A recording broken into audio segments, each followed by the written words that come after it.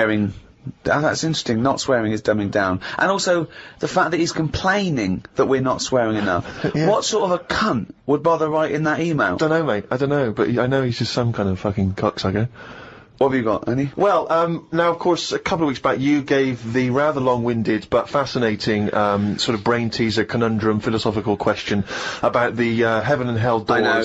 And there's been a number of responses to that. I know. Explain your error. Well, I got it, I realised as soon as we put it out there that I should have said, assume no prior knowledge. Otherwise, you can just say, hold up a cat and say, is this a dog? Or you can say, what's my name? But they don't know anything about you, that's the thing. They only know about themselves, and I should have said that. Yeah. So are you willing to just now say that you've embarrassed yourself? I've embarrassed myself. I should have said, yeah, it's got to be about, it's only about the, you can ask questions. Well, do you know what? It's a bigger man than many that can admit that mistake. Or a man that's banged to rights and obviously caught out and has no choice. Well, it's quite interesting to sort of wade through the emails and find out the kind of people that are listening, get a sense of the different listeners. And I know you, Rick, have met some of the big celebrity names that have listened to the show, and it's sort of because you've actually met them. But it's now we've got celebrities who are just emailing in, just letting us know. This one is from a guy called Aaron. He says, "My name's Aaron Douglas, and I play Chief Tyrol on TV's Battlestar Galactica." Oh, right. And he listens to the show in his trailer. Now, I don't watch Battlestar Galactica. I hear it's very good. Yeah, but it's nice to know that. I don't watch it. I don't watch any of those things. But that's. It's nice that Chief Tyrol. And for those of you that watch Battlestar Galactica, I'm sure that means something. But it's nice that he got in touch. But I'm just thinking, who would you, in an ideal world, Rick, who would be your ideal listener, a celebrity listener? Well, it's not so much celebrities for me. I like the idea that captains of industry or scientists or people actually doing something worthwhile are listening. That's what excites me, because they hear. You know, we've had a couple of emails from people who are doing, you know, PhDs and psychologists and that excites me more. These academics are listening. I mean, who's the weirdest person you think that, who should have more time on their hands, you know, Stephen Hawking. Imagine Stephen Hawking listening to this show.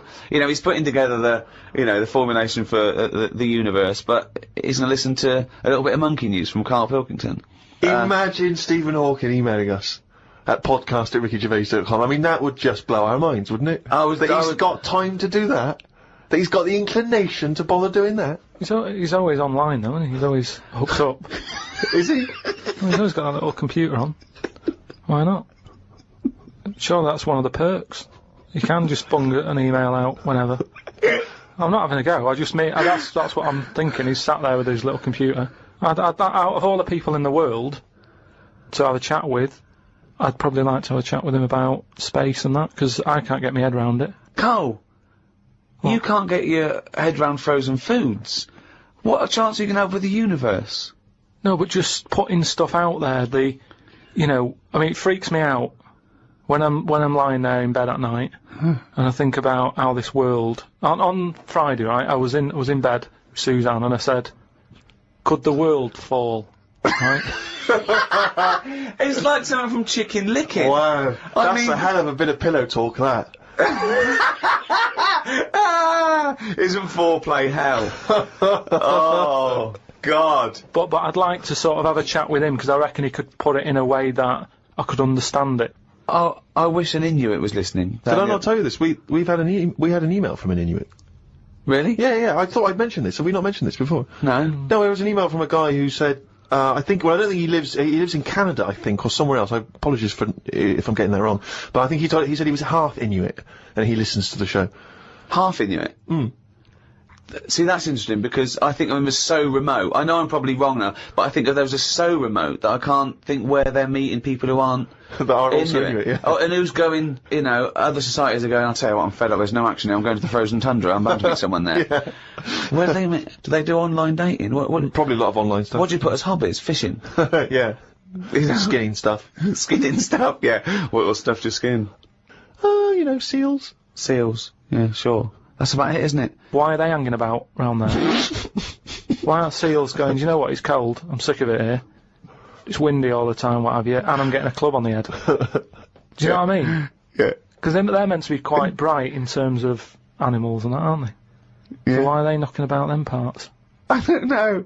Say, like, if seals died out, right?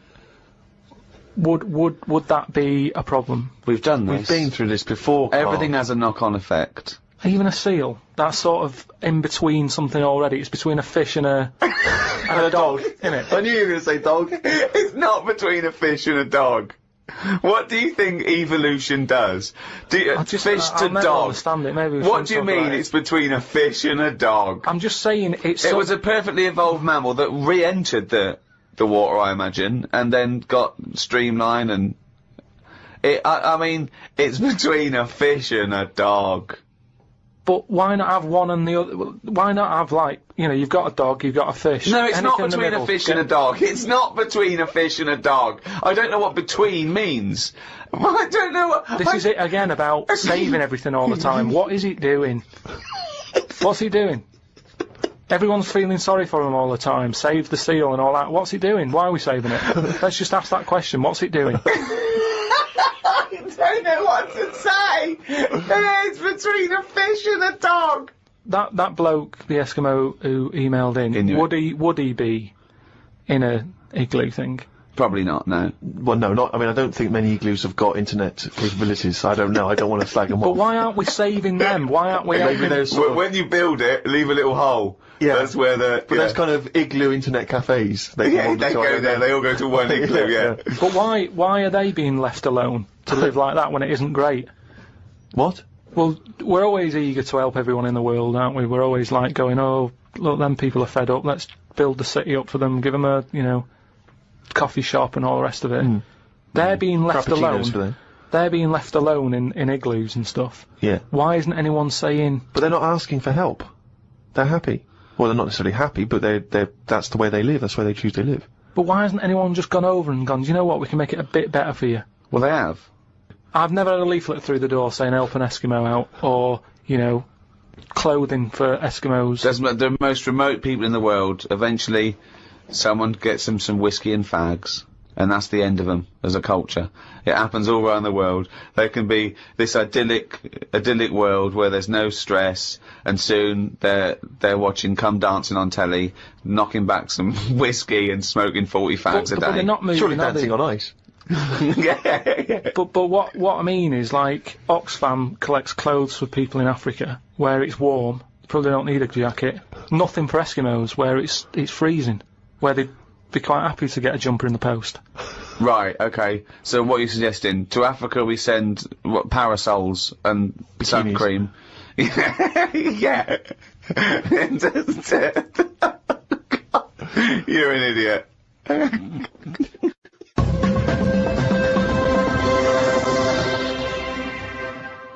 Out of all the people in the world to have a chat with, do you know, what's his face? That German doctor. Which one? The guy that displays the human body? Guns Traven or something. Oh, right, yeah. He's pretty good. Just like the way, you know, he cuts stuff up, shows you how the body works and that. Sure. And have you learnt anything from that?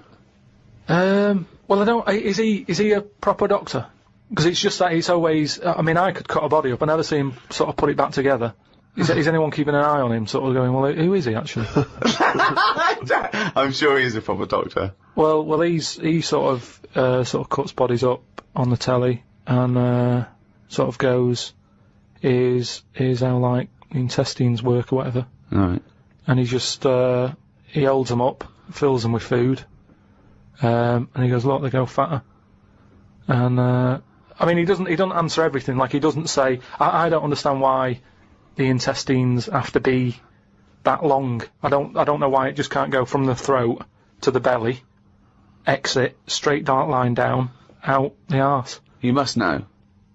Well, no, because the way he dragged it out and it was, like, miles long. Yeah. Pointless. No, it's not pointless.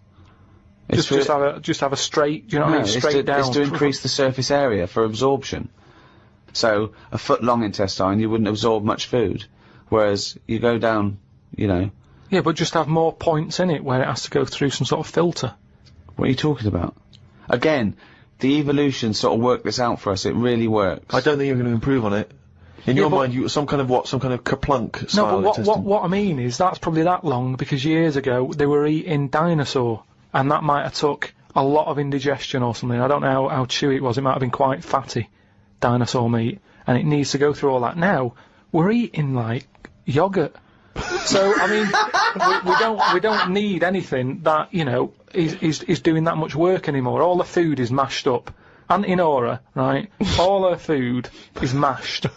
Right, she doesn't have to chew anymore. She's got teeth, but she doesn't need them. And that's how... She's got teeth, but she don't need them! No, but that's how we're she moving could have her on. intestines removed then. Well, no, but this is what I'm That's saying. our other problem, wouldn't it? We're changing everything all the time, aren't we? I mean, there's some fella who was looking at on the internet, identical twins, right? They were sort of sick of looking like each other, so they were like, what can we do, right? And one of the twins said, you have my arm, right? And he had his arm taken off and stuck on his twin, so his twin's got like 3 arms. No, it's not true. It's on the website. No, it's not true. What, for a laugh? They were born, So so what, they did it for no, a no, laugh. just like- what doctor's doing this then? Well, they're old enough to sort of say, this is what we want, and... No. Doctors don't go, well, if he wants another arm and I'll take another... Doctors don't do that. What sort of practice is this doctor going around and go... Dr. Jekyll. I mean, Carl, think of what you're saying. but where would he have stopped? Can you put his head on my knee? It's up to you. No, Sign this. If you sign this, you give my consent. But we, you know, it is annoying. What do you think these doctors sit around doing? Playing Mr. Potato? Or what do you think these doctors are doing? Just to do as they're told. They don't do as they're told. They do if someone wants it, and twins, sort of, it can get you down, can't it? Being a twin, because it's like... Sorry, what would this solve, though? I thought you said he gave one of them a bigger nose, or a beard, or 2 front teeth to make him look different, right? Not... I'll tell you what we could do. Go on. Would you like 1 arm? Go on, what are you thinking? Well, me 3, you 1, therefore not twins. Novelty. I mean, you are a mental man. But they can do it now, can't they? There's no sort of... There's no line drawn anymore. They don't go, you're crazy, we're not going to do that. Yeah, in Saw 2, not in the real world. No, they but- don't do things like All this. right, there's another bloke, right? I don't know the sort of full ins and outs of it. Go on, you surprised me. But what he asked for, something happened to his tackle, right? Mm-hmm. His penis. Yeah, right. So he was at the doctor's, and they were like, oh, what can you do for me? It's a bit embarrassing, I've got nothing down there, right? So they were like looking at it, going, yeah. Doctor, I don't know if he started like rubbing his chin with his finger or something. Looked down, he's thinking, got an idea. You know, you've got a lot of fingers, how many of them do you use? The patient's like, yeah, I see what you're thinking. They cut off one of his fingers, sewn that on to where his tackle is. He's happy.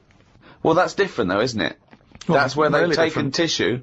No, but I assume they fashioned it into more of a knob than a finger. No, I still think it's there with like a little knuckle and you know, fingernail and that on. Well, I assure you it isn't. They've probably used the finger as a basis to then build up some sort of knob-based No, because organ. if you were doing that, use a sausage. I mean, why lose a finger for... Well, I'll tell you why. Because your finger has your tissue, your blood type, and therefore would graft near your testicles. A sausage is a thing that's made by a butcher out of offal, okay, that really can't be grafted onto any part of the human Yeah, but- body. That's why they very rarely use any meat products Yeah, in surgery. I know, yeah. Well, I mean, why not use a sausage? You're a mental case.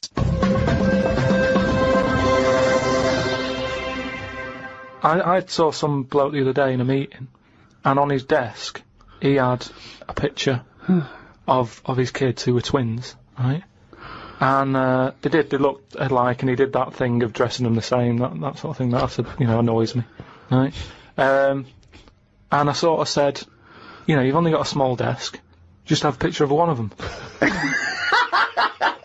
He looked at me like I was mental. It's just That's weird. amazing. It's not. I think it's it's sort of common You sense. know what you've come up with there? No solution to anything. That's what you've come up with there. You've come up with the best no solution I've ever heard in my life. Or it's solutions to problems that don't exist. No, Yeah. because more room on the desk, isn't it? Yeah, it's no solution to a problem that didn't exist in the first place. Well done. There was a picture on the when I was on the plane coming back from here. There was a picture of this new luxury hotel. It'll be, I think, $10,000 a night to stay there. It looked extraordinary. It was a hotel, and the best rooms were built under the water, under the sea. Wow. So it was the best hotel we've ever seen, but surrounded on all sides by glass, and out of it you could see the sea, the sharks, the fish. I don't think I'd like that. No? But that, again, that's just one of them hotels where it's over the top for over the top sake, innit? Like where they have 12-course meals. Well, just have 2 but make them bigger, rather than dragging it out and there's the first course. You know, a couple of snails. Yeah, it's just for me all that is. Don't eat a snail. Don't have one snail. Eat one big tortoise. If you want slow food, don't have loads of little snails. Here, there's a giant tortoise. Tuck into that. Feeds 10. But it's what you were saying before. When you start having to take a risk with food, like the fish that can kill you if you eat it, don't bother.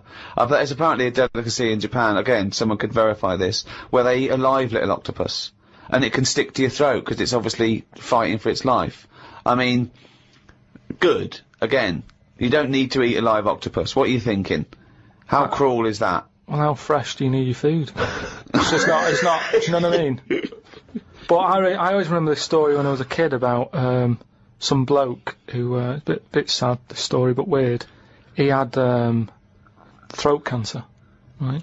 And his doctor said, carry on with your life, right? It's not gonna be that good, but just carry on, but don't eat meat. And he was like, oh, I love meat. He's like, yeah, but just don't, have your veg, plenty of vitamins and stuff, keep yourself strong, but don't be eating that. Anyway, he was fed up because he loved his meat, and his wife was feeling a bit sorry for him one day, and thought, I'm sick of him looking fed up and that, all he wants is some meat, for God's sake, give him some meat. So she goes to the butcher's, gets him a big piece of, like, steak and what have you. He can't believe it, he's like, oh, brilliant, cheers for that. Anyway, he's got the meat on his plate, just about to tuck in, and the cancer comes out from his throat. What? No, it's something, I know, it sounds really weird, but it's something that I was told that years ago when I was growing up. What are you talking about? It was just some bad illness, some cancer thing, and it was coming out waiting for the meat. It was sort of dying. Again, a lot of your medical knowledge is from the film Alien. So this guy with throat cancer, okay, as opposed to it being a disease of the cell. It was like a living. The alien. It was alien. So it was the animal. It was the little animal cancer. That's why what are you talking about? Meat. He wasn't allowed to eat meat. So it's sitting there. So it's actually sitting there in his throat. Well, I'll tell you what I'd have done if I'd have had some cancer in my throat. I'd go, there you go, rid of that. What are you talking about? So what happened? He choked to death on this thing, and the wife was like, "Oh, I shouldn't have given him the meat after all." Just that's a bollock story. It's all. There's loads of weird stuff like that that happens in medical stuff. Well, the terrible thing is, if you got testicular cancer and you eat meat, your bollocks come out of your trousers, and they're all over the plate, and you have to be asked to leave the restaurant. The other thing that I was told when I was younger about medical stuff and that. Who's telling you this stuff? My mum told me about it. Jeez. Because she always says to me dad, because he has too much meat, and she's always like, Remember the feather with the troll in his throat. But me gran, she had something wrong with her eyes. And they sort of took them out, and they were just dangling on her cheek, and she could still see through them. They were operating on her. Well, yeah, you would have, yeah. They sort of say... No, she wouldn't have been conscious, though. No, they were then, because it's something to do with the eyes, and it's like... No, it's no good operating on eyes if your eyes are asleep. What do you mean, your eyes are asleep? It's like a heart, isn't it? You want to keep them awake. No, so what do you mean you want to keep them awake? What, heart surgery is blokes awake? Stop talking shit all your life. What I mean is they don't stop the heart. They sort of... they don't stop your heart, because it kills you. Yeah, I know. So what I mean is it's like the eyes, they wanted to make sure they were working, so the only way to do it is keep her awake. No, it's not, because you don't know whether they're working or not. You can't see what she sees. What, do you think, you can plug something in and see what people are thinking? It was something like that. No, it wasn't something like that. Well, she could see. She said it was really weird. How, like, you can see... She could see her knees.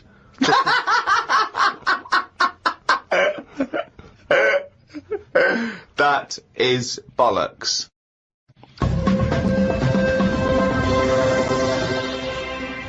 Oh, old chimpanzee, that. He's only gone and written it down, the little...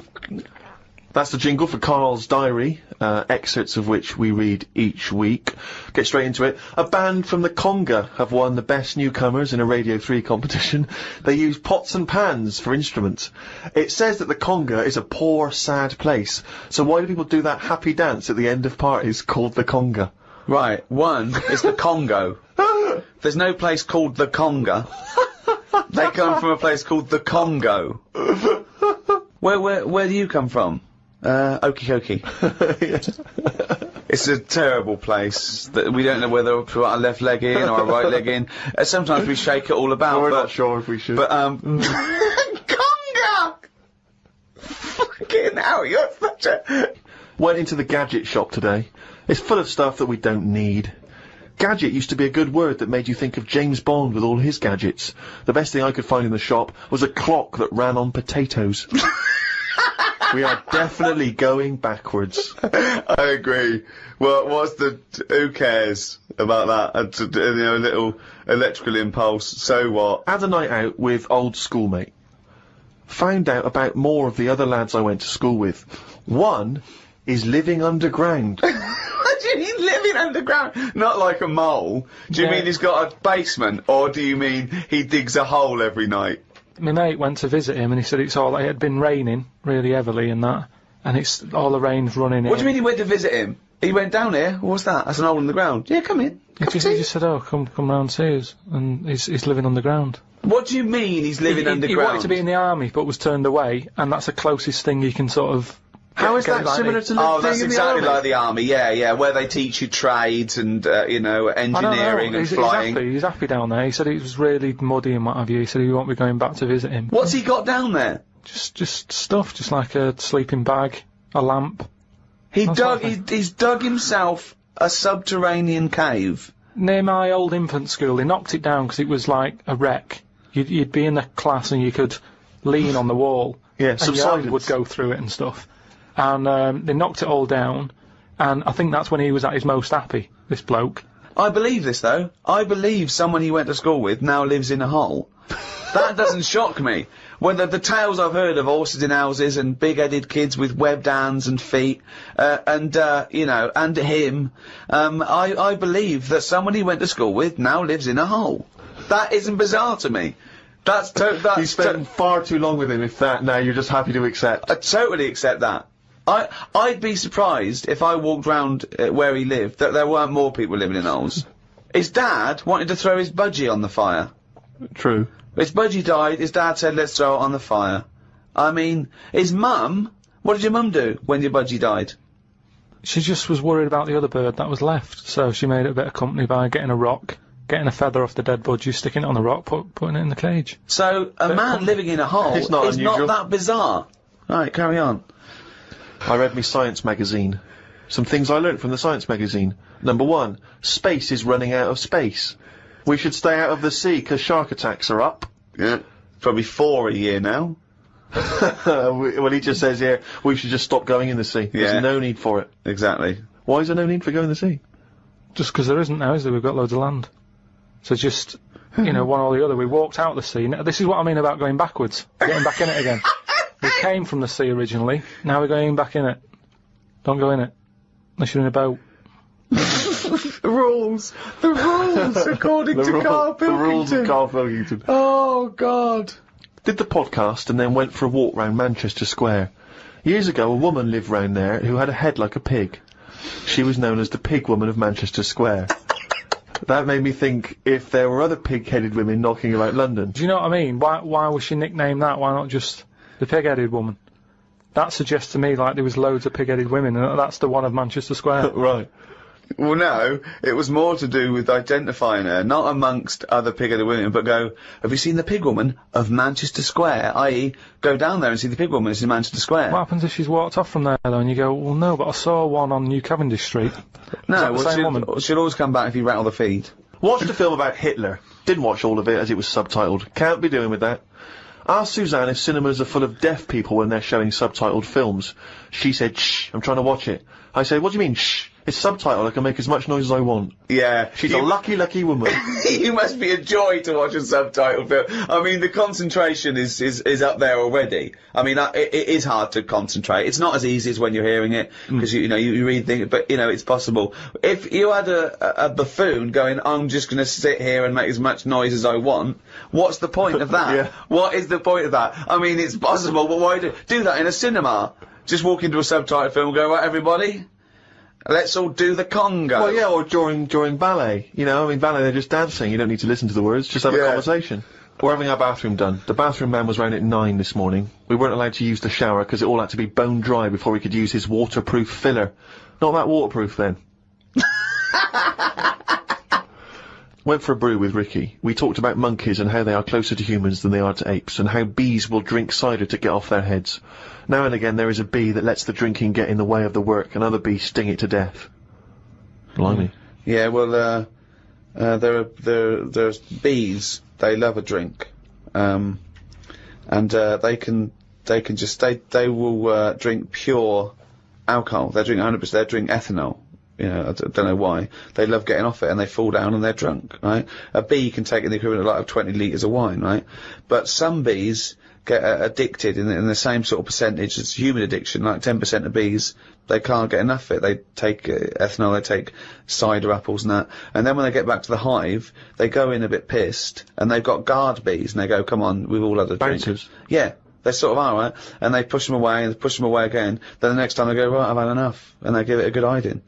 And Karl couldn't get over this. I saw his face, but I knew that he was thinking of that bee with sort of like eyes rolling round his head, a little bit belligerent with his jacket on backwards. Yeah. And the bouncer going, come on, son, we've all had enough, let's move away, move away. You're not coming in, right? You're wearing trainers. Yeah, you're wearing 3 pairs of trainers, and I'm sick of it, But what I did find out, because I went home and went on the computer trying to find out about drunk bees knocking about, they're not actually meant to fly. It's only because they don't know. Fly.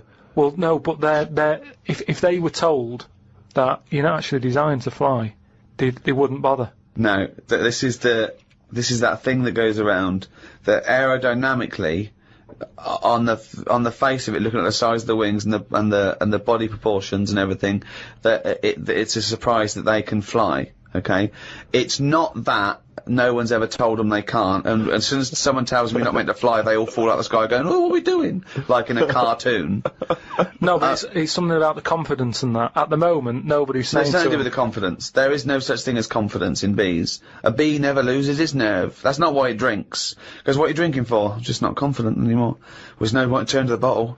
I can't go up there again. You're an idiot.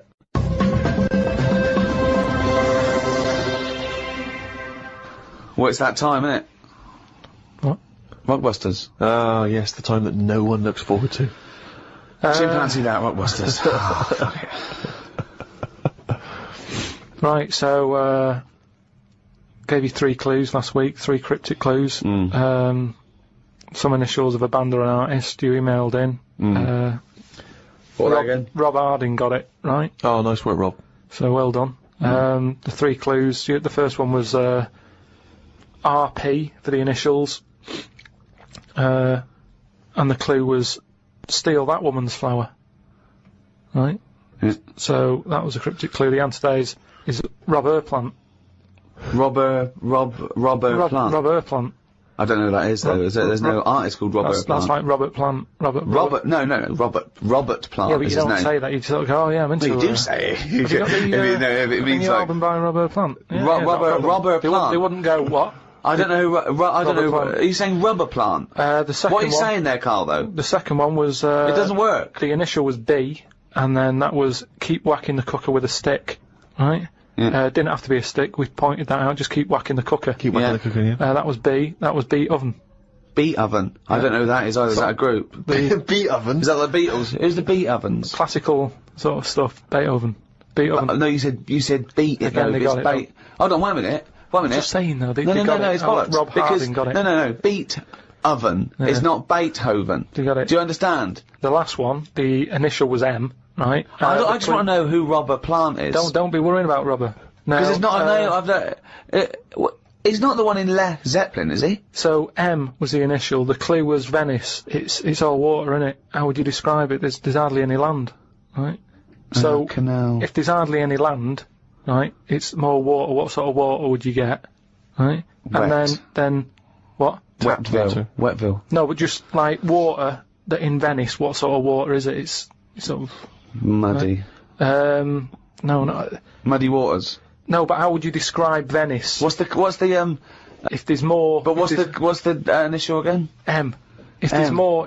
Muddy waters. If there's more sea than land, what would you say? Would you say? You'd probably say there's sort of more of it is sea, isn't it? More is sea. More is sea.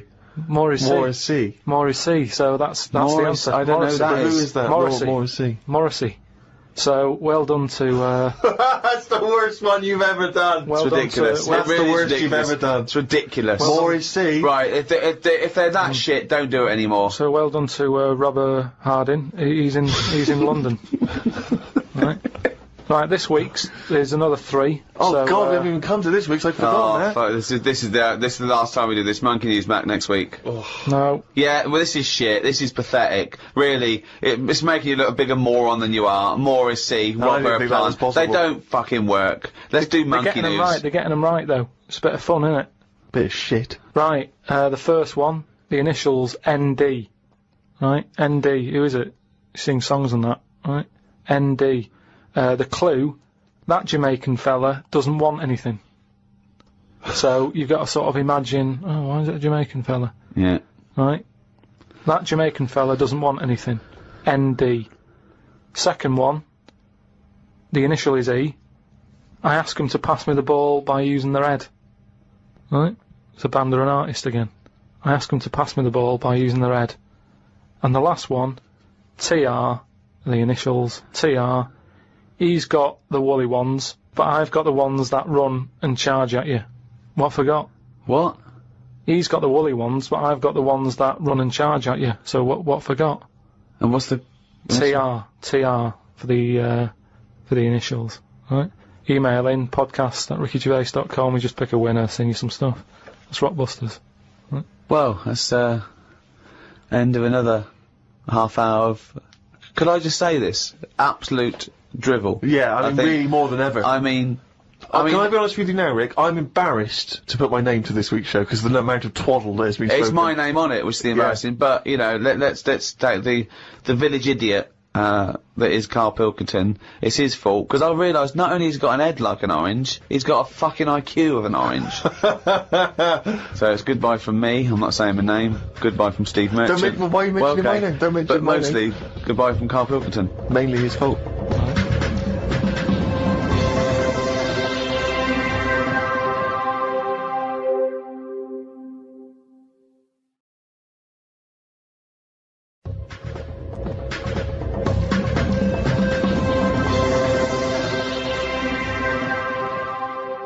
Welcome to number 4, season 2, the Ricky Gervais Show, with me, Ricky Gervais, Stephen Merchant. Hello. And Karl Pilkington. Right. Now, there's a lot of talk, Karl, that I bully you. Okay? You know, it's for your own good. I'm trying to train you, aren't I? Mm. Do you know what I mean? Because, and no disrespect, okay, you are what I would call a stupid idiot. Well, can I just ask, because there's been an awful lot of emails that have said, will you and Steve please stop calling Karl stupid? Now, they say, oh, it doesn't justify calling him stupid. Now, I don't know what part of injecting a 76-year-old woman in the head so that she lives her life backwards couldn't be considered stupid. Okay, then listen, right, I've found some things that I think will interest you, and I want your first thoughts on these, okay? Now, these are facts that I've sourced, okay? What's the actual topic? Well, you love animals, don't you? You're interested in animal facts. Some of them. I don't love them. Some of them fascinate me and stuff, but a lot of them also get on my nerves. I don't know how an animal can get on your nerves. They just do. Sometimes you sort of just think, what are they doing here? What are they offering anyone? Right. See, I'm worried that these facts will annoy you now, but they're meant to fascinate you, and... Okay. No, I think anything's good as long as it gets you thinking. It doesn't matter what opinion you have of something. Yeah. But as long as it gets a reaction. Okay, then, here you Right. go. There's a frog, Karl, just a little frog, a poison arrow frog, that contains enough poison to kill over 1,000 human beings. Why is it that annoyed? It's not annoyed. Well, why is it going about killing 1,000 people? No, it has the potential to. It has enough poison, has enough toxin in it that could kill 1,000 human beings. But does it need that? Whereabouts is this? Where's it living? In the rainforest, I think. And does it need that sort of power? Is it in that much? Is it getting threatened a lot? Is what I mean. Well, no, because it's saying, don't come near me, and it shows it with its colours. It's got the colours that say it doesn't want to be eaten. It doesn't want people to chew a bit, right, and go, oh, I'm an idiot. It's saying, look at my colours, don't eat me. You don't want to come near me. But then why give it bright colours? Because now it's standing out. Yeah, and it's going, don't eat me. Yeah, but make it a colour that fits in, like camouflage. Why make it orange? Of course it's going to stand out, and then they'll attack it. And then it'll turn around and bite them and kill 1,000 men or whatever. No, it doesn't bite. It's the fact that if you were to eat it, you would die. Yeah, but who's going to eat it? Well, things that eat frogs. The French. And they go, sacre bleu! You have killed me and 999 of my friends. But why is everything, like, surviving like this, though? I thought it was all about survival of the fittest, not the one who looks the hardest. Well, but survival of the fittest is whether you're chosen or not by nature. No, but I'd survive if I could go about killing 1,000 men at one bite. It's not fair. It doesn't bite. It's well, whatever. If it licks you or whatever. But no, it doesn't not seem... if it licks you. If you lick it. Well, I'm not going to lick it. It's not going to happen. I will not be licking a frog. So it's of no danger to me. So I could still kill it, and there's no chance. At no point am I going to lick a little frog's head. Not when it's alive or when it's dead. I love the fact it's all about you. It's all about how it relates to you. And he's annoyed that they're getting away with something. He doesn't like any sly animals. He doesn't like animals hiding. Then he wants hide. He doesn't want animals killing things. Then he wants them to kill things. He doesn't know what he wants. When they say survival of the fittest, they don't mean that, say, lions have been working out in a gym. It means the fittest gene pool, and the fittest gene pool is a gene pool that's still around. That's all it is. Yeah, if it's here, it worked. I'll try and explain to you. The other day, a slug is as evolved as us. It's not, though, is it? It is. It's not. You think evolution is aiming towards Miles being away human? From where we are. What? It's nowhere near what we're like. But you're looking at it in terms of, this evolution has a will. It doesn't have a will. It's chosen or it's not chosen by nature. A slug got it right. A slug has got it as right as... What do you mean it hasn't? Well, what was it like before it got it right?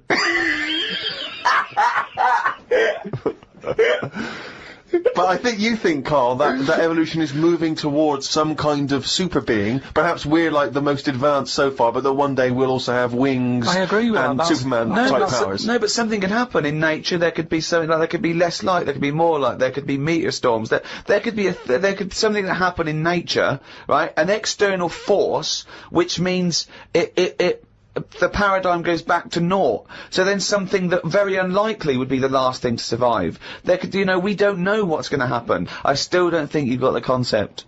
It's one of the simplest concepts. It's one of the simplest models. This is why Darwin's a genius. But you think that everything, slugs, cats, are all somehow, their ambition is to be like us, to be human, or to have the attributes like us, that they can speak, they can talk, they can think, they can act. Only because they don't. Yeah, but I only think that because when you see people with these pets, lizards, cats, whatever, they treat them like the humans.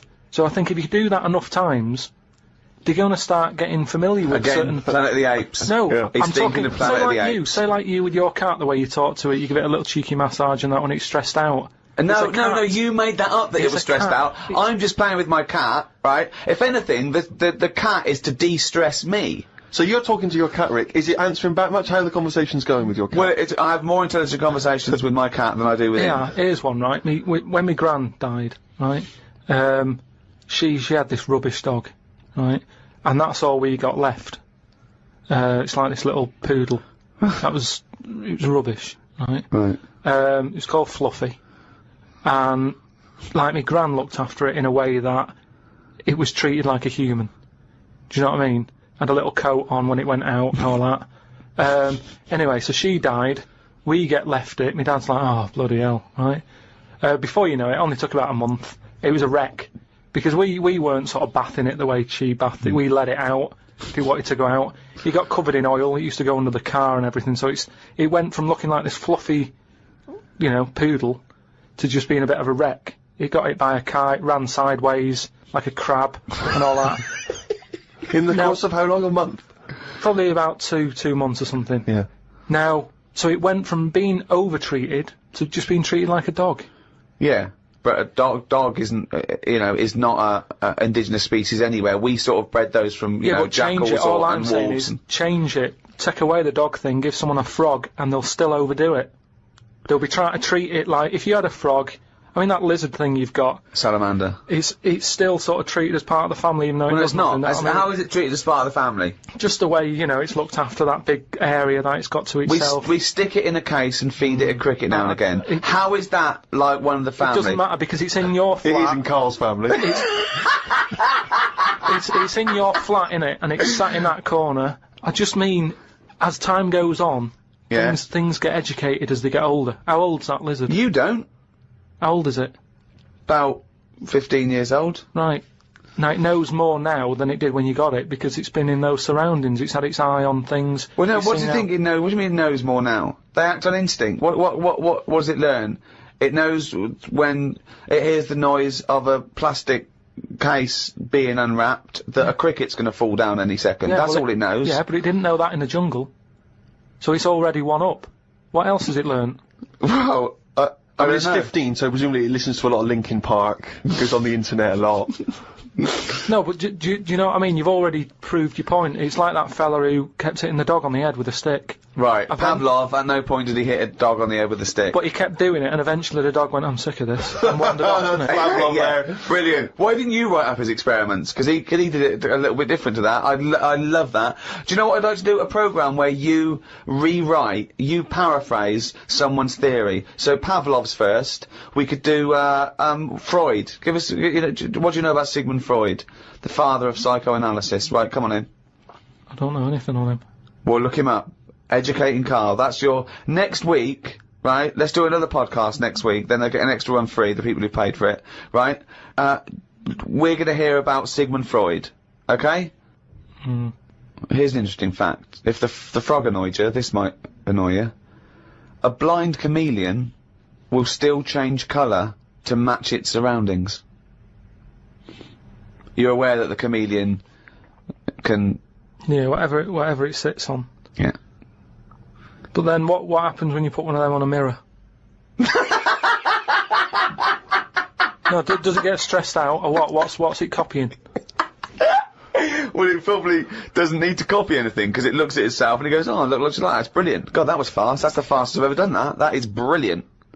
So they can go any colour, there's nothing, you can put them on anything, and they'll go to the thing. I don't want you to have a chameleon, because you'd just be trying to see what it could and couldn't do. Try and catch it out. I know, yeah. Pop it on some tartan. But again, say like the frog thing, right? Pop it on the telly. Yeah. Couldn't do it fast enough. Why does the chameleon need that skill of copying a colour? Because at the end of the day, that lizard, chameleon, whatever, that's mainly sticking in the woods, isn't it? By trees, by grass. Right. Why can't it just stay green? That's all it needs. Those colour changes are only for camouflage, aren't they? I don't know. Some of them are for attraction, some of them to show moods, anger. No, but I just think we're encouraging them. You see, maybe this is evolution or whatever, but at the end of the day, because they can change colour, they're wandering out of their area. They can be wandering about, through a car park and everything, just because they'll go, well, I don't want to get seen, change the colour of concrete. Whereas... Or into the colour of a Fiat Punto. But they should just stay green. Stay green, right? Stay in the woods and stay safe. I love this public information for chameleons. Words of advice for chameleons. Oh, God. Stay green, stay in the woods, stay safe, good night. Oh, God. Why are there blind chameleons around? I'm assuming that the blindness has no impact on the colour change, presumably is an automatic. It must be. But then that's not going to wander about much anyway, is it? If it's blind, it'll probably stay where it is. So it doesn't need to keep changing. If you know what I mean. I don't know what you mean, no. I never do, though. Right. the only time a turkey whistles is when it panics. Christmas time then. Yeah. What do you think of that, Carl? It goes from one extreme to another, doesn't it? You got a frog who's going mental, It's not going mental. killing thousands of people. No, that's not. That's got that sort of power. Then you got a turkey who's whistling for help. You think that you should redress the balance a little bit? You want to give... What would you do? Give the frog the ability to kill 500 and the turkey 500? I don't think you should be killing... I reckon 10. 10, because... You've made your point with 10, haven't you? Do you think that he's got 1,000 in his lifetime, like he's got 1,000 to kill? I don't think you understand. I just He think... doesn't really kill 1,000 people. That stat is about that if you were to boil up a frog, decant the poison, there would be enough poison to split between 1,000 people and kill them. It doesn't mean someone goes, "Frog, you have the power to kill 1,000 people in your lifetime. Choose them wisely. But I just think if it needs that sort of power... It should be fighting evil. Well, it's not... it's knocking about the wrong area, isn't it? If it's under that much danger, move.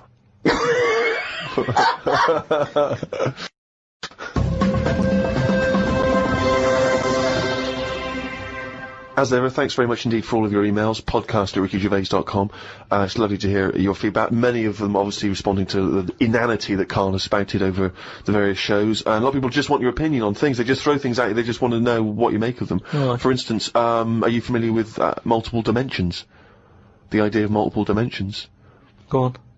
Well, you know, there are theories which state that we are just in one of an infinite number of dimensions.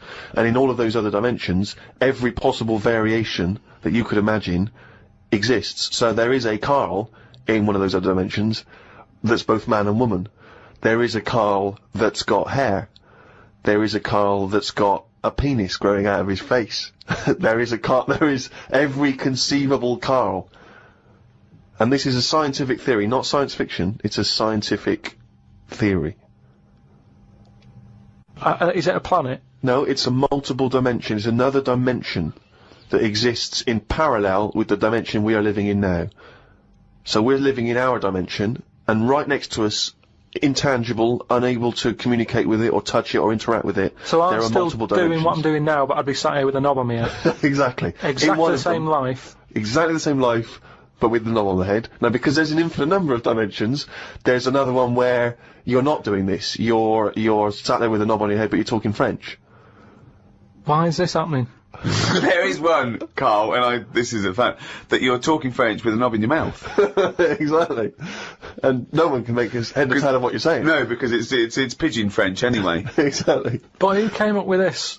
Well, it's because there are phenomenons that happen at the subatomic level that people are explaining as being that, for instance, atoms or very, very small molecules are disappearing and reappearing. And people are saying... The fact that we try to dissect this theory, and you said very, very small molecules. Well, yeah, okay. Atoms, neutrons... And is there anything that we look at on this planet that we go, that's weird, but it would fit in normal in another dimension? It's just so I think happened. you. I think No, the but say like the Elephant Man. Yeah. Was he alright, but he was just in the wrong dimension? I love this. Well, it's an interesting thought. I mean, of course, there is one dimension that where you are the ruler of the world, and everyone thinks you are a genius. Yeah. I'd hate that though. I just don't understand why we're worrying about this though. No, nor do I. Well, we're not worrying about it. Well, they are, because scientists and that sat in a room somewhere going, what's going on? What's happening in the other dimension? But we can't get to it, can we? So that's why I don't worry about it. I agree with Karl. It's largely pointless. It's academic. It's like when a person does philosophy, and the first lecture he ever goes to, he comes out and he goes in the student union. He goes up to someone who's doing English or science and goes, "Oh, you right, mate? That table's not there." They go, "What?" They go, "The table's not there." He goes, "What? How do you notice?" They go, "What? What are you talking about? The table's not there." He goes, "Isn't it there? Can you feel that? Is it there or not?" And his beret falls off. Yeah. It doesn't. It's not a big chat up line as well when you've got a little bit of philosophy and you try to spout off. Because of course I told you before, haven't I, when I was doing a school play, and there was a girl I was trying to crack onto her. But I was going through my sort of, you know, fifth form phase of sort of reading Catherine the Rye and all the rest of it, rebelling against the system. And, I thought, well, she's gonna find me appealing if she realises how smart I am. So Can I just ask you one thing? Yeah. Is this before or after the phase when you thought a bow tie would sort you out? This was before the bow tie phase. Yeah. There was a phase, I should say, for new listeners, where I, for about 6 months, wore a bow tie because I thought it made me look sort of like I was from a Jeeves and Wooster book. And I thought I was very urbane and sophisticated. But, yeah, we're doing the school play, and, there was one point where everyone was hanging out in one of the rooms, music rooms, getting changed, joking, laughing, cracking onto each other, right? I was sat in the room next door, empty room, on my own, right? Reading Zen and the Art of Motorcycle Maintenance, the, sort of, kind of, you know, populist philosophy book from the 70s. Just sat reading that, in the hope that she would, walk in the room, see me, think, my God, he's obviously wise, and presumably, you know, get off with me. Must have sat there for about an hour and a half before anyone came in. And, she came in eventually, and, I thought, ding dong, this is it. She came in and said, have you seen Martin Wells? I said, I think he might be next door. She disappeared again. I gave another 15 minutes on the hope that she'd come back. She didn't. I went in the next room, she was getting off with Martin Wells. Oh no. Because he'd been dancing around with no trousers on. So, all I'll say is, there's a valuable lesson learned. I think this was the same girl. I was at a party once, and I was with this girl, I was trying to impress her, and, someone lit some joss sticks. You're just gonna give it a kind of hippie vibe, right? And I didn't know what joss sticks were. I thought they were some kind of drug, like cannabis.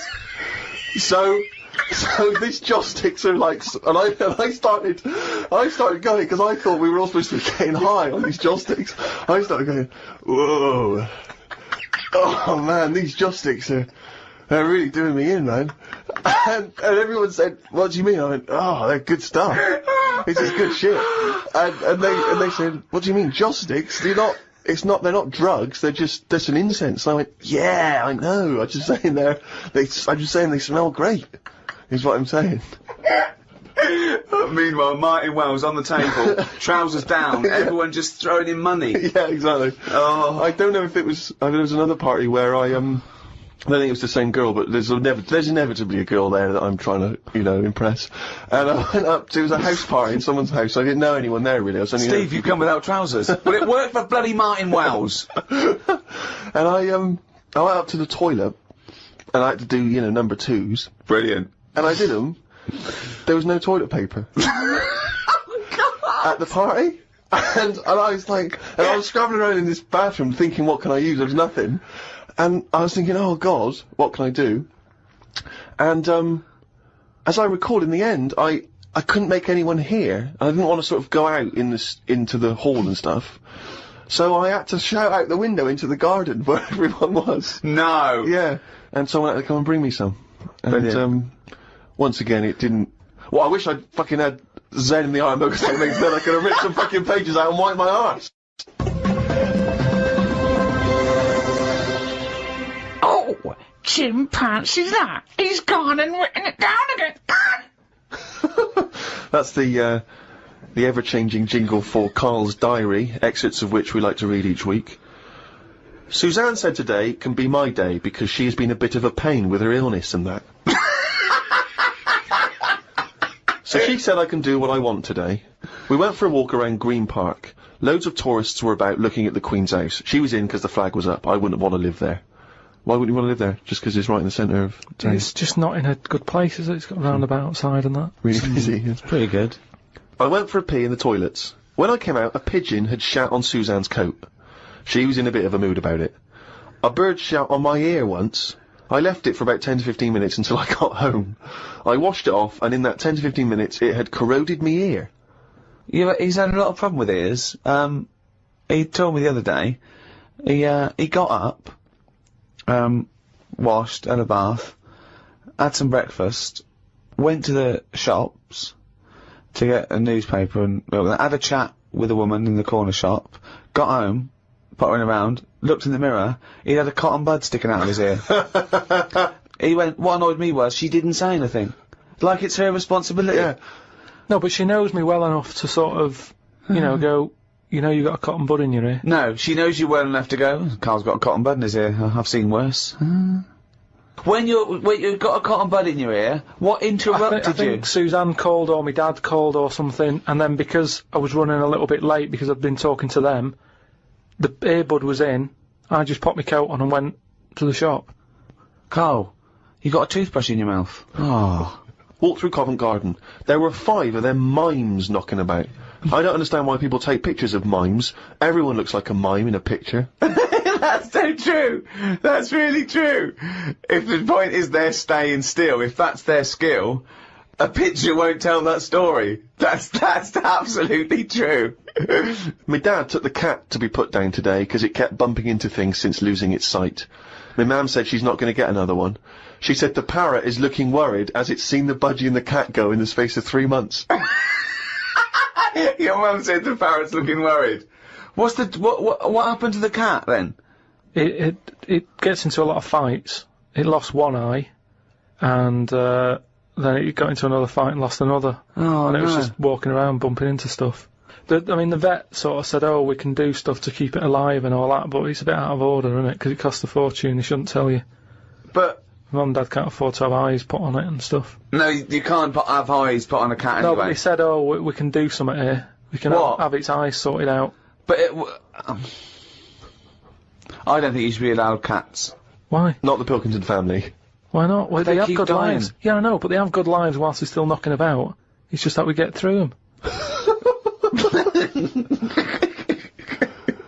It's a good job you're not going to have kids. Oh, God almighty. I can't believe it. The cat that kept throwing up. So his mum shaved it. Unbelievable. Dry wipe cat. A mate sent me a story on email about a bloke in China who has this weird illness that means he can't have his picture taken. That's not the weird bit. If he tries, his body doesn't appear in the photo. Don't talk shit. He has had group pictures taken and everyone appeared apart from him. Don't talk shit. The That's story bollocks. had a picture next to it of a family photo and it said he was stood at the back, but you couldn't see him. Right, he wasn't in the picture. He was in the picture. No, he wasn't in the picture. He's done loads of tests and stuff. No, on him. I haven't done loads of tests. This is bollocks. There's no way this is scientifically possible. What's his yeah, now he's wanted. Just a white bit of paper up on the police wall. Have you seen this man? What man? If you see him, tell us.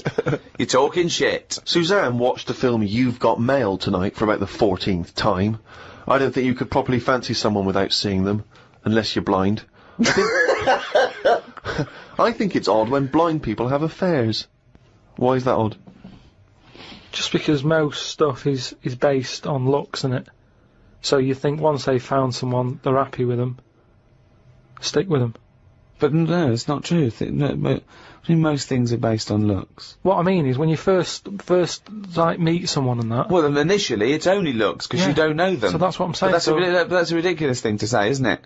Well, no, it's just what I think. I'm not saying that's like fact or anything. I'm just thinking if you're blind, why mess about? You're still basing on it if it's only looks that people find.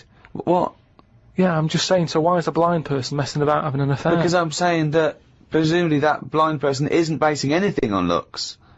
Alright, I mean, maybe that's not, I mean more like... Do you want me to cross it out? Shall I cross it out? It's just the same way, I think I put how, you know, people, I read something in a Sunday paper once with some bloke who was going out with some woman, he ended up going out with a sister who was a twin.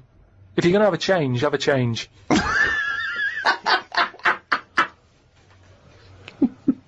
Spoke to Ricky about trips to the moon.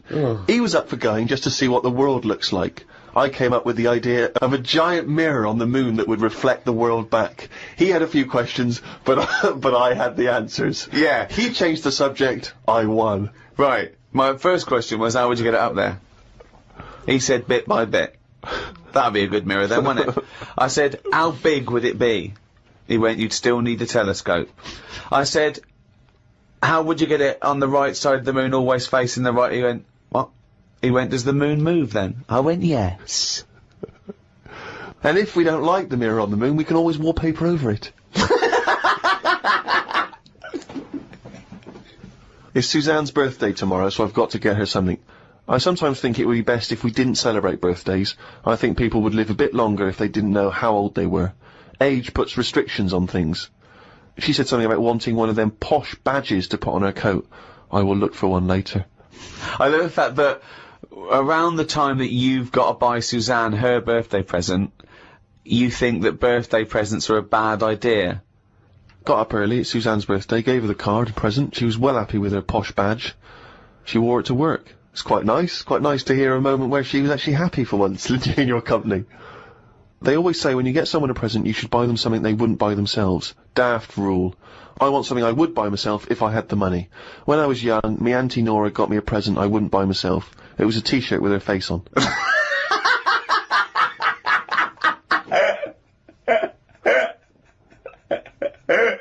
Looked at what's been going on in the world. Someone has found some people who live in an old town somewhere where they are so old-fashioned they still walk on all fours. There is a picture of them and they use shoes on their hands. That's not old-fashioned. Why is that old-fashioned? That's some kind of regressive evolution. Yeah, really old-fashioned. Yeah. It's not true, is it? It is true. It's somewhere in, Well, I believe they have found a group of people that are living and walking around on all fours, but Yeah, I but don't believe they're wearing shoes on their hands. And I don't believe they haven't evolved to standing up. No, they just haven't seen other people walking on 2 feet. Don't talk shit all your life. That's all it's about, though, isn't it? You copy. When you're a baby, if you were stuck in a room, you'd wander about on all fours, because that's the way, that's an easy way of getting about. So you only walk on 2 feet because you see everyone else doing it.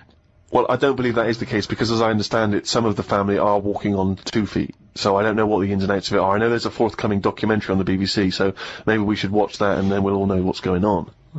Instead of just leaping to conclusions because you read half of it on the internet and then skipped on to something all else. I'm saying is, though, you would wear shoes on your hands if you're roaming about like that. So I mean, you just confessed there that you leapt from fact to fiction, did you, in the space of one diary entry? It's just that I saw a little picture. And you assumed that they'd be wearing shoes on their feet? If they've got shoes on their feet, they might as well have them on their hands, because their hands are doing the same as the feet. If you're not going to wear them on your hands, don't put them on your feet then. I'm beginning to think some monkey news was bollocks. Treated Suzanne to her tea, went and got her a curry from the shop opposite. While I waited for the food, I read a story in the Metro newspaper about an alien gang that kept appearing in someone's garden. Christ. The bloke moved, but when he used to pass the house at night, he would still see the aliens knocking about, hiding underneath his old shed. There was other alien stuff, but I had to go as the food was ready. Brilliant. Yeah, it's a bit annoying, that. Yeah, load of bollocks again. Well, good. More, drivel from Karl's diary next week. Right. Rogbusters. Quick. Right then, so last week gave you some initials, again, of artist or a band. Quick. Cryptic clue and that. Yeah. The first one I gave you, the initials were ND. Yeah. That Jamaican fella, he doesn't want anything. Right? So you got to think about the accent there. Yeah. He doesn't want anything, so he's not sort of demanding anything. Okay. No sort of demand, nil demand.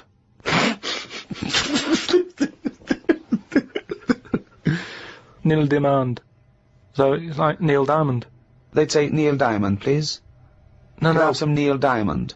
No. Right. Nil demand. But just now it was all to do with, I've got no demands. Now it's a Jamaican person going in and asking for Neil Diamond in a Jamaican voice. Yeah, I know, but it's a cryptic clue, innit? Doesn't work. The second one was, the initial was E. I asked him to pass me the ball by using the red. What do you do if you chuck someone a ball? They head it back. Edit back, yeah. They head it back. So you'd say, edit to us. Editors. That's editors. What is it? Is it? It's a band that No, there's a band called The Editors, but there's no band called Editus. Editus. What's that? Is it Greek? Is it a Greek band? Again, cryptic. Just you got to No, think again, cryptic. bollocks. Then the last one, TR it was the initials. Yeah. The cryptic clue. He's got the woolly ones, but I've got the ones that run and charge at you. Go on. What forgot? Dunno. Well- Sheep. Something to do with sheep. Right, something to do with sheep. They're the woolly ones. Yeah. What are the ones that run and charge at you? Oh, they're woolly as well. No, The but rams. not as woolly. The rams, right? Yeah, they're... The ram ones, right? If you write that down. No, What's you that? don't write it down. It's That's a... Ramones. The Ram ones. The No, ram but ones. it's how you say it, isn't it? It's not, because it's not... No, it sort of changes about a bit, just cryptic. But your understanding of the Cryptic. word cryptic is Yeah. it can be anything. What am I thinking? Cryptic? Cryptic clues in a crossword have a logic to them, that's why people are able to answer them. Well done to Neil Fennon, who's in Canada. Well, I just don't know what that Right, says about Neil. Bollocks, this. Right, do the next week's one. then. Just get it over with. We got to stop this. Monkey News is coming back. No, it's not coming back. There's nothing going on. We're not doing it. Right, SC are the initials of the artist of the band. Go on. SC. The cryptic clue. Just stop saying cryptic, because it's not. The clue is, I went into the restaurant on Monday, Tuesday, Wednesday, Thursday and Friday, and the fella making the food was there each time. Right? SC are the initials. I went into the restaurant on Monday, Tuesday, Wednesday, Thursday, Friday, Saturday and Sunday if you want. The fella making the food, he was there each time. So you changed it. SC. Was he there Saturday and Sunday or not? He can be if you want. I'm just saying he's there a lot. Oh, this Work it out, SC. is like pulling I'm teeth. trying to hurry it up. And the second one, go into that woman's store and rip her off. Right? Right. That's C. Okay. C. Go into that woman's store and rip her off. Okay. Yeah, if you're gonna do that. Oh, don't mumble at the end of it. Go on. Just do the clue. And the last one, the initial E. Last one ever. You have had a go at laying down a track, but it ain't perfect, right? So you're sort of making a track. No, like just do the clue. You're making a track. You What? had a go at Give us laying the it down, clue. Don't but it just ain't talk perfect. around it. Right, the initial is E. E. What's the clue? You have had a go at laying down the track, but it ain't perfect. Fine. A music track. Yeah. Well, no, but no. You can't. No, these people can't ask questions. Well, I can. Oh So God. send them in. podcast@rickygervais.com. Right, that's the end of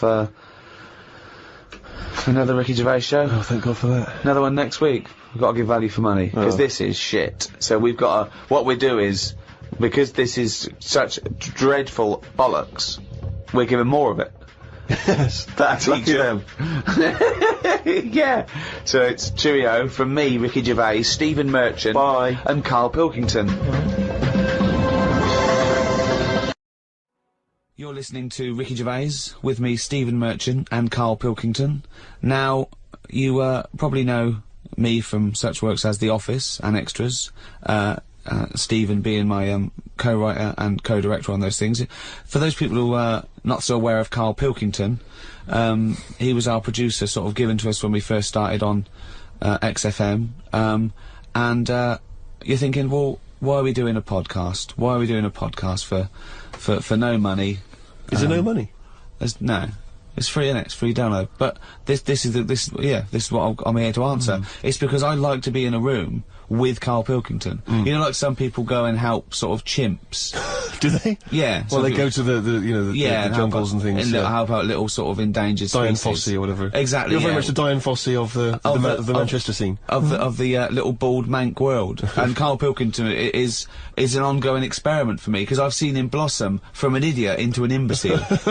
And I want to see it through. Look at the way he's looking at us through the glass. Look at that. He's got a perfectly round head. And that's why I'm doing this podcast, or bodcast, as I'm going to call it in his honour. Little round-headed bod-type freak. If you're not familiar with Bod, we can maybe put up a picture of Bod, the popular cartoon kids character, Go to rickygervais.com and you will see a picture of Karl and a picture of Bod. and you draw your own conclusions as to the likeness. Karl, what do you think about all this?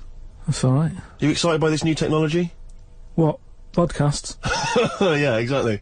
It's just, I mean, we are living in that sort of era now, aren't we? Like, you need to be able to listen to stuff on demand when you want it and stuff. I know you're not a fan of the iPod in general, are you, or any of the MP3 things? You're concerned. I'm warming to it, but This is what's amazing about Karl. Even though he's talking about things like MP3 players, computers, iPods, he sounds like he was found in a glacier and thawed out. Do you know what I mean? yeah. And sort of taught to speak. We're a couple of high school guys who found him, and we're trying to ingratiate him in the gang, trying to pass him off as someone from the modern day. no. But my thing with iPods is, now, do we need them? Do you know what I mean? We're living in that era now where we have invented most of the stuff that we need, and now we're just messing about.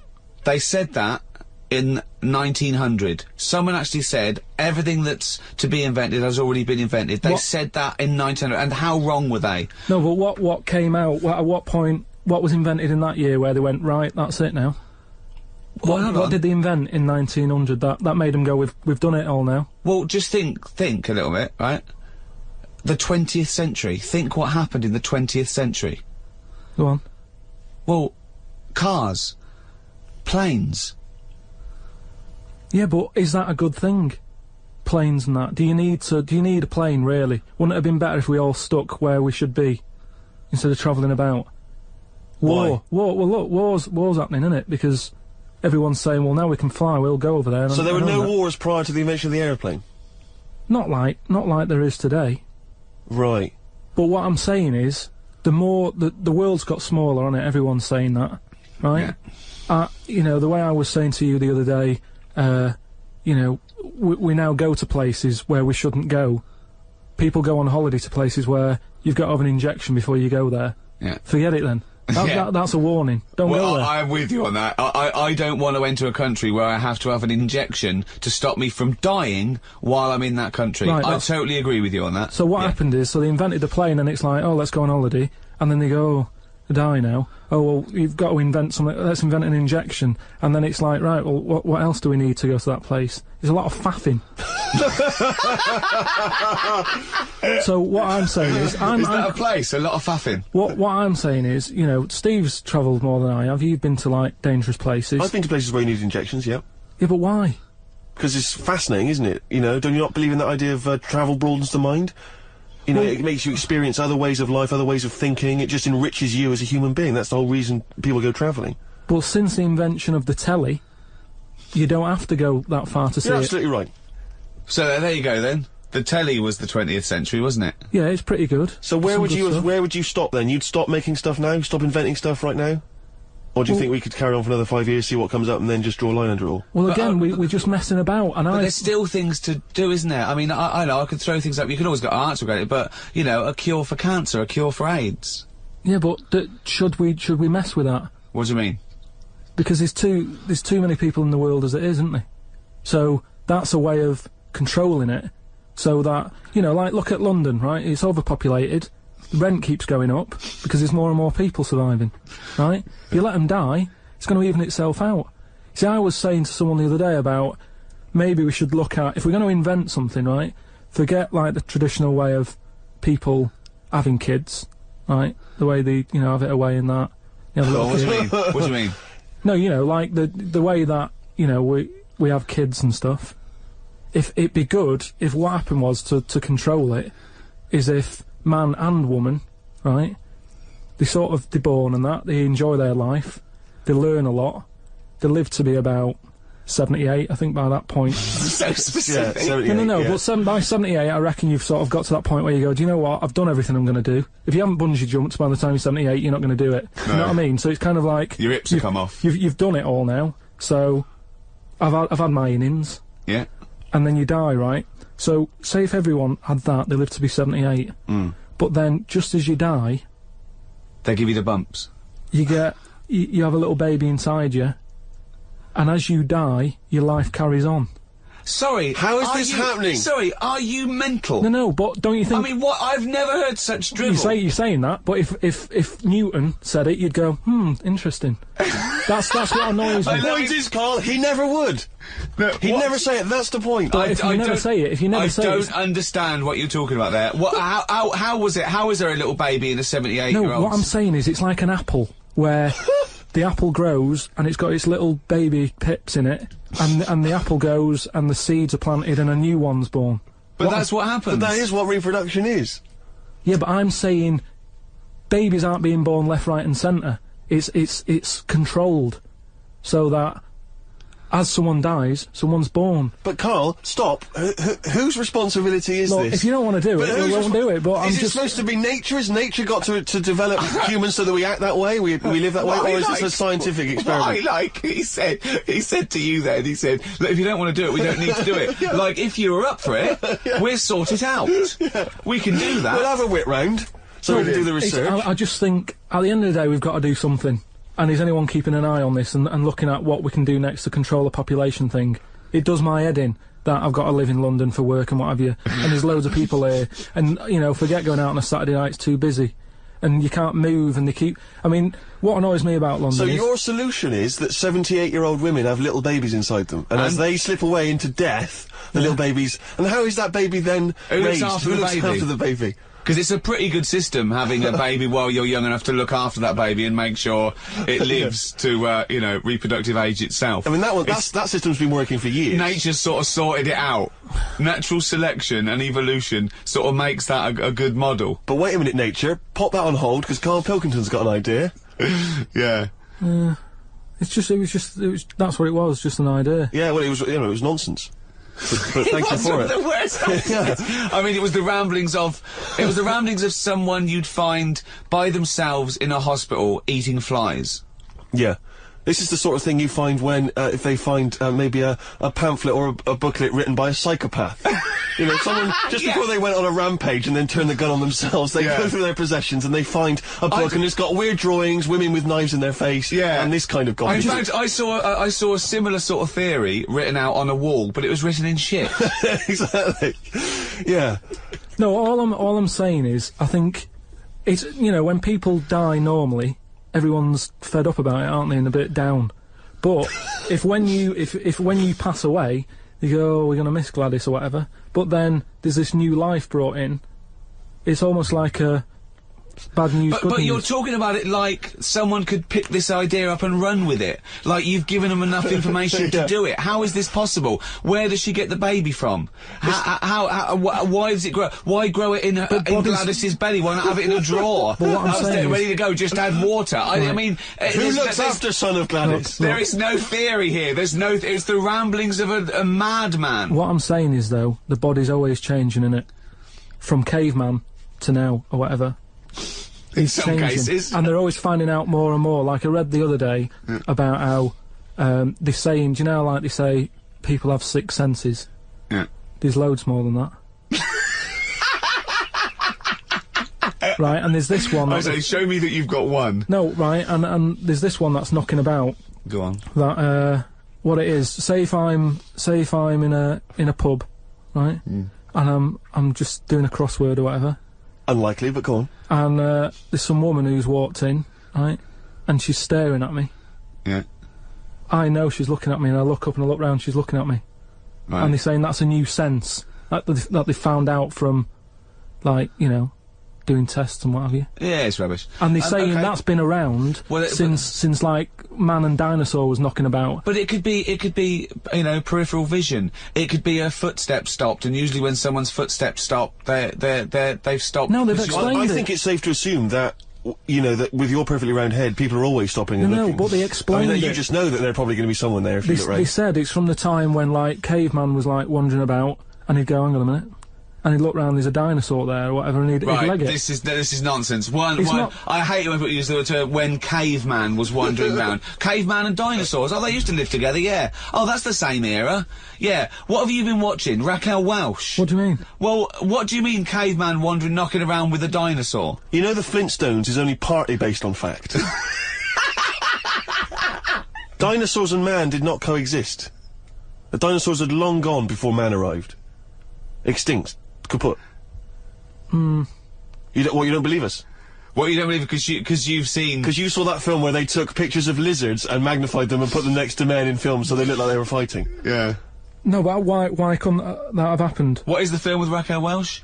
A Million Years BC. A Million Years BC or something. A Million Years BC. Brilliant. Yeah. Yeah. No, but... She had a sort of woolly mammoth bikini. Fact. But why wasn't the dinosaurs back then just like how we have dogs now, in a way? He's watching the Flintstones. He's watching the Flintstones. He's thinking of the Flintstones. Yeah. That's what he's when thinking. When he puts out the saber-toothed tiger. Yeah, and then yeah. Dido And he mixes his concrete in a pelican. Yeah. Yeah. I just think that there must have been a crossover point. Why? Why did you say that? Why do you think there must have been a crossover must have been. Because if nothing was knocking about at any point, how did anything carry on? I know. Exactly. Why didn't Hitler meet Nero? It's weird, isn't it? There must have been a crossover. They must have met somewhere. They must have met at a party somewhere. They mixed in similar circles. Yeah. Well, I mean, are you telling me that Ken Dodd has never met Genghis Khan? They must have bumped into... I can't believe it. Yeah, forget it. Oh. You're listening to Ricky Gervais with Stephen Merchant and Karl Pilkington. coming up after the ads, Monkey News. What ads? No ads, no? No, we're not, there's nothing here, there's no records. We just gotta keep on talking. Okay. Which is not. We could do our own ads. Okay. Bring tea for the Tillerman, steak for the sun. Out now to own on DVD, Ricky Gervais's and Steve Merchant's award-winning extras. With Ross Kemp. Oh, zippy. With Les Dennis. Put your arse away, Les. I don't really know. And Kate Winslet. Oh, this nun outfit makes me talk dirty. Out now on DVD. Extras. Did you like Flannelwalls? The Ricky Gervais book for kids with pictures of made-up creatures in different colours? Well, if you did, there's more of them now in the new book, more Flannelwalls. Which is also by Ricky Gervais, drawings by his mate. Out now. The Ricky Gervais Show on Guardian Unlimited. You're listening to Ricky Gervais with Steve Merchant and Karl Pilkington. Well, now time for one of our regular features. Monkey News. Do the jingle. Oh, chimpanzee that Monkey News. Right, what we're doing here is just giving you a bit of monkey news that's gone on, right? Where a monkey's been involved in it.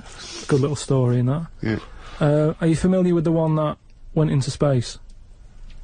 The first sort of thing they ever sent up there before man did it and all that. You see, this is what annoys me with it really. Armstrong gets all the glory, but do you know who went up there before him? A monkey. Yeah. Yeah. Dog went up first. But what was the monkey called? Oh, I don't know. No, sure, okay. So it's not the most informed news bulletin. The dog was called Laika. Was it? Yeah, they couldn't get it back there. They sent it up there, did a few tests and stuff, and they couldn't get it back. They weren't prepared to bring the capsule back yet. Brilliant. We could all do that. So is that a good mission? Well, I just think it was seeing what if the mission itself killed it, but they didn't have the technology, because of course it couldn't fly the capsule back, which it has to be manned to bring it. Right. Well, this was the next one up then, right? So the dog must have gone first, and then they went, right, we made an error there, right? Get the monkey in, and what happened is they taught it what buttons to hit at the time that it needed to hit them, and the way they did this was like give it bananas. It was like hit the red button, and it hit the red button, they'd give it a banana. Right. And they go, right, reverse is the green one, hit the green one. And then they do that and go, there's a banana. And then they go, right, hit reverse, and it go, and get a banana. Right. Hit the red, so it was taking commands on, like, headphones. Right, but how were they giving it the banana? Is that how you learn to do radio? How were they giving it the banana? What do you mean?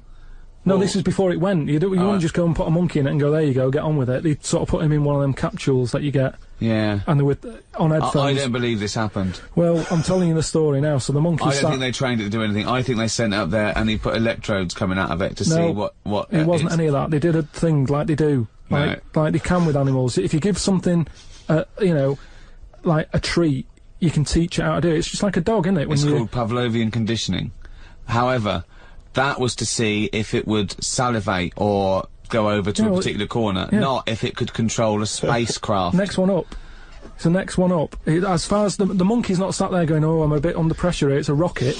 All that's knowing is, I'm getting a banana if I hit that button. That's all the monkey's thinking about. They wouldn't put billions of space But dollars. how can they be sure that it's going to press the button at the right moment? Because it's got headphones on. They're telling it. It's not like just, you have now. it's not like willy-nilly. It's not just like pop it in there and Willy-nilly, see. who's that? But what's to stop it from just hitting it any old time? Because it's a monkey and it's not a human. Because it's trained now.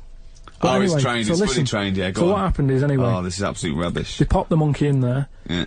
He's got his headphones on. They go in, right, hit the green one. And I think there's something there that a little banana comes out to keep the same. No, you're making this up. I'm not. It's the same. There's no way that they made a so spacecraft they can- that had a banana dispenser. Right, There's so- no way in this world that they made a spacecraft that could go into outer space, right? So what- so you're- manned so by a you're- monkey with a banana dispenser. So you're saying that it's easy to send something up to space, but you don't believe there's a little banana machine? Right, okay, so in your world, there's a monkey and it's been conditioned and there's a little monkey dispenser, banana.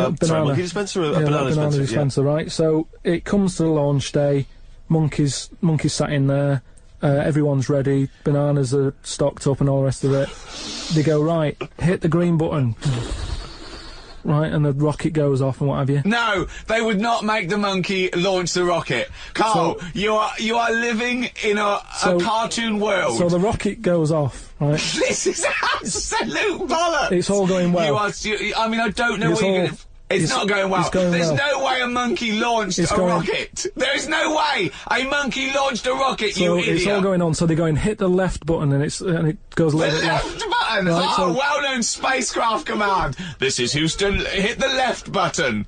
Oh, brilliant. This is what happened in Apollo 13. Hit the left button. So it goes left. Yeah, it goes left. So it goes left, and it's going well. It goes left! Yeah. No, the moon! You're going right! It goes for the moon, everything's going well. Right. They get up there, it does whatever it does.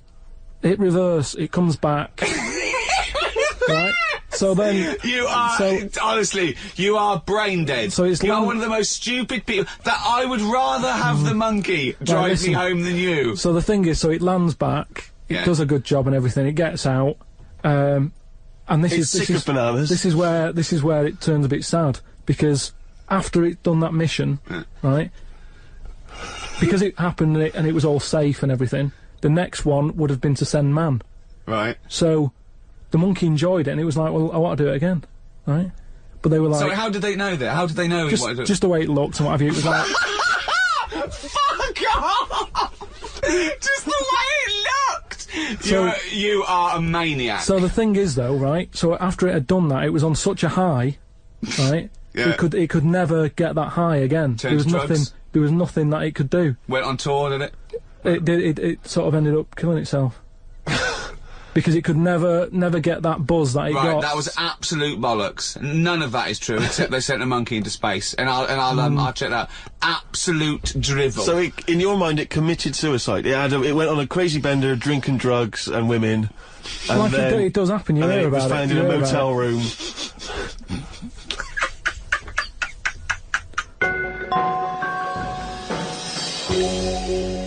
Right, do you know, like, you don't believe in, like, scary stuff? Just like, you know, ghosts. No, I believe in scary stuff. I don't believe in things that are totally illogical. Yeah, ghosts. Vampires? No.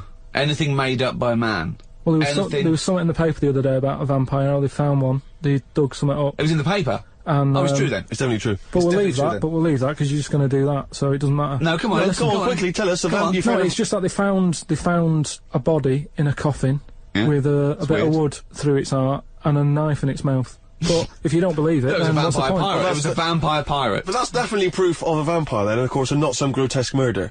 Yeah. That's definitely proof of a vampire. If it wasn't made up. Hang on a minute. As far as I'm aware, when you put the thing through their heart, they just turn into dust. And also, all their victims get their own life back. Yeah, exactly. Yeah, that's right, and here was the second bit. Yeah. Somebody dug it up, got the heart, blended it, burnt it, popped it in some water, drank it, and they're in prison now. Now, if it wasn't dodgy stuff, why are they in prison? Because they're mental, because they dug up a body, liquidised its heart, burnt it and drank it. That's why they're in prison. There's your answer. Right. But anyway, that isn't what I'm talking about, right? But I met Derek Acora the other week. Oh, yeah. Right.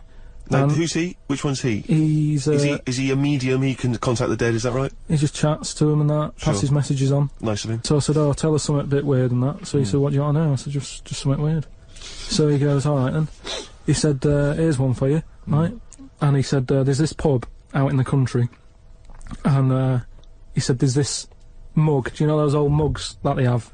Where they used to like leave their own cup knocking like about, a tankard. Oh, yeah. The tankard thing. Yeah.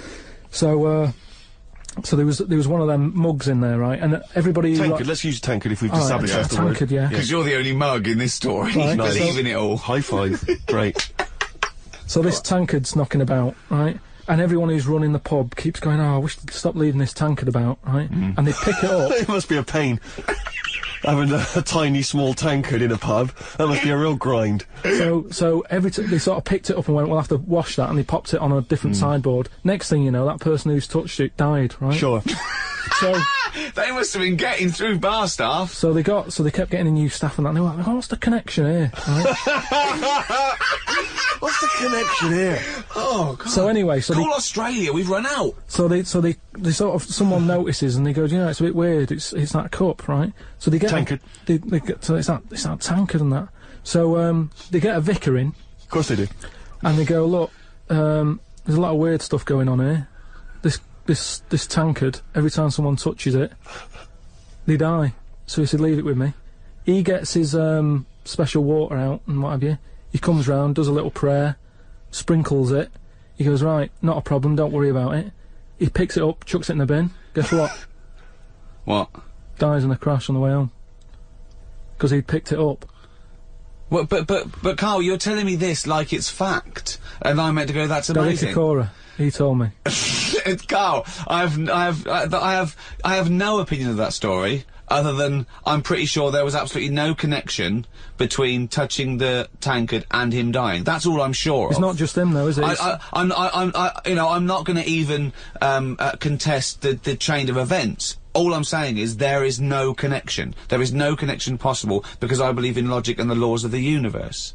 So when you're telling me miracles and strange things outside coincidence, you may as well be telling me about the Tooth Fairy and the Easter Bunny, because they're equal to me. That it's ludicrous. It's absolutely ludicrous. So what would it take though for you to go, oh, I'm actually a believer now? But what you're saying is I can't answer that question because I'd have to base my beliefs on some of your premises, which I can't do. It's like you saying, but what if you found out that 2 and 2 equaled 5? I can't. It's a necessary truth that it doesn't. I'd have to go back and fundamentally disagree with what I think twoism is, two-ness and fiveness. And you've never been in a situation though where you've gone, this room feels a bit weird.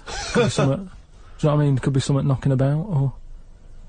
But that's a different question. I could go into a really rough-looking pub and think, this isn't good, because it's based like on induction then. I Because mean, like, you know, if you've been to Cornwall on holiday and stayed somewhere and you've gone, do you know what?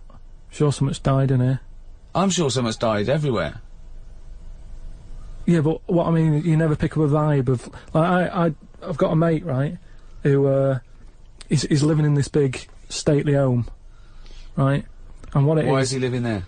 He's paying £100 a month, right, and it's almost like he's being a security man.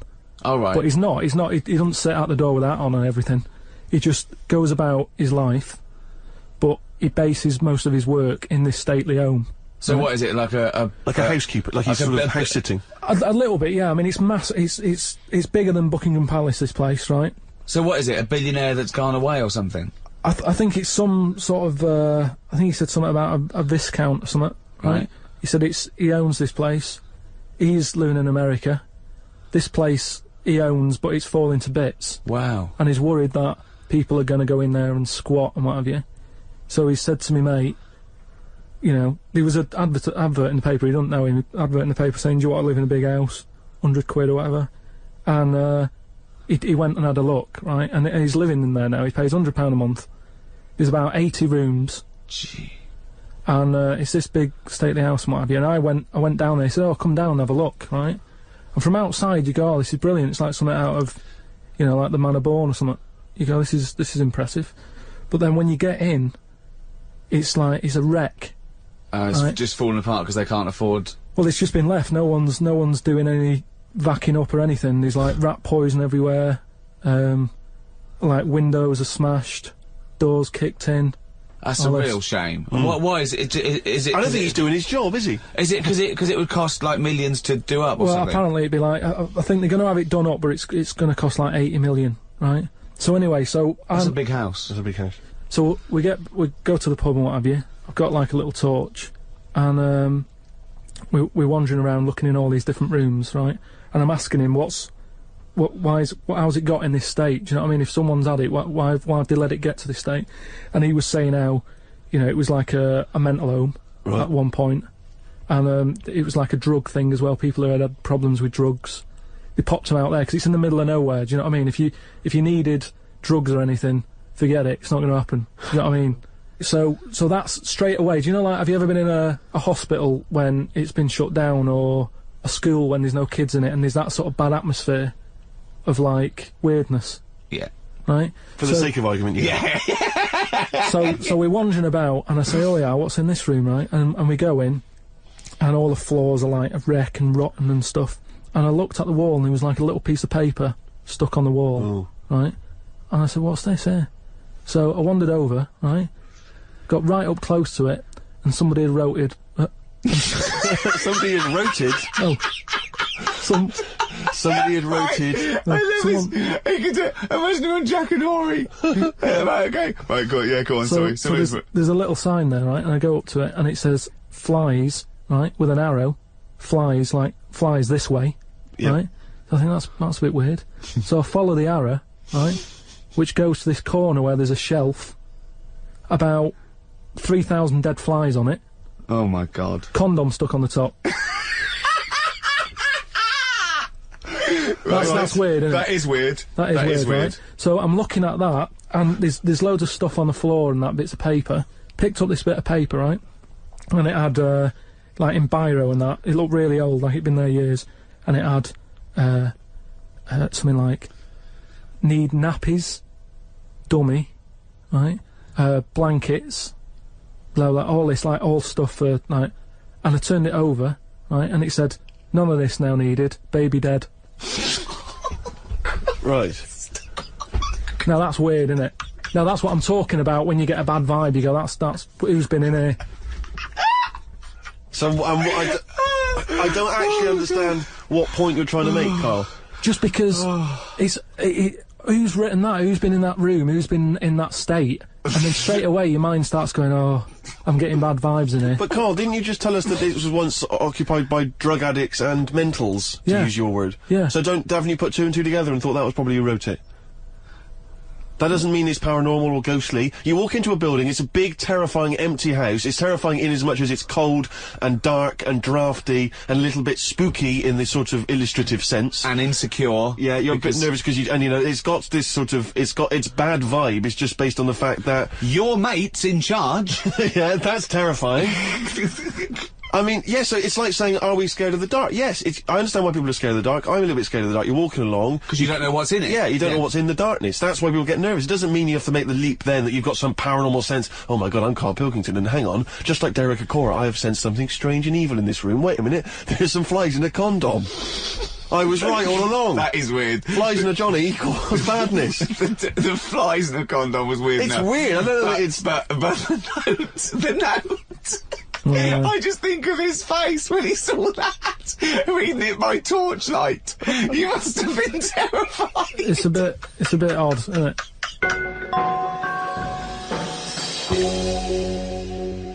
Thank you very much indeed for listening. If you'd like to get in touch with us, either myself or Ricky, or you've got something to send to Carl, then you can email us at podcast@rickygervais.com. I'd just like to say thank you to both The Guardian for sponsoring this and Positive Internet for hosting this podcast. Both great. The guys at Positive Internet know exactly what they're doing. They're my kind of people, as is The Guardian. Sorry, you weren't contractually obliged to say that, were you? It just sounded... No, it's what I think. Just what I think. Right. It's just I've not heard you mention either of them before in that way. It just sounded a little... Oh, you're joking. I both love The Guardian and Positive Internet. Welcome to another podcast of the Ricky Gervais Show with me, Ricky Gervais, Steve Merchant. Hello. All right. And, of course, Karl Pilkington. All right. Rick, you'll be pleased to know we've already had some responses. You remember last week I mentioned that you can email us on podcast@rickygervais.com if you've got anything for Karl or you or I. And Simon and Mark have already emailed us in this link to something that was on the BBC News website. I don't know if you're familiar with this, but it's a remarkable story. Well, I'll give you the headline straight away, and you can draw your own conclusion. Lion mutilates 42 midgets in Cambodian ring fight. That's just the headline. That's a hell of a headline. That makes me want to know more about the story. Well, that's what a headline... That's what a headline should do. I mean, I think we'd all read the news. We'd all take more interest in the news if they could open the BBC News at 6 o'clock every night. Bong. Lion mutilates 42 midgets in Cambodian ring fight. Bong. We'd definitely pay more attention. So this is the story. It's just extraordinary. Spectators cheered as entire Cambodian midget fighting league squared off against African lion. Now, I didn't even know there was a Cambodian midget fighting league. You're an ignoramus. Everyone, of course, has heard of the CMFL, which is genuinely what it's known as in Cambodia. Now, like you, I don't know who the Cambodian Midget Fighting League are normally fighting. I don't know what tournaments. I assume it's each other. Well, I assume each other. It's midget fighting then. Yeah, well, let me just give you more information, and then we can dissect it afterwards. Tickets had been sold out 3 weeks before the much-anticipated fight. The fight was organised when an angry fan contested Yang Shamoni, president of the CMFL, claiming that one lion could defeat his entire league of 42 fighters. So this bloke is going to the president and going, I reckon a lion could get all your midgets. I reckon he could destroy all of your 42 midget fighters. Now, apparently, Shamoni, the president of the CMFL, he takes great pride in the league, and he's conveyed in a recent advertising campaign that his midgets will take on anything, man, beast, or machine. Now, I don't know what kind of machine, again, midgets are fighting. But don't the midgets have a say in A this? washing machine. I don't The know. midgets going, alright, keep it down. No, they won't fight anything. Well, we won't fight anything. We'll fight each other. We're sort of like equally matched. No, you'll fight a beast or a machine. No. I'll fight another midget. I will fight any midget. Is what. When I said I'll take on anything, I meant another midget. Machines. So this bloke goes, I reckon a lion could take on your midgets. He goes, rubbish. Yes. And that is why an African lion was shipped in especially for the event, which took place a couple of Saturdays ago, in the city's Colosseum. I mean, they've got a Colosseum, Rick, which is already brilliant. So hold on, this is sanctioned by the city? Well, the Cambodian government allowed the fight to take place under the condition that they receive a 50% commission on each ticket sold, and that no cameras would be allowed in the arena. We'll take 50%, but you know, for dignity's sake, there's no cameras. You know, we don't want to make this into a circus. Spectacle. Yeah. No. It's just lion versus midget, but Exactly. you know. Well, 42. Never forget, there was 42 midgets. Now, this is the tragedy element, and this is why we shouldn't be laughing, because the fight was ended. Don't tell me the lion gets hurt. Well, the fight was ended, Rick, after only 12 minutes, after which 28 of the midget fighters were declared dead. Right. While the other 14 suffered severe injuries, including broken bones, lost limbs, and they were basically unable to fight. But the lion wasn't hurt. It would have seemed that the lion was okay. Oh, good. Because the lion had no choice in this. No. See, that's I love it when a human takes on a beast and comes unstuck. Because that lion was scared and defending itself. Those little midgets were loving it. They wanted to go in. What do you mean they were loving it? You don't know that. Well, why would they do it? Well, what I find out... Well, I'm worried, you see. I don't know the ins and outs of this. I wonder if they were fighting against their will. I got the horrible feeling, because with all due respect to any midgets listening, they must be fairly easy to round up. Right? You could probably corral some midgets fairly easily. You know, you do need some regular full-size people, and it'd be easy to grab some midgets and take them away, whisk them away, put them in a cage. No, because... No, because they don't. Because a lot of them stand on each other's shoulders and wear a long coat. Sure, but... And a hat, and you go, oh, that's not a midget. No, Let him go. Well, those ones are getting away with it. They're fine. They're wandering around, you know, fine. Because who's voluntarily going to join the Cambodian Midget Fighting League? But midgets who want a bit of action, who want to fight other midgets. They're allowed, they want to fight. They can't get in real boxing matches because the fellas are too big for them. But they can go, well, I'll tell you what, let's have our own little fighting league, right? But if I was on the Cambodian Midget Fighting League, I'd be livid. I'd be thinking to myself, well, I can't believe I listened to my agent and he's put me up fighting a lion. I mean, I should have just taken Panto in Grimsby. I can't believe that I can't believe it. But hold on, though. I thought Are they all really midgets, or are they lumping in dwarves with them? It's not specified, Rick, but But that annoys me when people say, oh, look at these midgets, and I go, hold on, though, they're making up the numbers with a couple of dwarves there. That's clearly only 39 midgets and 3 dwarves. Sure. Well, that's amazing. Carl, what are your thoughts instantly? I mean, you're bound to have a take on that. Whose side am I meant to be on there? What? Well, by the story, I'd be on the lion side. I'd never go to a bullfight, but I love it when I see a matador gored to death. Because, again, the bull doesn't want to get in that ring and fight a bloke with swords, okay? So I love it. I think it's disgusting. And when someone says, a midget versus lion, I'm thinking, well, it's okay if the lion wins, to be honest, because they haven't got a choice. So, and I hate it when people go, oh, I went to a bullfight when I was in Spain, but it's the tradition, isn't it? Oh, well, there's loads of traditions that we don't adhere to anymore. So I say it shouldn't have happened, of course, but if it happens, I'm glad the lion isn't hurt. See, what's annoying me is I've sent money to Cambodia because apparently they're hungry and haven't got any energy. So what's going on? Well, it's much easier to fill up a midget than it is a regular Cambodian. You know, they're I just happy feel on like a Mars I'm bar. being cheated a bit. You were conned before with a charity, weren't you? Well, a few times, yeah. What about the old lady? What was that? I got stopped, and it's like they sort of drag you in by saying, "Have you got a gran?" And I said, "No, they died," and that. It's like, "Oh, did they die of the cold?" No, you know, ill. What have you? Just old age. He said, well, what happens with a lot of people's grands is they die in the cold, right? So I was like, oh, that's bad, isn't it? Anyway, so she's chatting, and she's showing me pictures of these old women who look cold, right? Saying, look at her, that's Edna. You know, she's got no family, she can't pay the bills and all that. Yeah. So I'm like, oh yeah. Anyway, it goes on for about 15 minutes, and you feel bad. You give them your bank details, right? And what happens is, every couple of months, you get a letter from Edna. Well, it's not from her, it's typed up and what have you. But there's a picture of Edna, right? And it's saying, oh, this December, you know, Edna's going to be extra cold. It's cold outside, she can't afford to pay the heat and what have you. Yeah. Keep going, right? So you keep paying every month like £5 or whatever. Get another letter a few months later, right? Edna's sat there. She's got a tan. What do you mean she's got a tan? Well, when they said, you know, she's cold, I thought they meant for the heating, not to send her on holiday for a month. She sat there with a tan. I'm not joking.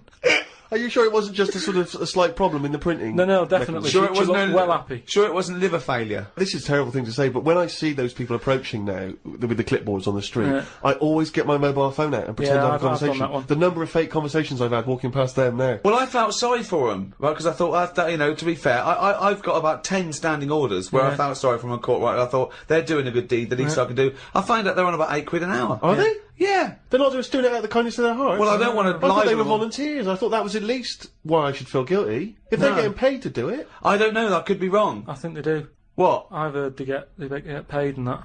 Well, if someone knows, maybe email us. Podcast at rickygervais.com is how you can get in touch with us. Because if you know if these guys are getting fleecing us twice.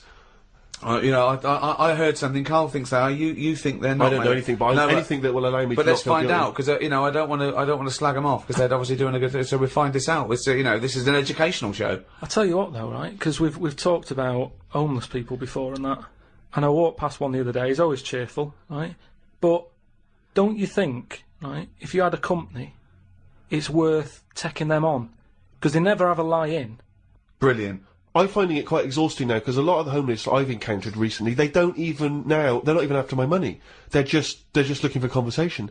While I was walking along the other day, and I don't know what you're supposed to say to this, we were both happened to be both passing a Chinese restaurant. He glanced in, he looked back around to me, he went, woman in there with 3 phones, 3 mobile phones, why does she need 3 mobile phones?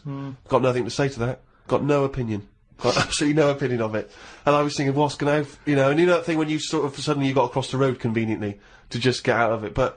And there was another mad woman who started going, she was walking past me, she went, do you want to come to my church? I went, no, I don't believe in God. She went, do you believe in God? Oh, 20 minutes. Conversation, 20 minutes. It was unbelievable. I got to a point where I was so angry with her, I was shouting out from across the other side of the room. I was the one who sounded like a nutter, going, there isn't a God! But you see, when does it become, like, bad to avoid people like that? Do you know what I mean? Because some people say you shouldn't, you know, that they're people like us who just had a bit of bad luck. Well, of course they are. Yeah, I know, but I remember one on our estate, right? And she was a bit, what's the word that you can use? Because I don't want to offend anyone. But I'd say, but sort of mental homeless.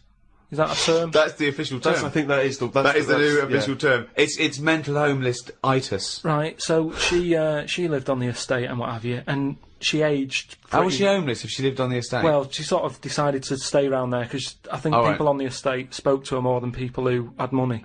Do you know what I mean? Really? I was going to say, why would she choose an estate not to live in, as opposed to, like, a walled... sort of lovely community. Yeah. Why not go to St John's Wood or... Yeah, or I'd hang around in maybe, say, the Maze in Hampton Court. Yeah, exactly, No one's expecting to see a homeless person as they're trying to find their way around. Well, imagine the cash you'd make during the summer. The rich sort of Victorians used to keep sort of homeless in there as a little folly, and they used to pay them at the end if they stayed there for like 3 years. What do you mean there? Would they pay It them was to do fashionable to have a little homeless little hobbit in your outhouse. Seriously. And what did they have to do anything for the money? Run, dance, no, they just had to tigers? be there. No, they had to be there when they brought around. They go, look, that's our little catweasel fella living in our folly. Yeah. And then they got money, you know, at the end of it. There's just like really rich sort of Victorians and stuff. That's a great idea. They should definitely bring that back. Because you see, I would give a lot more to shelter and those kind of charities if I could have a homeless guy if come they- round and do my bidding. I could make him And they dance. had really long beard and rags. Exactly. Yeah. And I could just make them do dances for me, or you know. And it was somewhat magical, possibly. That Yeah, would you go, weren't riddle too me sure. dee, fiddle me do, what is my name and Yeah. who are you? Exactly. Yeah, and then, But anyway, so this mental There's a little idea illness- for shelter if anyone's listening. Yeah. mental homeless woman on the estate, and what she used to do, right? She acted quite normal, and she used to always push like a pram around with her, right? And everyone was like, she can't have a kid, can she? Right? And she was dead happy every day. She was up and down, walking up and down the road. Anyway, one day she sort of walked past, right? Turned round and looked in the pram. There was a bucket with a face on it.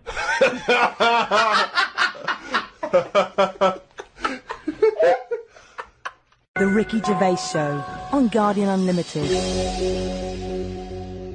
Rick, we've had an email here from a bloke.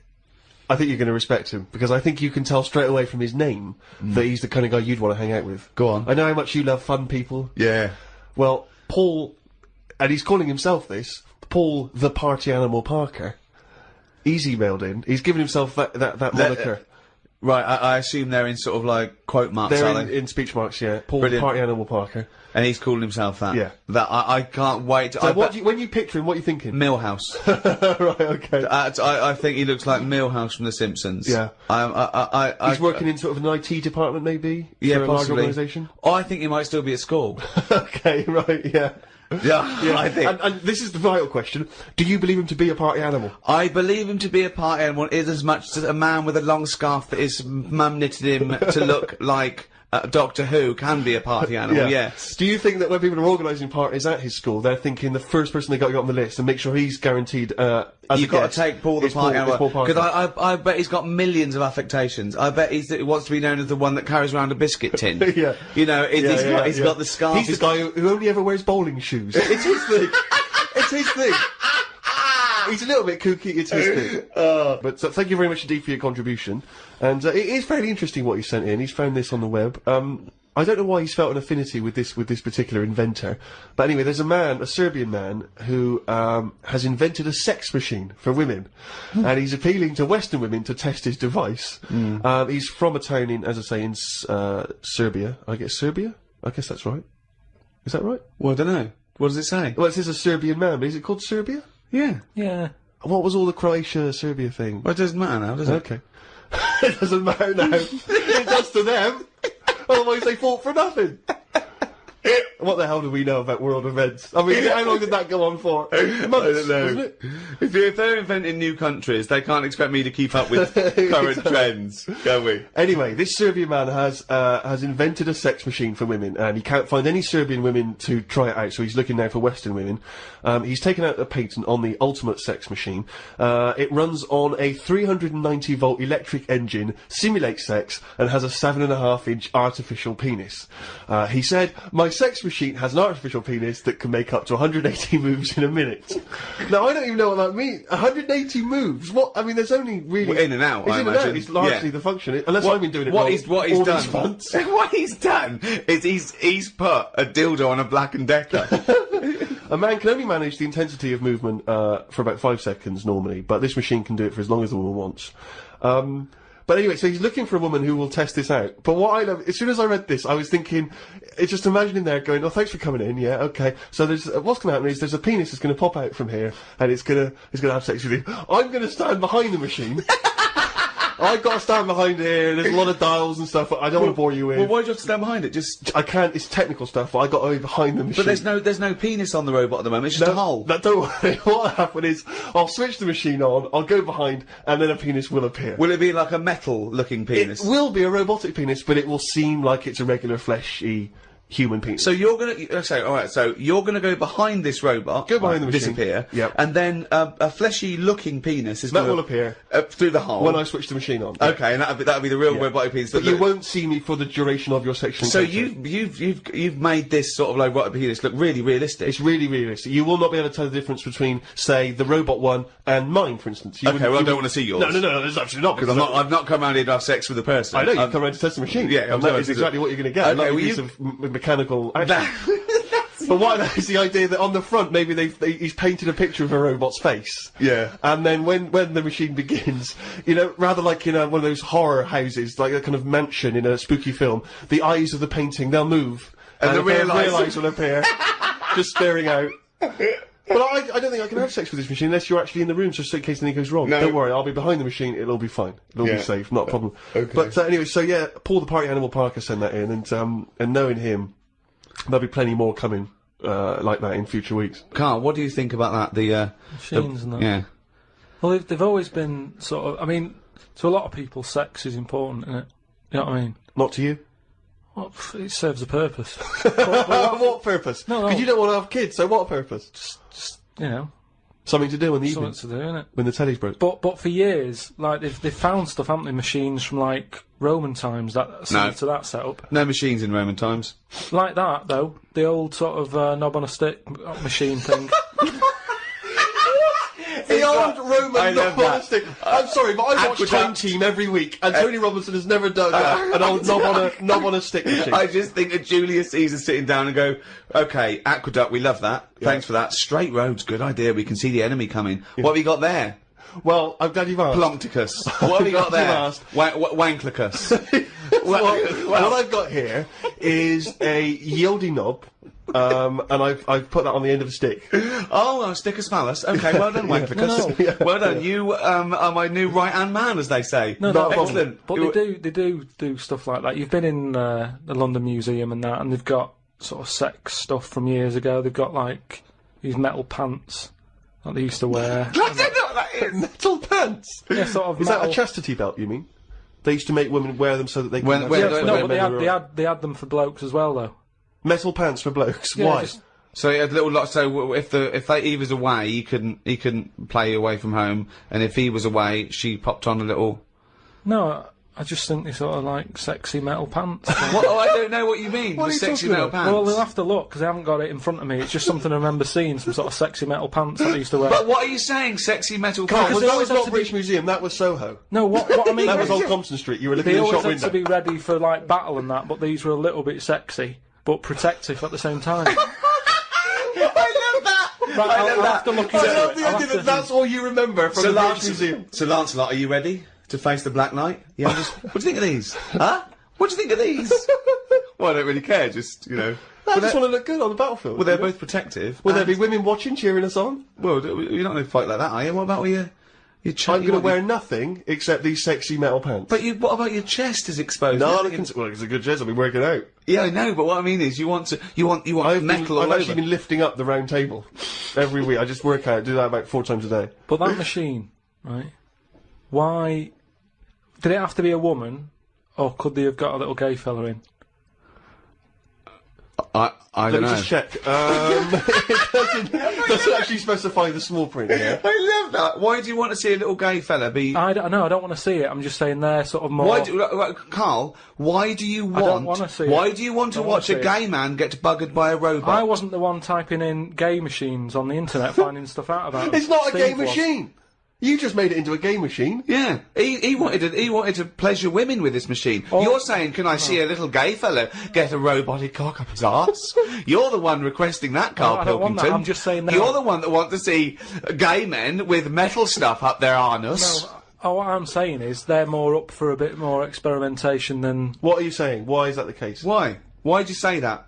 No, just they just butt plugs and that. I mean, what I'm saying is. What, you can't just say butt plugs and that. I'm just saying that I reckon they'd be up for it. What do you know That's about I'm butt plugs? saying. Well, I don't know anything about them. I just remember seeing an advert for some once in a sex shop. What are you doing? What are you doing? No, I wasn't. I was just walking past. I was walking past the sex shop and that, and Your eyes you're sort of glistening, looking. glistening. Why were you walking past a sex shop? Just because I was on the way to work and that, and I passed one, and there was a little sort of one. It was open early, which I never understood. Right, it was about 8 o'clock in the morning.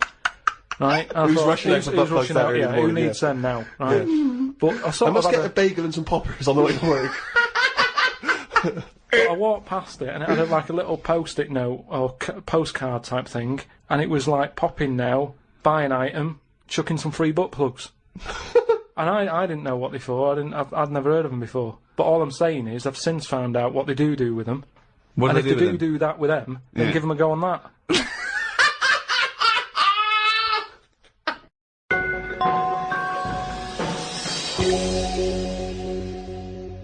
I had another email here. This is they haven't given their name actually, but it's an interesting fact. I'm hoping it's true. America's first nudist organisation apparently was founded in 1929 by 3 men. Now, what intrigued me when I read that is the fact that it's clearly 3 blokes just trying to meet some nude women. They're all 52, balding, Exactly. with little, so those gold-rimmed glasses. Yeah. Yeah. And they're just wandering around, and it's all quite saggy down there, and they're just knocking on doors saying, we're just set up an organisation, it's perfectly above board, completely Yeah. legitimate, it's a nudist organisation. You got any women in there that want to come and join us? 'Cause we Well, haven't got not any really. female members at the moment. Got any women in there interested in, volleyball or trampoline? I can't be doing with it, me. You hate nudists, don't you? Nudists. I don't understand what it's all about at the end of the day. And here's something, right? Do you know, like, when you're a bloke nudist, right? Do you ever get any who just have, like, a small knob? I don't know, I don't understand the question. What's that? What's your point? Well, are there any blokes who are knocking about who just have a normal-sized knob, or maybe a bit smaller than normal, who are happy wandering about showing off what they haven't got, if you know what I mean? I don't think nudists are just doing it because they're so proud of their knob. No, but there's got to be a little bit of that in it, isn't there? Why? Say like Jonathan Ross, right? He's nipped to see you now and again and what have you. He's what? He sort of nipped in to see you now and again. And he's always happy getting his knob out because he's known to have this big knob, right? What So do you mean he's showing known? it off. Why is Jonathan Ross known to have this big knob? No, he just talks about it a lot, doesn't he? He's always saying about, but you'd like this, wouldn't you? And all But that. that's like I'm known for being a great lover. I say it a lot, it's clearly not the case. What Yeah, evidence but- have you got that he's got a big No, knob? but the difference is he's happy to keep getting it out. It's different, sort of me walking about going, "Oh, I've got a big one" and all that, and then but no one ever sees it. But Jonathan, sort of, he's always getting it out, isn't he? Have you seen him get it out before? I saw. Well, he did get it out, but I wasn't looking. What do you mean you weren't looking? How do you know it was out? Just because he sort of was moving it about and that, and I could sort of So see. you- No, I wasn't looking though. It was that sort of thing where you can see something moving about, but you're like, I'm not looking at it. What, like an owl seeing a mouse It that, just, like... what I mean, it doesn't matter. All I'm saying is, So no, let's get back to this. You remembering vividly Jonathan Ross's penis? no, Yes. I don't mean that. What I But mean, why were you looking at his penis? I wasn't looking though. Well, I'm it was just saying- clearly not meant to be looked I'm at. just saying, most blokes who, nudists, they must be pretty confident in themselves to, getting it out. And I wasn't looking. It's just that, I mean, I looked once. Okay, what was it like? What? Sorry, you looked at Jonathan's once? No, or- no, Yeah. I was looking at another one. What? At the same time? No, Why no. are you looking at loads No. of men's What's penises? going on? No, Where are you because hanging it's out? natural. This? It's natural. That's what I'm saying. What do you mean? This As a is bloke- Carl takes a sneaky look at No, no. menscocks.com. No, what I'm saying is, it's Where natural. was this happening?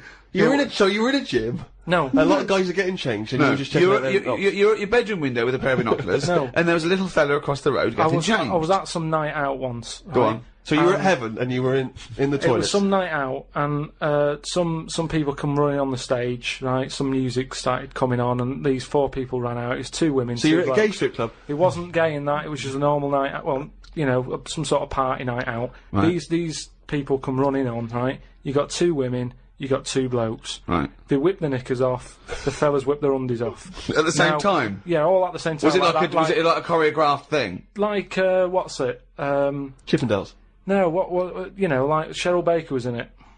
It was that thing where they sort of, on the Eurovision Song Contest. I'm making your mind up. Yeah. When Bucks Oh, Fizz Bucks ripped Fizz. off a larger skirt, conceding a smaller skirt. At no point did Bucks Fizz whip their knickers and pants When off. you said Cheryl Baker was in it, I was thinking, what? Didn't she used to host Record Breakers? I don't remember that on there. so Tea that- Time on BBC One. So Go that, on. that happened, and all I'm saying is, right, before I had a look at the woman's bits, right, I just had a little cheeky glance at the fellas. Why? Why? Just checking it out, just seeing is everything normal down Why there. weren't your eyes drawn instantly to the ladies' bits? No, don't believe me. I had a look at that. All I'm saying But you is, went to the guys first. just I didn't know how long pants were going to be left off for. So you didn't want to miss your opportunity, is what you're saying? You saw a window of opportunity to see some men's bits and you thought, I better take it. No, because this may never happen again. No, So what happened? So there's two women, two men, right? I don't know what sort of event this is where you're looking at anyone get their knickers and pants off. I don't know why you're looking at all. So you go right. There's knickers and pants off. Right. Let's check out the knob and testicles first. You're telling me you've never, like, when you've been in a gym or anything, you've not just sort of turned your head, had a look, and gone, all right, yeah, that's all right. Yeah. Been in a... Sorry, let's just get this question right. Have we ever been in a gym and just taken a sneaky glance at a man's genitals? Is that your question to us? Right. For me, it's the same as when you see someone who's a bit odd, two heads or whatever. Well, I'll be honest. If I was in a gym and a bloke came in with two heads, I'd look. I'd get a sneaky glance in the mirror. I'd go. Oh, Sorry, but you'd look at his genitals or his two heads? His two heads. Or would you you look at the heads and then think, I wonder if he's got two cocks, and just... I'd have to have a look there. If I'll tell you what, and now I admit it, if I'm ever in a gym and a naked man with two heads walks in, I probably will check out the genitals as well, just to make sure that he's got two of everything. Can I tell you the thing that always freaks me out? I do sometimes go to the gym, and I live in North London, and the thing that always freaks me out is if there's an elderly man, often quite short, and I say this only so you can picture something in your mind's eye, you know, because I live in North London. There's quite a lot of old elderly Jewish gentlemen, you know, wander around, and I'm always freaked out because there's at least two I'm aware of who've got very, very large penises, and I always find that really disturbing because sometimes you can't help but notice because it's like Godzilla coming through the changing room. Do you know what I mean? And it's swinging there, and it never seems right that he's an old guy, you know, he's kind of a little overweight, quite short, and he's got a massive piece of action going on between his legs. And I always get, dare I say it, a little bit jealous. Because for a tall man, I feel I've been a little bit shortchanged. Oh, wow. So that, I do admit, that's the only instance where my eye has been naturally drawn to it. Do you know what annoys me in gyms? Where people walk round happily naked all the time whistling. They get weighed naked, pop a towel on and take off 3 ounces. How exact have those measurements got to be? Yeah. Do you know what I mean? Pop a towel on. I mean, unless you're going on the space shuttle, I reckon you could give or take a couple of stone. Yeah, exactly, yeah. Absolutely right. Well, we've put that to bed. The Ricky Gervais Show on Guardian Unlimited. Right, Carl. Go on. It's that time again. You better be ready. Oh, chimpanzee that monkey news. Right. Well, this week, what we're covering is, do you know, like they say, monkeys are pretty close to humans. Well, when you say monkeys, you mean apes, I assume, Well, and when you say apes, you mean chimpanzees. Monkeys and that. Well, no, because they're different species. They're all primates. They've done a lot of tests and that. Like I said, you know, we've talked about the one that went into space. That was We've rubbish. had ones that have worked in train stations. No. So the Barbers, was there a barber one? There was a barber one. He started off sweeping, didn't he? But he didn't immediately go in Straight into, but he worked his way up, yeah. They do you know, apprenticeship. They do a lot of stuff. I've seen the salon. He was probably the top student. But the thing is, you know, I mean, in a way, this is linked to the one in the salon. He could cut hair, but he'd never be allowed to work on the till, right? But these tests that they've been doing now. Why? Are they not trustworthy? Well, they've had problems understanding money, right? But they've got one recently that they've been teaching about the value of money and showing it that, you know, to get this money you've got to work hard, you've got to save your money, and when it's saved No, it's all bollocks. you can do what you want with that money. Yeah, it wouldn't But happen. at the end of the day, these monkeys aren't on that much money. Yeah, So- and they wouldn't. You could never teach a monkey the value of money. So the thing is, they've said to these monkeys, look, you know, there's your money. They haven't said anything You're to the only getting monkeys. so They much have, Rick. money, Please listen to the news. but It's the news. It's the news. it's important that, you know, they know how to spend that money, right? It's basic rules, really. It's what you teach a human about money, innit? It's what you teach kids. The So value invest of money. wisely. Invest and all that. Sorry, who's they teaching got these monkeys? past, So, Carl, stop. Just some people and that. But who? Where are these The monkeys? monkey people. But where are these monkeys? Where are these I monkeys think being? it's in San Francisco. Where are these monkeys though? What are they? Are they in a shop? What are they doing? Are they in homes? What are they doing? Just in like, the zoo? Well, probably just in like some sort of science place where science people are checking out monkeys' brains and that and seeing how they work. But they're happy. They're not. This is them that. different to the news at 10. So listen. Well, yeah, but you can't interrupt the newscasters for one thing, Rick. Please. Sorry, go on. So there's these monkeys, right, and they've given them some money, probably about £5, and they said, right, off you go, go shopping, see who comes back with the best, sort of, how much can you get? You know, like in Ready, Steady, Cook. where they said, there's a £5, go and get some food. Anyway, some came back, and they were like, you know, they hardly had anything. Right? This is absolute shit. No, listen. This is bollocks. Listen. But one of them, right, he was away longer, to be fair. Yeah. Right, I think he came back last. But they were really impressed, because he sort of said, this is amazing that you've got all this. Can't believe it. Give us the receipt, right? Oh, this is absolute Right, forget it, forget it. No, listen. forget it. No. This is absolute shit. We want to hear the end. No. Look, hang on a minute, right? So they said, give us the receipt and that, and they looked at it, and it was all official, right? And they went through it all, and what they were really impressed by is the way that they always went for the sort of slightly older veg, where you get 2 lots for the price of one. Right, you're absolute. And it just goes to show, This is right, absolute bollocks. Well, There's forget it no then, way. if you're There's not no gonna- way forget a it. chimp went It's not- shopping and right. knew what he was buying. It's I don't know why absolute. you asked me then. Well, it's absolute bollocks. Once again, you've made it up. You probably saw a headline it. on some sort of half-witted website, and you're talking shit. Right.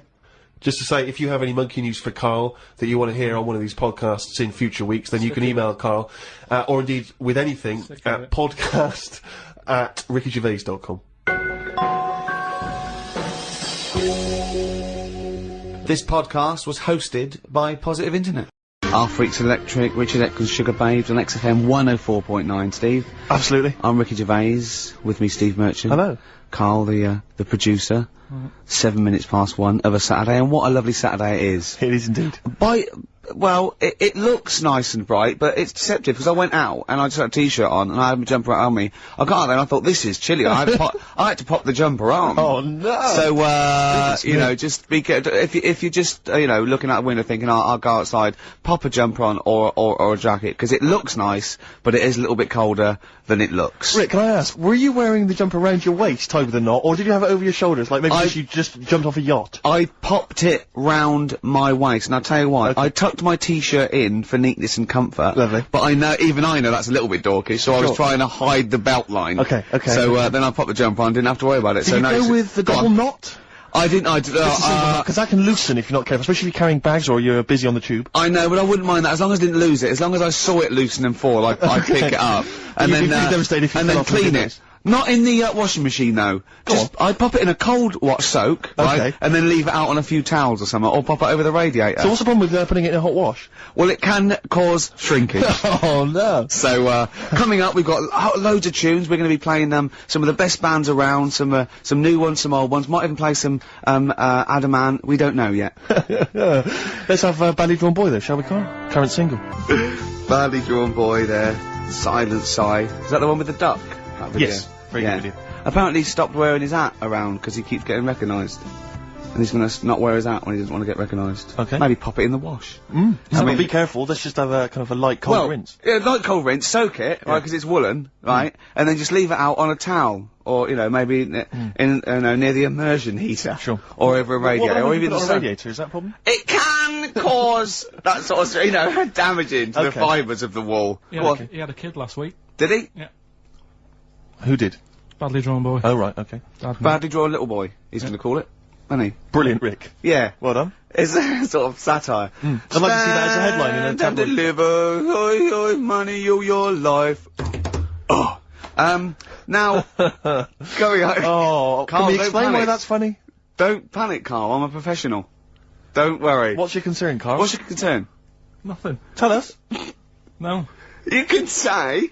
I can't. You can! This is so unprofessional. It's, what? What have we done? What, talking about wool? Right. Come on, Carl, what's the problem? What's the problem? You say. He's great, and He's so scared. Come on, Carl, tell us. I don't know all the ins and outs, so I don't want to get into it. What? The thing. No, Well, you look, can- you can't, people are perplexed now. What's the thing, Carl? What's the thing? What are you worried about? Say. Is it an email that's been received by the head of Yeah, XFM? you've got the email open. You can say what it. Okay, let me just without, see. you know. I don't understand it. Please know that under under a ruling at the Old Bailey, any reference to Adamant's state of mental illness in any news report will constitute a breach of the ruling and therefore lead to serious action from his lawyers. That's right, and that's true. That's subject we can't talk about that. You can play his records and Sing his classic songs. Sing songs. Yeah, it's best just to leave it, isn't it? Yeah, well, that's what Carl was a little bit worried. There's no way I was going to mention that or influence anything, and I totally agree with the law, so don't panic, Carl. That should have never been sent to you. Why? Because it's like, you know, accidents happen. Go on then. When things like that happen, right, you know, you've been told not to mention it, Yeah. and you're like a little kid. Yeah. And once things are in your head, Yeah. it's difficult not to mention it. I mean, when I was a kid, Yeah. Go on. right, me mum's sister Hazel Right. was seeing another bloke. It's weird because she's a lesbian now. That's really weird. That must have been an interesting Christmas. But anyway, she was seeing this bloke, and he looked like Ken Dodd, apparently. He looked like Ken Dodd. Looked like Ken Dodd. So people said, don't mention it because it gets on his nerves when you like meet him and you go, oh god, you look like Ken Dodd. So I said, all right, his name's Will or whatever. And I was introduced to him. First thing I said, nice to meet you, Ken. Did you do it as a joke, or did you? No, because Just you you- know when you know that he's like, I'm not allowed to say that. I can't Yeah. say that. I mustn't say that. Can't. And then Yeah. I saw him. I thought, Jesus, does look like him. It just came out. Was it Doddy who turned her into a lesbo, do you think? Well, he wasn't a good-looking bloke, so possibly. She started going out with Esther Ranson though, which is weird out of the frying pan. What was the story with the fire. lesbianism then? How did she announce that to everyone? What age was she when she realised? Well, I mean, we're not a close family. Do you know what I mean? We're not No. a sort of family who keeps in touch with everyone. And I think my mum called her up one Christmas and sort of said, you know, how's the Diddy Will? men? Yeah, that's And, nutty Ash. And she said, oh no, I'm not. I don't do that anymore. I'm knocking about with Sandra or whatever. Right. And it was like, oh right. Not big butch Sandra with the big earrings and the skinhead. Used to live down the road from you. I don't know. Used I to haven't get met Doc Martens wholesale. That's Sandra. her. But she had a haunted house. Go on. Who, Sandra? No, Hazel. Right. Is this before she was a lesbian or not? Before. Okay. And there was a bike in the hall, and the pedals used to go backwards. There was a what in the hall? That's handy, isn't it? Oh, that's great. Don't worry, we won't do anything. So, sorry, no, I want to know about the haunted house. There was a bike in the hall, and what There was a happened? bike in the hall, and the pedals used to go backwards on their own. And also, shoes used to stick to the wall or something. Did they? Yeah. Yeah. Shoes used to stick to the wall. Yeah. Okay. That sounds like a That's a haunted house. hell of a household. Yeah. Oh yeah. dear. Brilliant. Maybe she should clean the walls. The Lars, and there she goes. What a great start to a show. We've had 20 minutes of some of the best banter, chatter and music and anecdote anywhere on the dial. You're damn right. High five. Yeah, yeah. Sweet, man, sweet. Oh, what are we talking about? Now, well, I love that track. It's lovely. They've got a bit of the Liverpool gene pool, haven't they? That sort of doddy.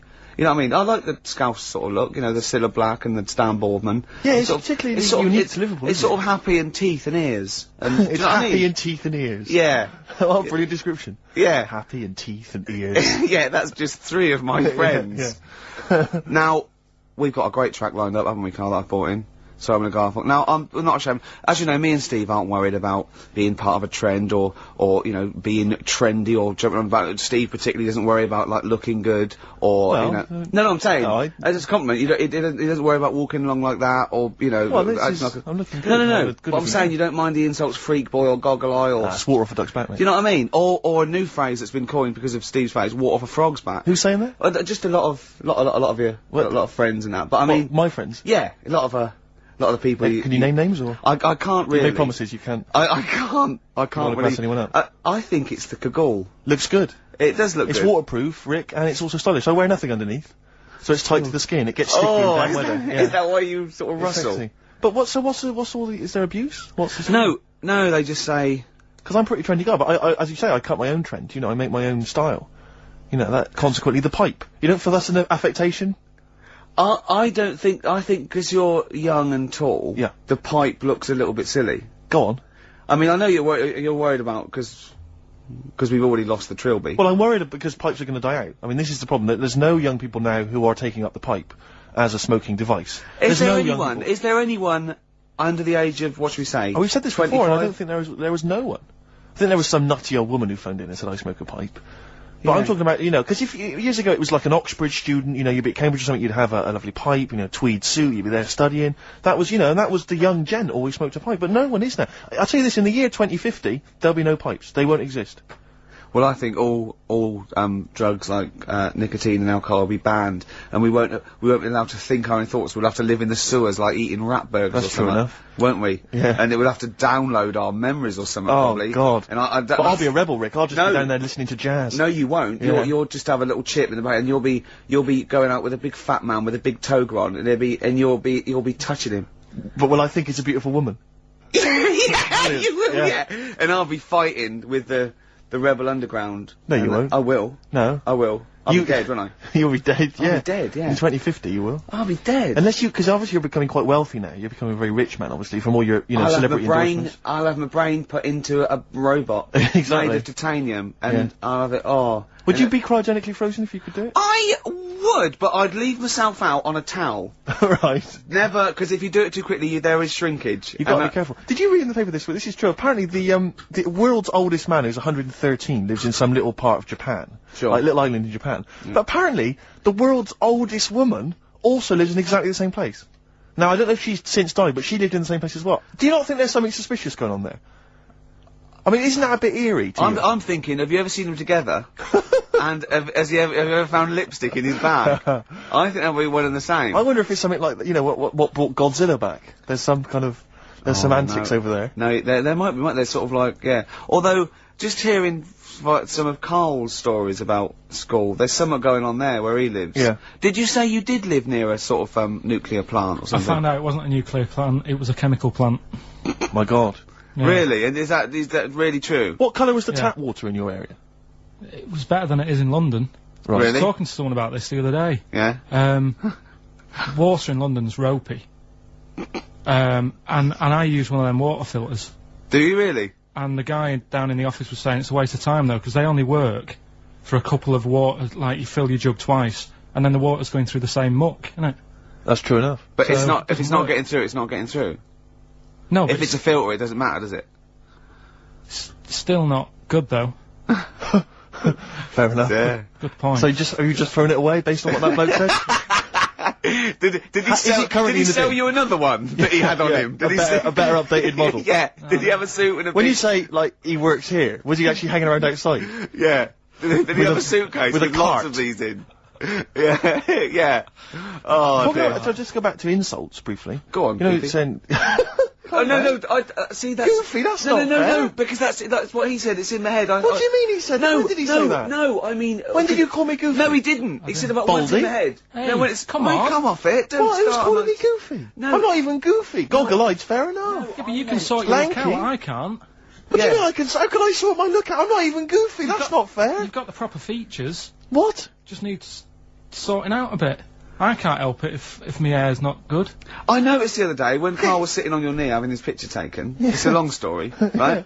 But he's got a completely spherical head. It's slightly too small. I'm not being funny because I mean, I'm not perfect. But he's got a completely spherical little head. He looks a little bit like a baby hamburger. You know Hamburger off McDonald's. Sure. He looks like a little baby hamburger, and it's sort of quite put upon. It's Suzanne thinks I look like that thing in that Dulux advert. Do you know when the woman pulls the head off that? That little plasticine morph type and then they creature. make a new head for it. And it's like a little head. really. And that's your girlfriend saying it. I know. Anyway, listen, let's get back to business here. This is a great track. It's America by Simon and Garfunkel. This is where I started saying we don't care about being trendy and all that. That was it. Strokes last night, XFM 104.9. We're flying now. 35 minutes into it. No real hiccups. I don't think that. Not so far. And that, it's just going really well. My name's Ricky Gervais. With me, Steve. Hello there. Karl. All right. Coming up soon. White Van Man. White Van Karl. We ask Karl the questions that the Sun asked someone else. Exactly. It's a good feature. It's a great feature. I'll be testing Karl on the new re-education of Karl, as you know. He got a GCSE. It's the last one, isn't it? In history. It was the last heavy sort of one, yeah. No. So Winston Churchill. Well, yeah, because we're going on to more sort of metaphorical and metaphysical sort of pursuits, aren't we? Not that book. Yeah, that's the Aesop Can't read fables. that in a week. You don't have to read Oh, it. right, Just that's choose right. Just choose the ones about the foxes eating penguins. You'll like that. Steve, over to you. Thanks very much. I wonder if I don't think we've made much progress yet on sending Karl into sort of into the air with the. No, balloon. this has gone a bit ballistic. Gone off Actually. the idea. Oh no, shut No, up. don't- you haven't gone off yet. We've inflamed the imagination of the capital. There's people offering left, right, and centre, and I think it's a good idea. But I think we should you know, make a day of it. I think we should send you up in some balloons, right? Maybe you know. Well, hang on, I'll before we compare carry a on, show. let's explain what happened because people might not have listened last week. I don't believe that. There are one or two, Rick. I don't believe that. People who were Name ill, or them. maybe out of the country. Okay. Yeah, so last week we discovered, was it that 623, is it 6,000? No, I read that 6,000 balloons filled with helium can lift a bloke off the floor. I think that's too many. I think we could do it for less. Certainly. Well, with anyway, you. listen, there are various organisations which actually exist already that can provide this kind of entertainment, this kind of fun. I mean, I didn't realise there was a whole kind of market for this already, but apparently there Nor is. did I, no. Incredible. Anyway, so we're going to try and track one of them down. We're going to see if they can organise it so that you, Karl, can float into the air. We need to get you, is it at least 11 feet up? Yeah, if it's And just I think certainly higher. I mean, I can't remember what the record is, but it's quite a long way. 11,000. 11,000 feet. Yeah, but I think they're all official. I want to do it with like those little balloons you get for a quid at the zoo or I don't something. think that can be right, health and safety wise. I don't think that can be healthy. I think if we get him to sign something, which I will, Okay. I think we'll cover It'll be fine. ourselves. But yeah, certainly we're thinking of maybe making it a bit like, is it Tea in the Park?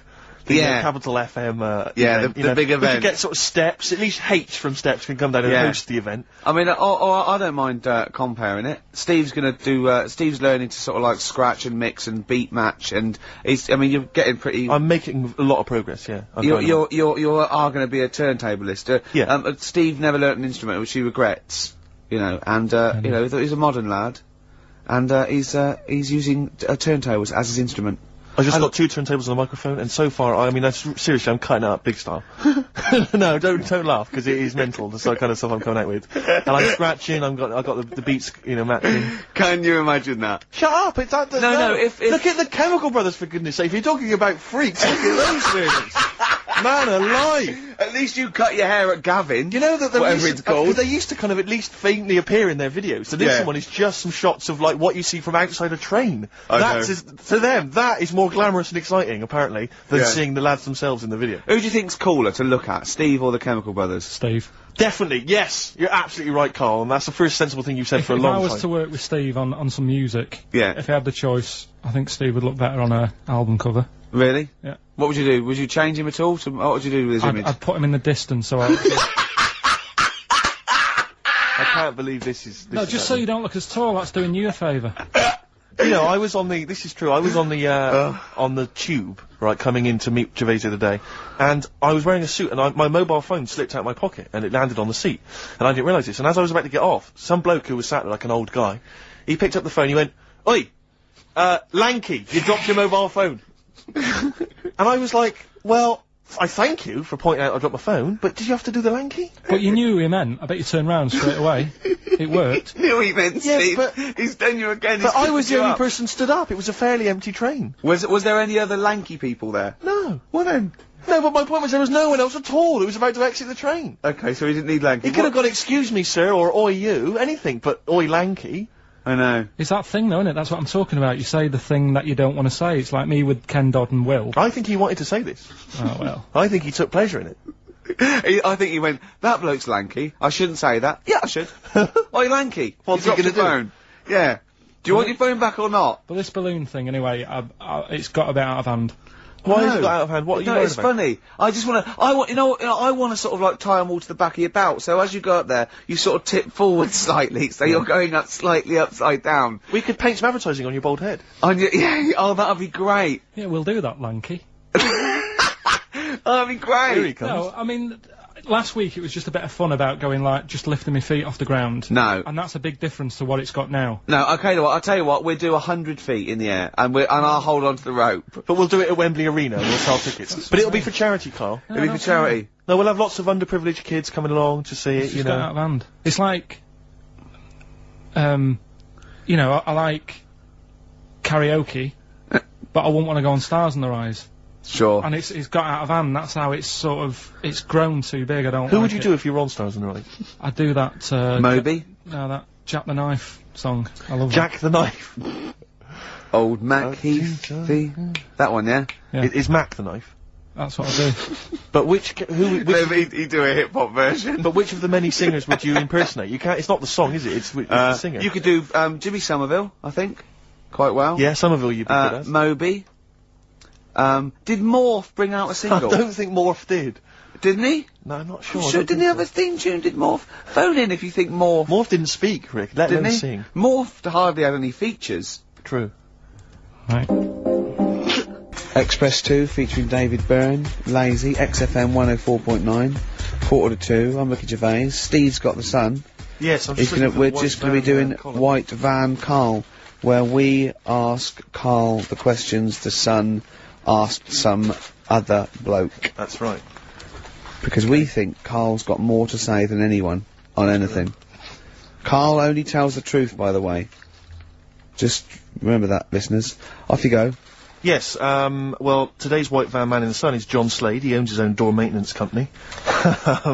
His answers are very informative, I have to say. But Carl, what do you make of the Channel 4 producer, aged 30, who duped a school into believing he was a teenager for a documentary? Are you familiar with this story? No, go on. Well, basically a 30-year-old guy kind of fooled the school into thinking he was a pupil for a secret documentary. The school's outraged. Do you think that that's, for you, should anything go when it comes Well, to making TV? I think I've said to you before, there's loads of kids at my school. I remember being in the first year, and kids who, what year do schools go up to? I was in the first year, what is it? 11. 5? Oh, sorry, first year of infants and juniors. No, secondary school. 11. Right. Year 11. Kids No. have beards and No, stuff. not year 11. They're 11 when they first go to secondary school. Right, well I'm 11. The kids at the older Well, end. there's a Well, it fifth depends. form, and then You there's can a leave sixth when form, you can Right. leave when you're 16, I think, can't you now? Right, well kids who were 16 Yeah. looked old. They did have beards. I remember going there and thinking some of them were teachers. I think he's answered that. Next one, what's the next one? Tattoos and everything. I think they're kids in the earlier years even. What do you make of the fact that Mariah Carey's £38 million payoff has cost EMI staff their jobs, and we're talking 1,800 EMI staff who have lost their What do jobs? you think of that? Yeah, I mean, is that silly money, Mariah Carey, on 38 million? she doesn't need that much. She doesn't need that much. She Well- has to dress nice, though. It's not her fault. I'd say it's bad business. Okay. Because EMI, did you say? Yes. Right. They've got rid of them staff. Yeah. Mariah Carey's left. Who's going to do the work? Do you think Mariah should come back and do some temping? Well, they should have got a loan and paid her. Okay. Do you know what I mean? Vicious circle, that. Right. Have you done a business degree, only, have you? Commerce. You did commerce. Where did you do that? What did you do with that? At school, I'd learned how to fill out a cheque, pay a bill, and I think I had a trip round Kellogg's. Did you get an O level or GCSE? We know he didn't. You know. But was there a commerce exam, or was it just a division of Can't maths? remember. What did you do? Fill out a Was it a check? subset of It was an maths? option. It was like, if you want to do it, you can. What do. was it? Fill out a check. Fill Pay out a bill. cheque, Pay a bill. Have a visit And round nip round Kellogg's. Kellogg's, and I saw my sister's boyfriend there at the time. He sorted me out with some variety packs. Really?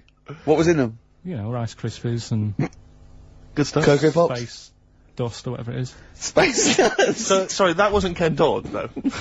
That was someone else, that was an aunt. That was it, yeah. That wasn't Special K.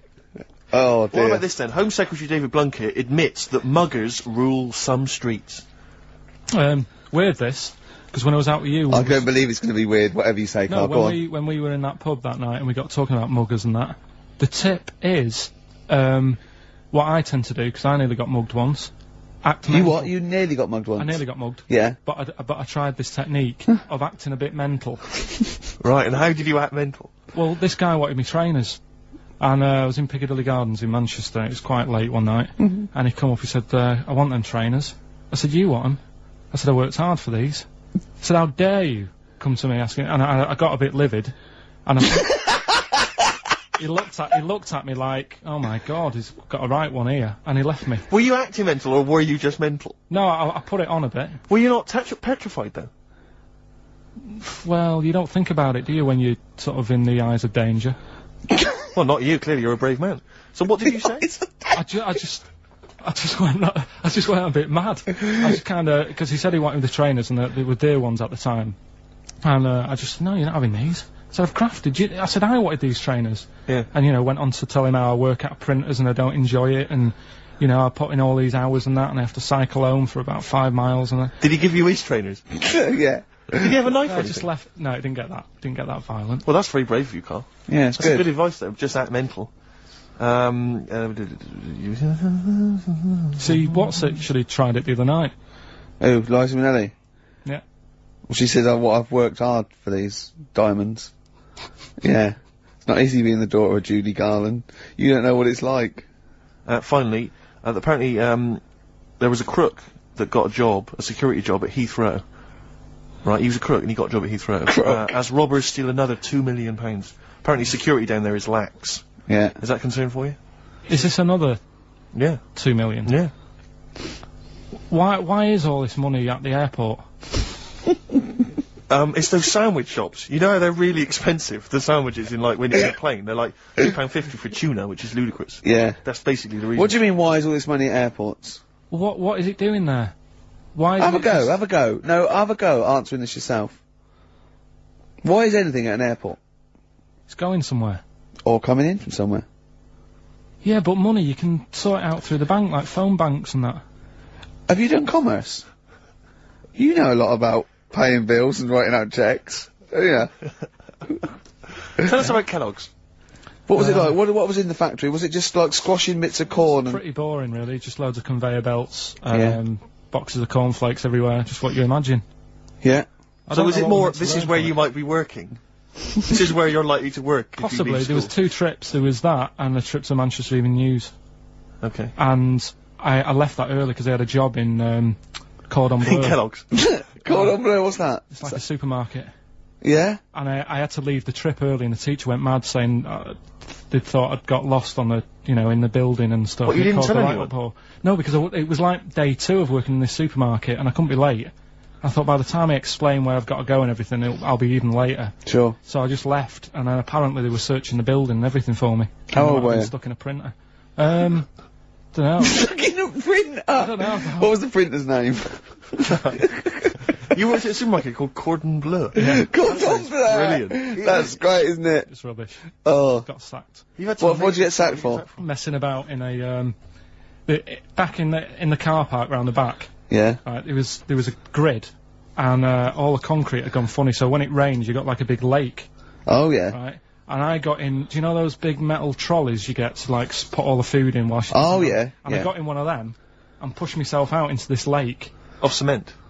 No, Of it water. was full Oh, it of was water water, 'cause it'd been right, raining. right. And I got stuck in the middle, right? And the boss was like, "Where's Carl? He's meant to be doing, you know, facing up the beams." And I was like, You were stranded in a lake. So someone said, "Oh, I saw him messing about out the back." He came out and saw me stuck in the middle of this lake in in a trolley, and he said, "Get back in." I said, Would you say, no, I'm filming sharks? I said, "It's too deep. I can't get out. You'll have to pass me something." And he said, "I'm not passing you nothing." He said, "You can get out of there and walk through it." I said, "I'm not. I've got my trainers on, probably the same ones." Yeah, you've risked actually." your life for them. Yeah. I said, "I'm not getting these wet." I said, he said, "What are you going to do?" I said, "I'm going to wait for the water to go down the grid." He said, "The grid's blocked. Now get out or you're sacked." I said, "Well, I'm not getting out." He said, "Right, you're sacked." So you were sacked? How long did you have to wait for the water to go down the In grid? the end, I did get bored, and I sort of did a bit of a leap and a jump and got 1 foot wet. How long were you waiting? In about half an hour. Just think of it. Just think. I mean, how did he get himself into that situation? That's fantastic. Should we play a record? Oh, definitely, definitely. That's a Your choice. joy. Oh, you're an absolute pleasure. More White Van Man next time on the show. Electric Soft Parade. I keep trying to get the album for free from you, Carl. You've not sorted me out yet. I have to rely on other people to give me different copies No, of I the did different try. tracks. I'll keep trying. Please do. This is one called There's a Silence, Electric Soft Parade. Gomez and Shot on XFM 101.9. Sorry, I was going to tell Steve something. Talk amongst yourselves. When you were out there, Johnny Mango phoned up and said to Carl, "Come on, when are we going to do this thing?" And Carl got all nervous. Right, and he went, "You don't want to do it, do you?" He said, "Well, it's going to get out of hand. I just wanted to go as high as a tree." And He went, well, you can. We just hold you down with a rope. He went, yeah, but he said, but when the crowd are there and they're all screaming higher, higher, I'll feel the pressure and have to go along with it. What crowd? What crowd is this? Higher. No, higher. We don't live in a medieval era. There's not going to be dancing bears and tumbling midgets. Well, I don't know, that's an idea. Hold on. If there's anyone got any of those. Tumbling midgets would be amazing. Yeah. Definitely. Less balloons, cheaper to do. Oh, you're going up. No, you're going up with them. No, you're going up with them, not just, no. With a midget under either arm. It's brilliant. Yeah. Oh dear. Oh, it's time for your, the re-education of Karl Pilkington. This week Karl was studying, the life and times of Winston Churchill. What did you make of it, Karl? What did Churchill do for Right, you? well, last week I made a bit of an error with Hitler. Yeah, you Go on, just why? I tried to remember too much, and it was way too much for me. Sure. So what I've done this week, sort of flicked through, got a few of them basic facts. Yeah. And what I've learned, right, bit weird the way all these people have something in common, that they're all a bit weird when they're younger. Okay. They've Go got on, some sort of illness. Go on. Well, you know, Rasputin, he wasn't well as a kid. Yep. Che Guevara. Oh, this is Rasputin, the mad monk, wasn't well. Yeah. Yeah. Che Guevara. Asthma. Really bad asthma. Mm. Hitler, he was Only a one ball. bit mental. Only one- His mother He was got a bit mental. That could be libelous. Yeah. And who've we done? And Churchill. Yeah. Very you got lost weak, there. very weak child. Was he? He only spoke to his dad 4 times in his whole lifetime. Really? Yeah, didn't get on with his dad. Right. And I think one of the times when his dad spoke to him, he was having a go, saying he didn't do as well in the army as he wanted him to. Right. So that's pretty sad bit I picked up of it. Yeah. Anyway, So that spurred him on, anyway. yeah. I'm not going in all the ins and outs. Very important bloke. Okay. No, seriously. I mean, Yeah. your dad bought the tapes, didn't he? Yes. And I can understand why. Because he did change a lot for us. You know what I mean? We wouldn't be sat here now talking like this. Why? We could have been German. Yep. He didn't let that happen. No. Everyone had a go at him, right? When I think it was Chamberlain who was in power, Yeah. and he was like saying, "Don't be trusting that Hitler," Yeah. you know. And everyone was like, "Look, stop causing trouble." Chamberlain sorted it out, you know. He sorted out a peace agreement, Yeah. and he was like, "No, I don't trust him." And everyone's like, "Oh, you know, you're just causing trouble." You know, everyone else is happy. Then it turned out that Hitler did actually do the dirty, Yeah. and try and come over. I remember didn't he do something? He started a war or There was a something. conflict of some kind. Yeah, Yeah. started a problem, and everyone went, "Hang on a minute, that Churchill knew what he was talking about. Yeah. Yeah. Get him back in charge." Sure. And they got him in, and Hitler was scared of him because he knew that he wasn't going to be having any lies or anything. He couldn't try it on with Churchill. Yeah. And, Especially when he was a little bit pissed up and coked and with Who a big was? cigar. Churchill. He wasn't he wasn't doing that. I think a lot were during the war, in the war cabinet. I think they had to have things to keep him awake all night and stuff. And he certainly liked a brandy. Rick, Winston Churchill was coked up, was he? I mean, sorry, this is something I wasn't aware of. If there are any historians listening, if I'm wrong, I'm Was that very in the sorry. World at War? No, I don't Winston think so. Churchill was- I don't think Historians or experts on war did Churchill and not some of the other people during I think the First and Second World War take a little bit of cocaine? So when it said that Hitler, Doctors certainly used to. Hitler liked cakes, would they be like the funny sort of cakes? No, he probably did like a little bit of Madeira cake. Right. Yeah, there's probably nothing like that. Sorry, carry on. So anyway, He beat the Bosch. yeah, did all that. Oh, that's steady on. His personal life's nothing to do with it. And the most amazing bit is, right, he wasn't fit, and he had a couple of Well, strokes. he's a good-looking bloke in many ways. No, he had a couple of strokes, but he had a stroke on, say... See, we've had that. He that beat the really- Bosch. He we likes talked to have a about couple of beating the Bosch, strokes. yeah. Let's not get into innuendo, Carl. It's stupid. Right, say he had like a stroke on a Tuesday.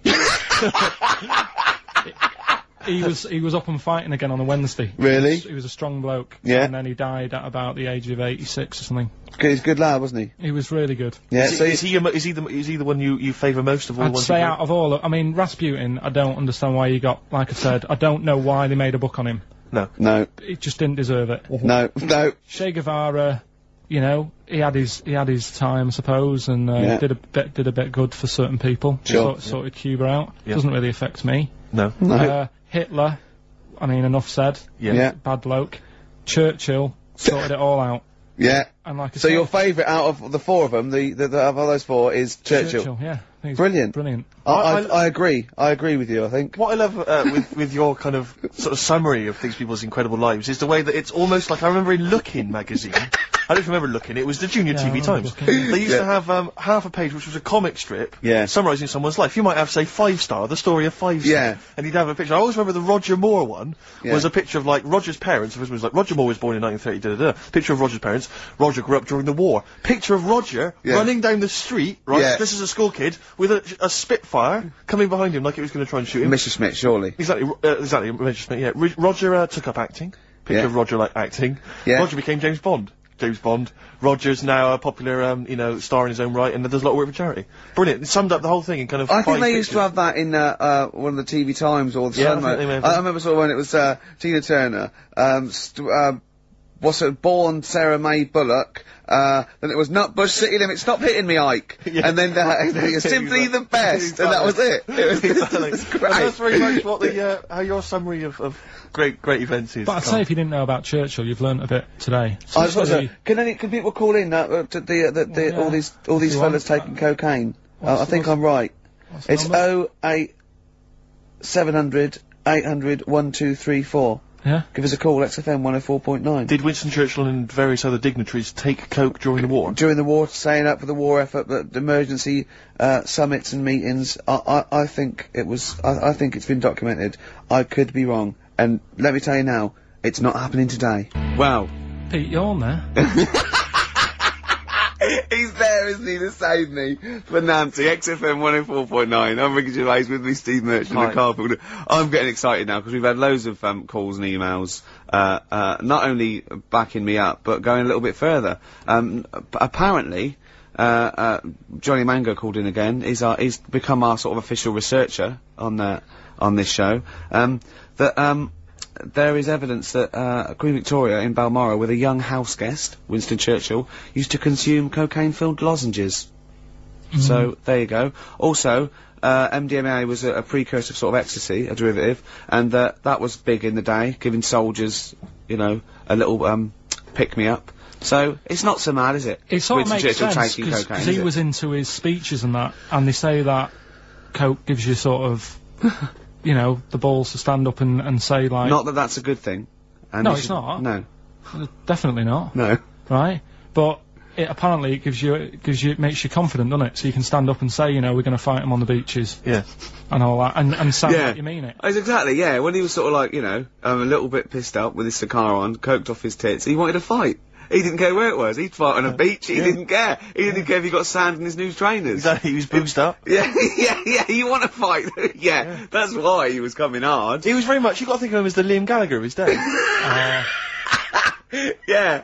Oh dear. Bad. Are we allowed to talk about this? I mean, I don't mean in terms of referencing drugs, but are we allowed to, is this like libelous to Winston Churchill? One, Or you his can't family. libel the dead. Yeah, but Two, can you- it's a is lot that of only it- in America, We're, maybe? I'm asking, and we're not saying, two, I think you'd probably going to do also a fair comment. Three, we say we were joking. Yeah. 4, it's a satire. Yeah. 5, we love him. 5, we're not condoning drugs in any way. 6, this is Dermot O'Leary's show.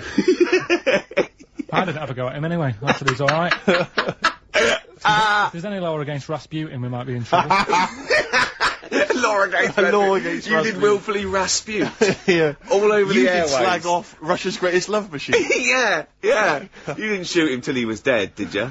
Oh, put some poison into his I'll tell you wine. this, if there's any other historical questions that people want answered, then we're the men, because really, with the three of us, our knowledge of the fact that the Hindenburg was filled with helium, yeah. the kind of coke habits and various drug habits of Britain's most famous political leader, Yeah. we've got the answers to all of it. Einstein, Go on. I found out in the week that he didn't talk till he was 6.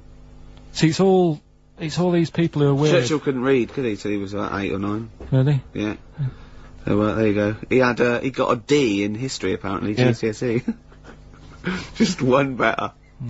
No, but, Karl, called me in the week, and he was a little bit stressed, because he's had a bad week now. He got stressed about Hitler and Churchill, and I said, well, we're chill out a little bit, and I'll teach him something a little bit, cosier. And I said, like, what about animals?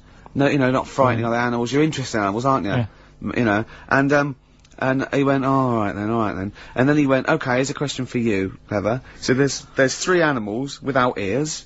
He said, and I've told you one. And I went, well, that's the snake, because he was talking about the snake. I went, hold on, Carl, there's loads of animals without ears. He went, there's not, there's 3. I went, there's loads. I said, jellyfish, worms, single-cell protozoa, peripherous, but he went, oh, what are you talking about? What are you talking about? Animals, proper animals. I went, they are animals. He went, no, proper animals. And I went, do you mean mammals? He went, what are you on about? I said, are these animals, have they got legs, and are they fur-bearing, right? And he went, one is. They've got legs, I went, I don't know, I give up. He went, right, the turtle. I went, right, yeah. And he went, and the bumblebee. He said, that's the one with fur. That's the one with fur. The one, what are you thinking? What is in your head, Carl? Which has got the most fur, a bee or a turtle? It's not fur. What is it? Well, it's, you know... He's done you there, Gervais. Pseudo hairs, isn't it? It's like it's a hair, it's a keratin thing. It's not like we have, like mammals grow fur. Do you know what I mean? Yeah. He's not convinced. So go when on, we say that, when we say like fur, mammals are warm-blooded creatures. Yeah. Often, usually placental, there's a few exceptions, right, that give their milk to their young, nurture their young, and they have fur. Have you heard about oysters? Oysters. They're 1 minute they're a man, then they're a woman, then they're a man again. Like Eddie Izzard. Now that's libelous. He's a transvestite, could I say. He's not a transsexual. Let's say that straight away. I'm retracting that. Right, go on then, give us What? some more facts. No, I've got you, Aesop's Fables. No, but you had some more facts you told me that were dead good. I just wondered if Steve knew them. What? What do you want to know?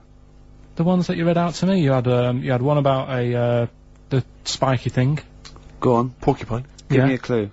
How many spikes has a porcupine got? Dunno. How many was it? I think it was about 10,000. But these aren't the most interesting facts, are they? It's alright.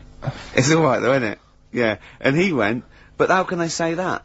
You could say that, you know, we've got a certain amount of hairs in our head. I went 100,000 average. He went, yeah, but I haven't. So how do we know that that porcupine that they've counted is the same for all of them? Might have had alopecia. yeah, he might be a particularly hairy one. You know what I mean? Right, you've got to, do you know what a fable is? I tried to explain briefly. Do you know what a fable is? Got Carl? a rough idea.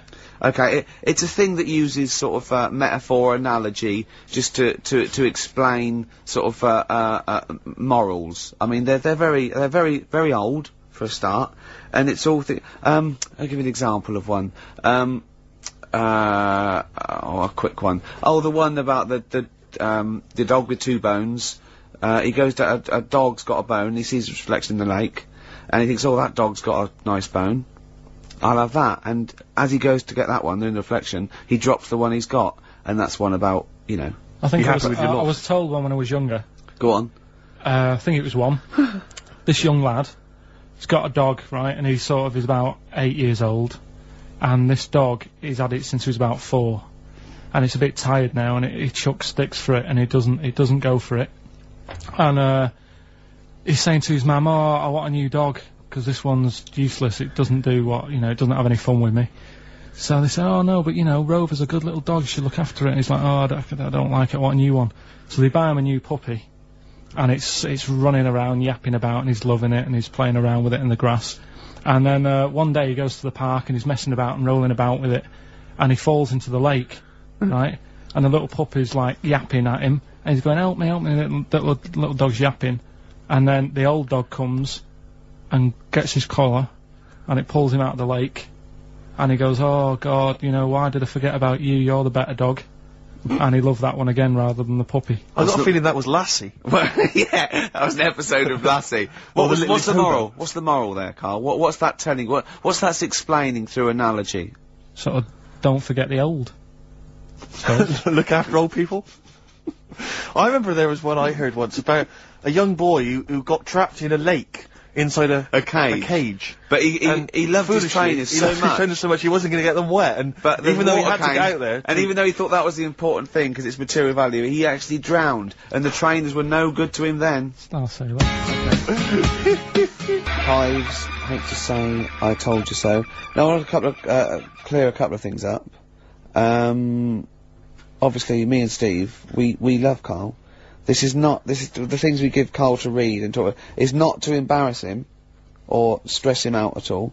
We genuinely like his view of the world. Yep. In fact, we did an interview yesterday with a bloke from the Standard who really liked the show and said, "Do you like Karl? Because you take the piss out of him a lot." You know, we just like to say we love Karl. I said to that bloke, I said, "It's like I've got a new kitten. I can't wait to get in and see his little face on Saturdays," didn't I? Yes.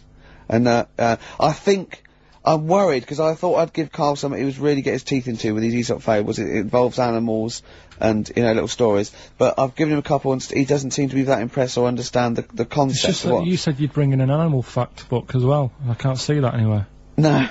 Well, you can only read one book at a time, can't you? Why didn't you bring the other one in first? Well, it's big. I've got to work my way up to it. I'll probably have to get a cab. Because it's a bit big. Now listen, I'll give this one. This is an easy one. Now just think, right? Think just what it means. They're not that hidden. They're not that cryptic. Just think what this means, okay? Okay. When the hares addressed a public meeting and claimed that all should have fair shares, the lions answered, "A good speech, hairy feet, but it lacks claws and teeth such as we have." How would you use that? No. What do you think that means? This is translated from the, I don't know, Greek or something, I don't know.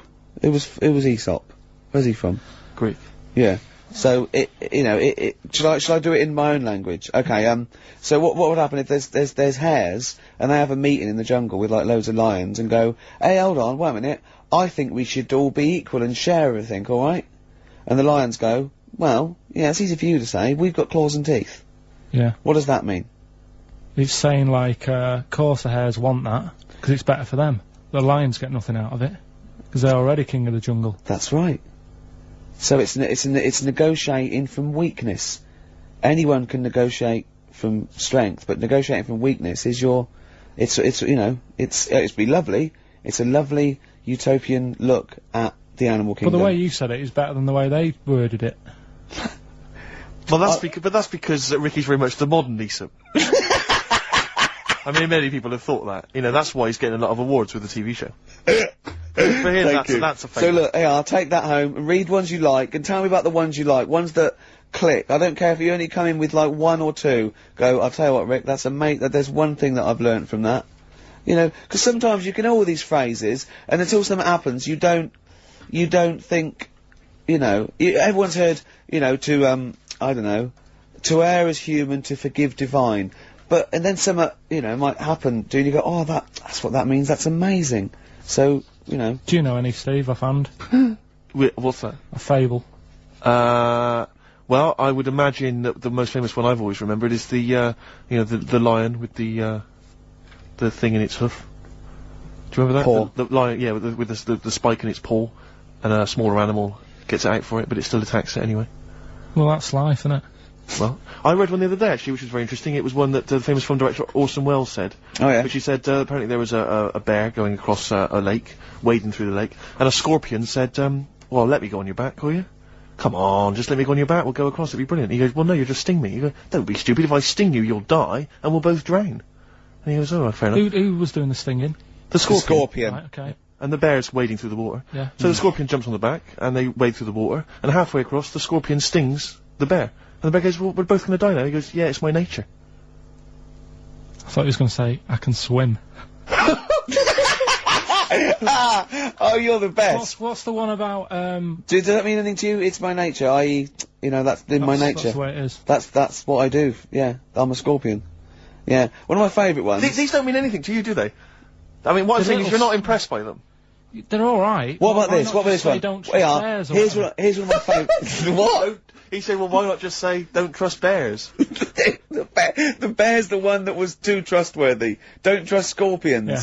Right, here's one of my favourite ones of all time, okay? A lion is dying, he's an old lion, he's in the front of his cave, and all the animals come around, like the foxes and the hyenas, and the rabbits, and they're all taking the piss out of him, and they're laughing at him, and they're laughing at him, going, "You can't fight us now," and just before he dies, he goes, "Fine, but I was a lion once." What does that mean? Don't know. Well, he's saying it's better to have lived and had what I had, because I was great, if only for a short time, and you lot are still alive, but you're nothing. You're rabbits and hares. I was a lion once, so, you know, I'm Are they happy. always using animals for these stories? Well, yeah, I could change it to refrigerators and household appliances if it would make it help, but animals, you know. I remember the one about being ill a lot, and you say something about, Go on. you know, if you keep doing that, if you keep having time off, I won't believe you. That's the boy who cried wolf. Is that right? Yeah. Do you know that Have one? you heard the famous one? This is possibly the most powerful one. When you're pulling a face, and they say, well, if you Wind keep doing sticks. that, the wind changes. I've You heard gotta stay that. like that. Because you know that's scientifically proven. That is. That can happen. That can happen. Should we have hip hop hooray? Are Yeah. you queued up for that? No, but go on, you, Carl, sort it out, mate.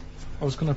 No, come on, this is what I asked you to play, mate. If you've not, you know, you're getting too big for your boots now with your showbiz lifestyle. You're not paying Yeah. attention, are you? You're not playing Yeah. the records we want you to play. Heat magazine's favourite. Yeah. Okay, so, Oh, you dropped that, the you CD embarrassed now, that's yourself. clumsy. Oh. You know, you're, you know, with the big I name can't DJs, believe you're got not. to talk to him. Oh, Fables are great. He's not impressed, is he, Rick? No, I am. I mean, you know, once I take this book home tonight and that, and Yeah. have a read, I might change my mind on them next week. You're coming all stressed. And I'm not impressed with the ones you've been talking about, I must admit. Okay. Okay. Okay, Sure. this album is by this group Nerd, who are big hip-hop and R&B producers in the States. yeah. We've played a track from them in the past, Bobby James. This album's been re-recorded, I don't know why exactly, with live instruments. You don't get many R&B and hip-hop records now with live instruments, so it's pretty... It's all computers, isn't it, Steve, these That's true days, and enough. drum machines. And there is a forthcoming single. I suspect it might be this track, Rockstar. I'm not going to play that. I'm going to play track 2, Things Are Gonna Get Better. New Order, here to stay. Sadly, we're not here to stay, Steve. We've only got about 2 more minutes. That's true enough. Yeah? Well, I think that's just time for some interesting facts that Johnny Mango, our researcher from loosecontrol.com, has emailed us. A few familiar ones, favourite ones of yours, I think. Go on. Any ones I don't know, though? I think you know this one, don't you? A pig's orgasm lasts for 30 minutes. I know. And, a pig can't actually look directly up. What can thought look so directly after up. 30 minutes of coming? No, absolutely. Daddy, be careful here. That's incredible. Remember what happened to Tom Binns? Go on. Humans and dolphins are the only species that have sex for pleasure. Bonobos do as well, they've rediscovered. Which is a, Bonobo? Yeah, a bonobo? a chimpanzee, like a chimpanzee. Right. So, yeah. So it's 3 now. Can't believe dolphins are getting They're more 3, active. they're all at it now. Dolphins get Yeah. Polar bears are left-handed. Yeah. True, yeah. Extraordinary. I don't quite know how they worked that out. Did they give them spelling tests? Or writing tests? Oh yeah, they probably just do it. It's probably the paw they use to hide up the black nose during a hunt. Of course, Yeah. of course. Some lions mate over 50 times a day. Yeah, not every day of the year. Okay, they don't do that every day. No. Okay, because again, I'm worried. No. It's like, you know, I didn't think that dolphins... What day of the year do you do it 50 times? What, is it? It's coming up to it. It's April, isn't it? You'd like to get out there. I have a special day, yeah. Yeah. Maybe we could coincide that with the balloon event. It'll just be me quietly humping in the corner. Volunteers, welcome to email now, you know. And all the proceeds go to charity. If you are a desperate lioness. Exactly. Yeah. Butterflies taste with their feet. I didn't know that. Interesting. I didn't know that. That is interesting. But they don't eat much, do they? Because they only live a day. Good point. They wouldn't need to eat. An ostrich's eye is bigger than its brain. Yeah, I knew that. Yeah. That's extraordinary. That is, yeah. And the, But Carl, how big are your eyes? cruel. Finally, I think we've discussed this before, haven't we? A cockroach will live 9 days without its head Yeah. before it starves to death. Yeah, that's only because it can't get water and food. Yeah, it would be quite happy going around doing its normal things. Yeah. I mean, Probably to work. If you're just as good without your head as with your head, May as well not have a head. I don't see the point. Well, that was thanks to Johnny Mango there of what's his website called? Who's turned into a sort of volunteered researcher. Yeah. He's very fast. very quick. Loosecontrol.com. Can I just say as well, we've had lots of emails from different people just saying they enjoyed the show and offering little tidbits and things. Nick Wilson, Sarah and Lauren, Ken, Dan, Jane, she wanted some Ash, we didn't play Ash, never mind. Lee, Jez, Derry, there's loads of people there. Well, I'm gonna, again, we were talking earlier about, you know, you not caring about being like a geek or a freak Oh, or right, not it's not. trendy. No, I'm just saying. I am trendy, yeah. And I know, yeah. And I'm going to play a bit of an easy listening. I apologise to those people who still tune in and expect to hear 2 hours of new metal or gorillas. And this is a very old-fashioned, lovely tune. It's Bread. I hope you enjoy it. Ladies and gentlemen, please welcome to the stage, Bread. Bread. New Order, here to stay on XFM 104.9. I'm Ricky Gervais. With me. We're here to stay. Yeah. For the next 2 hours. Yeah. Alright. That's Steve Merchant there. Hello there. We're with our producer here, Karl Pilkington. We'll be talking to Karl a little bit later because we've got to have his thoughts on Aesop's fables, continuing the education of Karl. We've got some great music coming up, haven't Bloody we? good music. A little bit of, what have we got? Like Happy Mondays. Badly Drawn Boy. Yeah, all that. Bob Dylan. All sorts. All sorts coming up. Yeah, Rick, I don't know, I just wanted to bring your attention to this. Someone passed this on to me. It's from the Guardian's media website. There has a sort of website that's dedicated to kind of media Is information. this about our complaint? Well, the headline is Comedian Rapped Over Radio Innuendo. Right. Jessica Hodgson has written the article. Go on. Are you familiar with this? Have you Well, seen be this? careful now because we actually got a complaint, and a lot of people don't know this. We got a complaint upheld, and Well, all of this we're very sorry. We didn't mean to offend, and it was a while ago. So we are going to be very careful. Carl's getting very nervous. We're just going to read out. We're not going to editorialise, Karl. We're just going to read out what the Guardian printed about us. All right? Okay. Comedian Ricky Gervais has had a dressing down from a broadcasting watchdog for his repeated use of the word cock in a lunchtime radio show. That's all right. That's what That's it says. fine, Karl. that's what it- I He's just- not, this he's not is- going to say this it is again. He's news. not. Yeah. Go Imagine this is the news and on. I'm reading it. Yeah. The Broadcasting Standards Commission upheld a complaint against the comedian for coarse sexual innuendo Yeah. in the programme on London station XFM. The Commission acknowledged that the presenter's remarks were intended to be humorous, but took the view that the amount and detail of the coarse sexual innuendo had exceeded acceptable boundaries for broadcast, said the BSC in a statement. The complaint objected to a section in the comic's Saturday afternoon show when he discussed the different meanings of the word cock. Gervais wondered aloud whether the word was acceptable when discussing birds, but not the male sexual organ. A BSC spokesman said the comedian went on and on about it for nearly 5 minutes. XFM, a self-styled alternative radio station, said in its defence that its remit was to provide cutting-edge programmes for a youth audience. The station said the programme's brief was to include elements of alternative comedy within certain shows that would not fit within a more mainstream radio station format. In this particular show, it was not the presenter's intention to shock when they took a humorous look at how the English language could be construed in different ways within different contexts.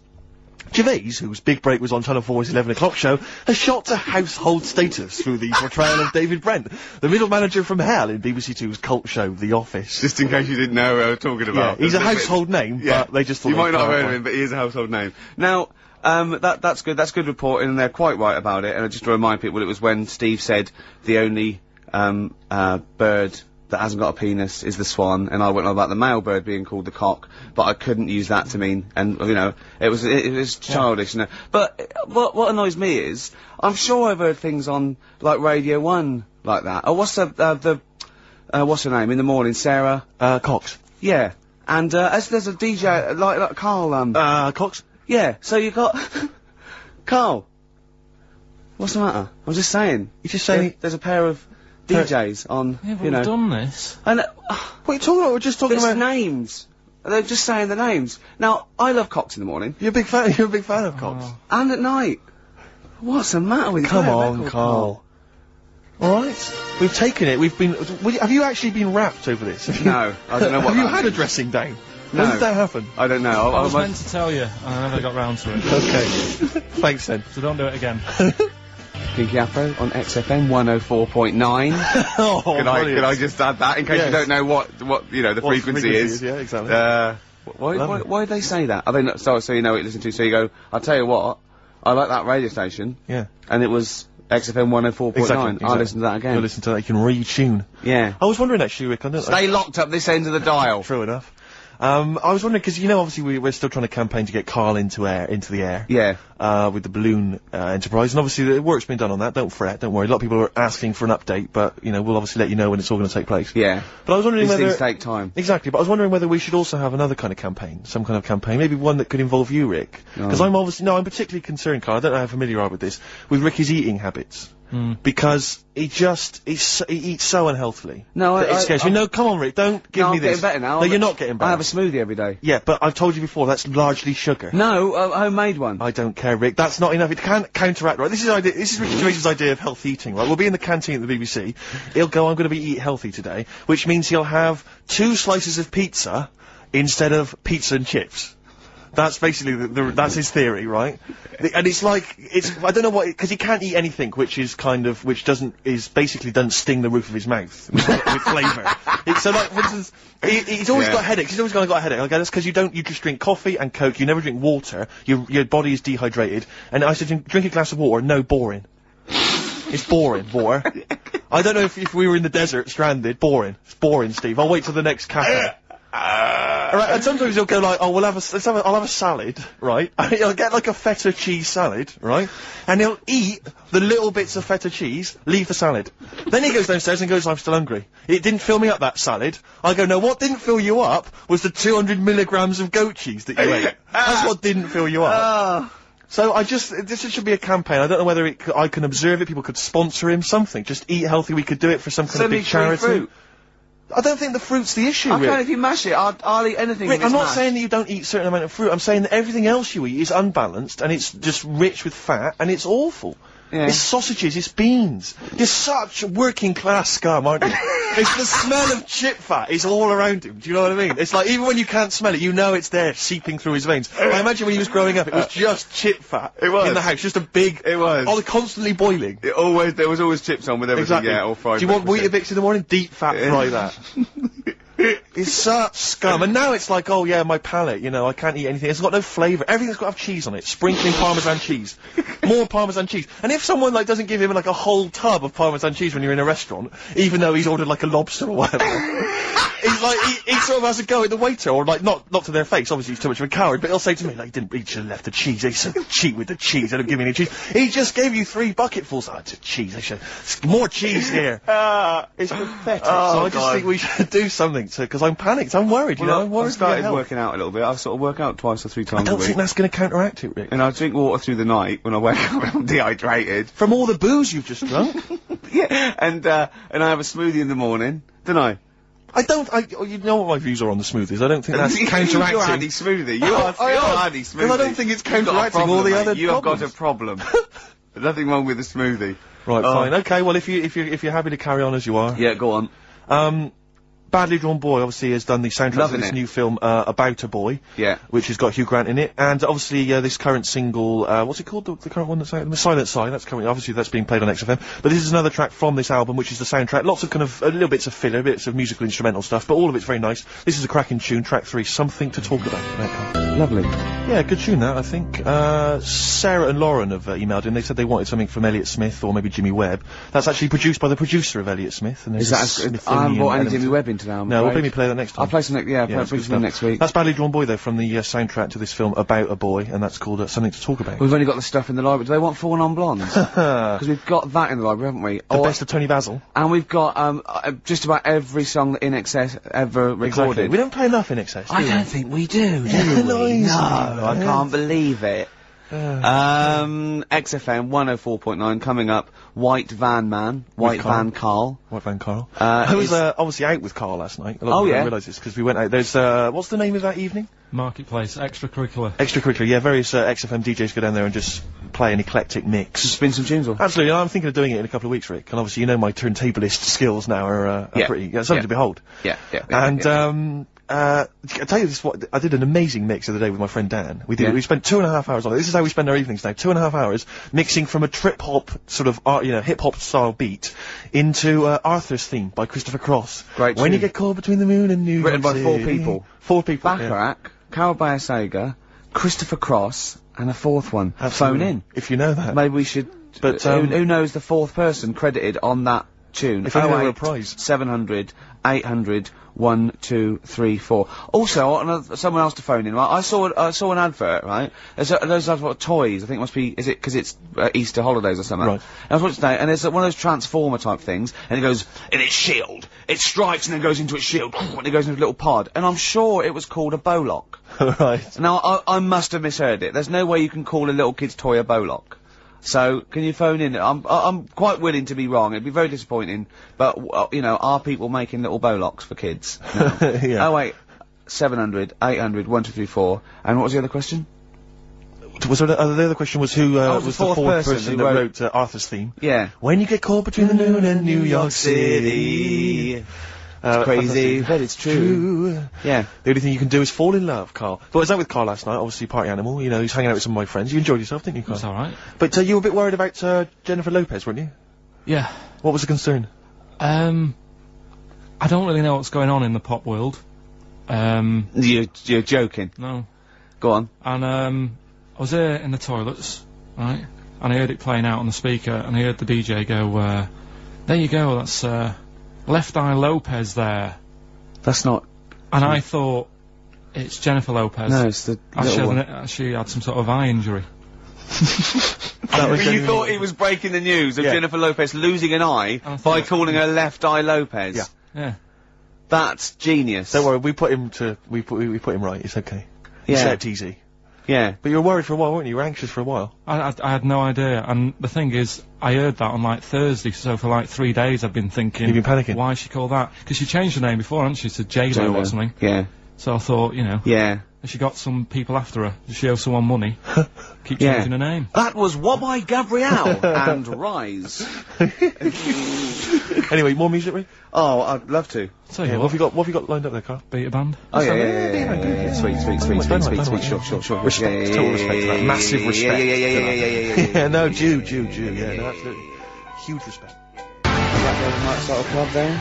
Spread your love on XFM 104.9. I'm loving this, Steve. It's a lovely day. Yeah. We're playing some great music. We're playing some great tunes, aren't we? Absolutely. We're having some great chat. Yeah. So, let's carry on. Let's continue. Well, absolutely. Well, obviously, Carl was out with me last night, and he saw that I'm, you know, he knows I'm a ladies' man, and that was obvious, Carl. You could see the vibe around me, couldn't you, when the chicks were talking to me.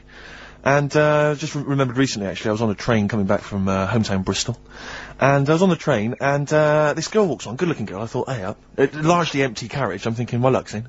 You know, 'cause I take every opportunity, Carl. That's the thing about me. You know, I don't choose. She was a good-looking girl. She sat down. I thought, she sat down right near me. I thought, brilliant. As, this guy comes up behind her, and says, I think it's probably a boyfriend or something, sits down next to her. And I listened in on the conversation, you know, obviously, because I'm pretending to read. It was very clever. I read the same page for hours. I was pretending to listen. I was listening, but pretending to read. And, I realised that it's not her boyfriend or anything. It's just some guy she's met on the platform. And I'm thinking, brilliant. If she's the kind of girl who's just going to start talking to someone, you know, on a platform, on a train, brilliant, I'm going to be in here. Because he was only going one stop. So I'm thinking, what's the worst that can happen? He'll nick off, you know, I'll get chatting to her, you know, and, who knows, I could join the... is there a train equivalent? Foot High Club. The Foot High Club, brilliant. And, so I'm excited, you know, I'm listening in. And, it turns out that they're both kind of, graduates who've just finished university, or they're coming to their finals or something. And they're chatting away, you know, and he's making a couple of witticisms, you know, and she's kind of tittering at his jokes. I'm thinking, well, I'll tell you this, if she's laughing at this kind of material, I am gonna blow her away, you know, with my kind of anecdotes and wry observations, you know. 'Cause it was weak stuff, I gotta be honest. Really? He was coming out with nothing. He was running on empty, as far as I'm concerned. Yeah. And she was loving it. So I'm thinking, brilliant, I'm gonna be right in here.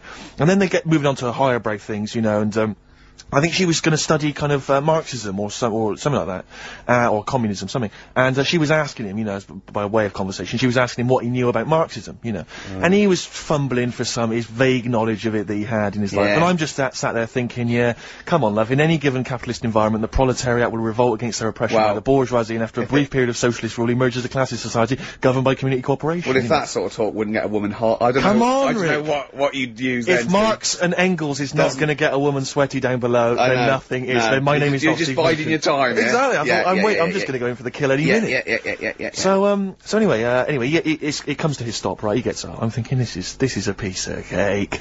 And he gets off, and off he goes. He walks off. And I'm thinking, brilliant. And I thought, I'll wait till the train's pulled away. I'm not going to leap in straight away. No. And he comes back on the carriage. And I'm thinking, hang on a minute. He goes, listen, do you mind if I give you my email address? Oh. Right? And if you want to get in touch, email me. I'm thinking, come on, you loser. Get off now. Save your face, please, before it's too much. And she accepts the email address because she obviously doesn't want to hurt his feelings, whatever. I'm thinking, fair enough. She's a good woman. I'm liking her. I'm loving her. I'm thinking, that's my kind of girl. So anyway, he gets off. I'm sat there, the train pulls away. I'm thinking, yeah, I'll wait a few minutes, you know, I'll just, you know, give it some time. Her phone rings. It's her friend on the phone. And, she starts saying, and I was listening in, and she was going, yeah, just met a guy on the train. I'm thinking, yeah, that's true enough. She goes, yeah, he was a good-looking guy. I thought, you're having a laugh, love. To be honest. Because I was looking at him, and she said to her friend, he looks a bit like tennis player Boris Becker. I thought, well, you should be so lucky. Frankly, because I saw him, he had awful facial hair, if that's what makes him look like Boris Becker. Terrible little goatee beard, it was laughable. I thought, I don't know, and then she goes to think, and she's like, yeah, I met him, we got chatting and stuff, you know, and she was going, it's not often that you meet someone, you know, generally in life, who's, you know, kind of thoughtful and intelligent and funny, I thought to myself, I'm not even going to waste my time with you, love. Frankly, if that's what you thought of him.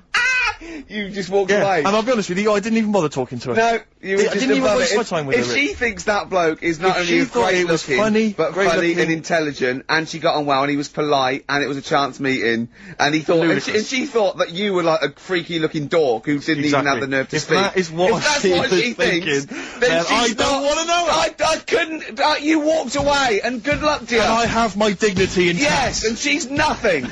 Travis, Flowers in the Window on XFM 104.9.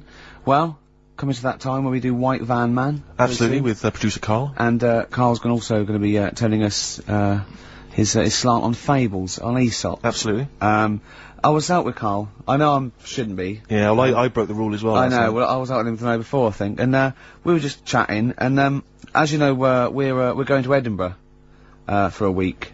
Yeah, that's all three of us. That's all three of us. Yeah. There wasn't. I just wondered for a minute if there was some arrangement you two had made, like next weekend, just popping out there seeing the sights. Yeah. No, we're going to do a week's broadcasting from the Edinburgh Festival. And, you know, and Carl's going, I bet you lie in, don't you, and all this. And I was going, well, yeah. He's going, well, he wants to be up at 9:30 and out looking at the sights, you know what I mean? Yeah. But anyway, and I said, have you ever had haggis? And he went, it's black pudding in it. I went, no, it's mince. He went, I like mince. I went, yeah, but wait, it's mince in a sheep's stomach, right? And he went, what, they force feed a sheep, then kill it? Imagine that, Carl. It makes sense, though, doesn't it? No, it doesn't make sense. They force feed a sheep mince, and then kill it till its stomach's nice and full, and they go, oh, this one's full, kill it, before it starts digesting it. Of course they don't. It's a membrane they've... And the other one, he was talking about, like, he likes Richmond Park. He goes, I like to see all the deers. I went, it's deers, plural, you don't need to say deers. I try and educate whenever I can. What's that one? I said, the deer is already plural. yeah, deer is plural. I said, that, you know, like sheep or fish, so you can say fishes. And we were laughing at it. I said, do you know the, plural of, mongoose? Because a lot of people think it would be mongoose. It's not, it's mongooses. Do you know what Carl said? Plural of mongoose. Mongoose, yes. Plural of mongoose. It's worth a competition. No, it's not, no. No, go on. Carl, what did you think the plural of mongoose was? Mongs. Play a record after this White Van Man. Do you want to play, Oh, let's play a bit of Dylan, yeah. This is a beautiful track. It's Just Like a Woman. Well, I think that's a beautiful record. It's by Bob Dylan, and it's Just Like a Woman. And Carl went. He's got his headphones on, so he's speaking a bit loud. The harmonica's playing. In a whiny mank accent when the harmonica's going. That's an annoying sound, that, isn't it? God. Oh, bless Bob him. Dylan there. An annoying sound there. did you hear about... The annoying sound of Bob Dylan. That could be a new album. Yeah, yeah. Just that sort of sound always reminds me of, a one-man band. Yeah. Have you heard the story about Leo Sayer with his song One Man Band? No? Years ago. What year was, oh, God. I'm in the mood for dancing. What's the song that he did about a one-man I'm band? a one-man band, it was called. Right, yeah. Funnily enough. Go Yeah, on. he did that, one-man band, and he was playing it at the Dominion Theatre. Yeah. And apparently, whenever he played, he sort of sang this song, he got the audience involved. And the line in it was, I'm a one-man band. Nobody knows or understands. Is anyone out there can lend me a hand Right. to my one-man He band? said that, and what he used to do, he used to reach out Oh, yeah. and grab people's hands, and then he'd walk down the middle. Anyway, he said, well, anyone lend me a hand? He stuck his hand out, grabbed like a hand, and was walking down. Everyone looked horrified, and some woman who had like a plastic hand, it had come off. And he was walking down the middle of like Dominion Theatre with his plastic hand in his hand. And he said, oh, it's a moment I won't forget. He knows how to tell a story, Leo Sayer. Right, well, it's time for White Van Man, which is where we ask Carl the questions that the Sun asks someone else. Exactly. It's an article in there where they ask them, you know, typical man on the street, the big questions of the day, gives them their platform to the nation, and we think this is just too good to let out, because we only care about one person's opinion in the country now. That's true enough. He's the K-man, and there he is. There he is, right. Carl, your thoughts, please, on Kylie Minogue slagging off Britney Spears for ignoring her fans at her premiere. Are you aware of that story? No, She go on. she got booed at her premiere of her new film, Britney, because she'd left her fans waiting for like an hour. Some of them had travelled up from Bristol, other parts of the country. 3,000 of them. Loads of them screaming for her. She just went straight into the theatre an hour late, just gave them a quick wave and straight in. Didn't even And they bother were to shake their crying hands. and sign any slagging her off. autographs. So they were booing. What do you think of that, Carl? And Kylie's obviously said that was actually outrageous, you know, and you should treat your fans with respect. What do you make of it? So she did wave. Then. Yeah, but literally as she was walking into the theatre. Was it raining? No, I don't think it was. He's like a defence lawyer who hasn't really read the brief. So I was He's just winging it. Judge, first, was it raining? No? Oh, shit, I was relying on that. Was it raining? Was she running late for the start of the film? Yes, but that's her own fault. I mean, the people are inside, they're not going to start the film without her. It's Britney Spears. Yeah. She could take some time out. You know, when Tom Cruise came here, he spent like an hour and a half shaking people's hands, talking to people on their mobile phones, all sorts. That's Tom Cruise. He's a bigger name than Britney. I know, but He's a smaller person, but he's a bigger name. What do people want from people? Do you know what I mean? Yeah, An autograph, things like that, a photo. This one's going nowhere, Steve. Is there another one? Fair enough. You know, it's not bad. If she had more time, she might have done it. I bet she would have done it on another day. I mean, I'm not feeling too good today. But you're going to still take time out to sign people's autographs, surely, when you leave the building. Yeah, there's always a bit of a crowd, isn't there? Next. Go on. What do you make of New York's ex-police chief saying we need more bobbies on the beat?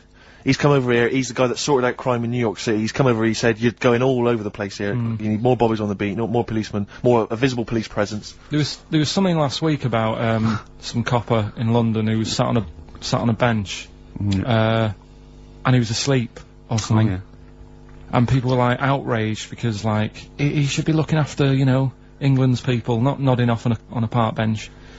Which is a bit daft because they were shouting he should be looking after England's people. Was this the 16th century you went back to? What do you think he should be looking after England's people? You know, wherever he was, if he was in like a park somewhere, yeah. they were like really annoyed because he was asleep. But sure. He'd probably undercover. Well, no, but the thing is, if there would have been any trouble, I'm sure he would have woke up. Yeah. If there was any sort of, if someone needed help and he screamed, he would have woke up. So I don't know why they were having a go at him. Yeah. And he might not have been there at all. So you know, it was yeah. He would probably have his radio turned on, didn't he? Yeah. Listening to Heart. So you're not concerned then that there's not the crime's going up? I think there's enough. I see quite a lot of them whizzing around. Okay. You're happy then? Yeah. As long as you're happy, Carl. So you don't think it's too much crime? No. Just the right amount of crime. Yeah. What about the fact that new gambling laws give Blackpool the green light to become a British Las Vegas? What do you make of that? Are you a gambler? Little bit when I go on holiday, like going in the arcade and having a little flutter. Sure. What's your favourite? I have a go on the fruit machines. Yeah. There's a good one called The Simpsons. Right. Is that your favourite? Yeah, it's quite good. Is that a tie-in with the TV show The Simpsons? Yeah. Okay. Will they make Blackpool the next Vegas? I don't think so. No, nor Can't do see I. it happening. No. You been to Blackpool? Yeah. What was it? It's a bit rank. Is it? It is a bit rough. Okay. Needs a lot of work doing on it. Yeah. No, that won't happen. Okay. And you're not worried about this encouraging gambling, generally? Gambling's not a vice you're concerned about? If you're a gambler, you're a gambler. Do you know what I mean? If Blackpool isn't done up, they'll go somewhere else to have a flutter. Sure. So it's not going to make any difference. Okay. No. Okay, jolly good. What do you make of the So Solid crew's Ashley Walters being jailed for 18 months? Obviously not a very good example to his young fans. He should have got more. Do you think? I had a dream about him the other night. Go on. About the group itself. Okay. I had a dream that... Were they all there? Because there's a lot of them. all of I couldn't remember all their faces to feature in a dream. I had a t-shirt on. He had etc. Exactly, yeah. Two of them, he had etc. Yeah. I had a t-shirt on. You had a t-shirt on? Yeah, and it said on my t-shirt, So Solid Poo. And I was walking down the street and they came towards me.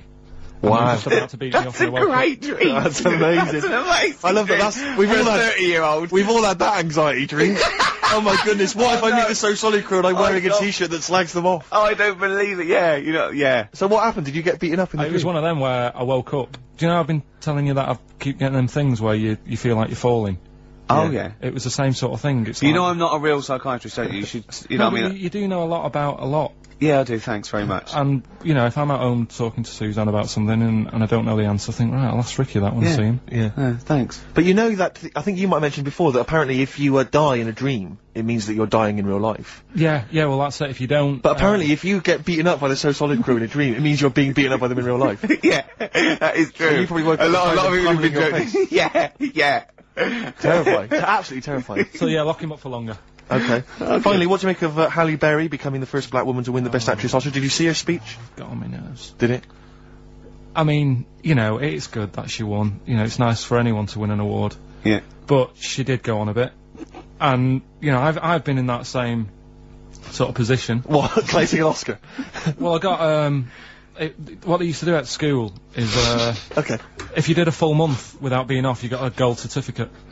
Okay. And I did a month once without having a day off. And Sure. I went up, and I didn't make a fuss. You didn't start crying. Can't play a record, mate. Well done, then. Were you the first kid in your school to do that?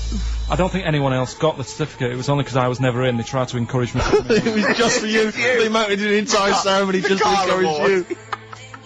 Wise words there from Bella Sebastian on XFM 104.9. I'm Rick Gervais, with me Steve Matchin. Hi, Steve. Well, I mean, it is indeed wise words, Rick. I'm worried that people are going to get out of the office now and into the sunshine and not be listening to the show. There's always the transistor radio. That's true enough. You're heading down to the park. Take me along. It is time. Keep it low, though. Don't want to irritate other people. No, I know, yeah. And if you do want to irritate him, spit on him, it's better. Exactly. And kick them and throw little rocks. Exactly. With me, Karl Pilkington.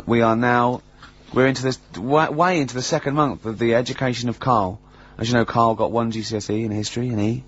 And, we've been cramming, haven't we? Oh, And, Rick, before you mention that, can go I on. just say something? Obviously we always do this thing with the Sun, White Van Man, where we read this thing out from the Sun and query, Karl. And I was out with some friends last night, and my friend Dan always listens to the show, and he said, Karl, you know, I love the bit when you answer the questions in the Sun. Why, do you ever know what the questions are before they're asked, or is that your first answer? And, Karl said, no, that is it. They don't let me see what the questions are first. They don't show them to me, and I always get really anxious and get really paranoid. And I was just wondering, have you seen the error there, Karl? Have you seen the mistake you've been making? Right? What You're do you think worried that you don't get the questions beforehand, right? What? How could you maybe combat that, do you think? How could you combat that if you're really nervous? You know, coming Maybe up you wanted like- to sort of have some views or ideas Well, beforehand. it's your error, isn't it? Do you know what I mean? It's your show. If you want to like take a chance with me. No. So His that's point not is the this: that if you're really worried about it, how could you get hold of those questions in advance? Is there any way you could get hold of those questions in advance? Yeah, but is it always in today's? Is it always in Saturdays? Yes, So they don't do that every day of the week. they do, but I always take it from this Saturday.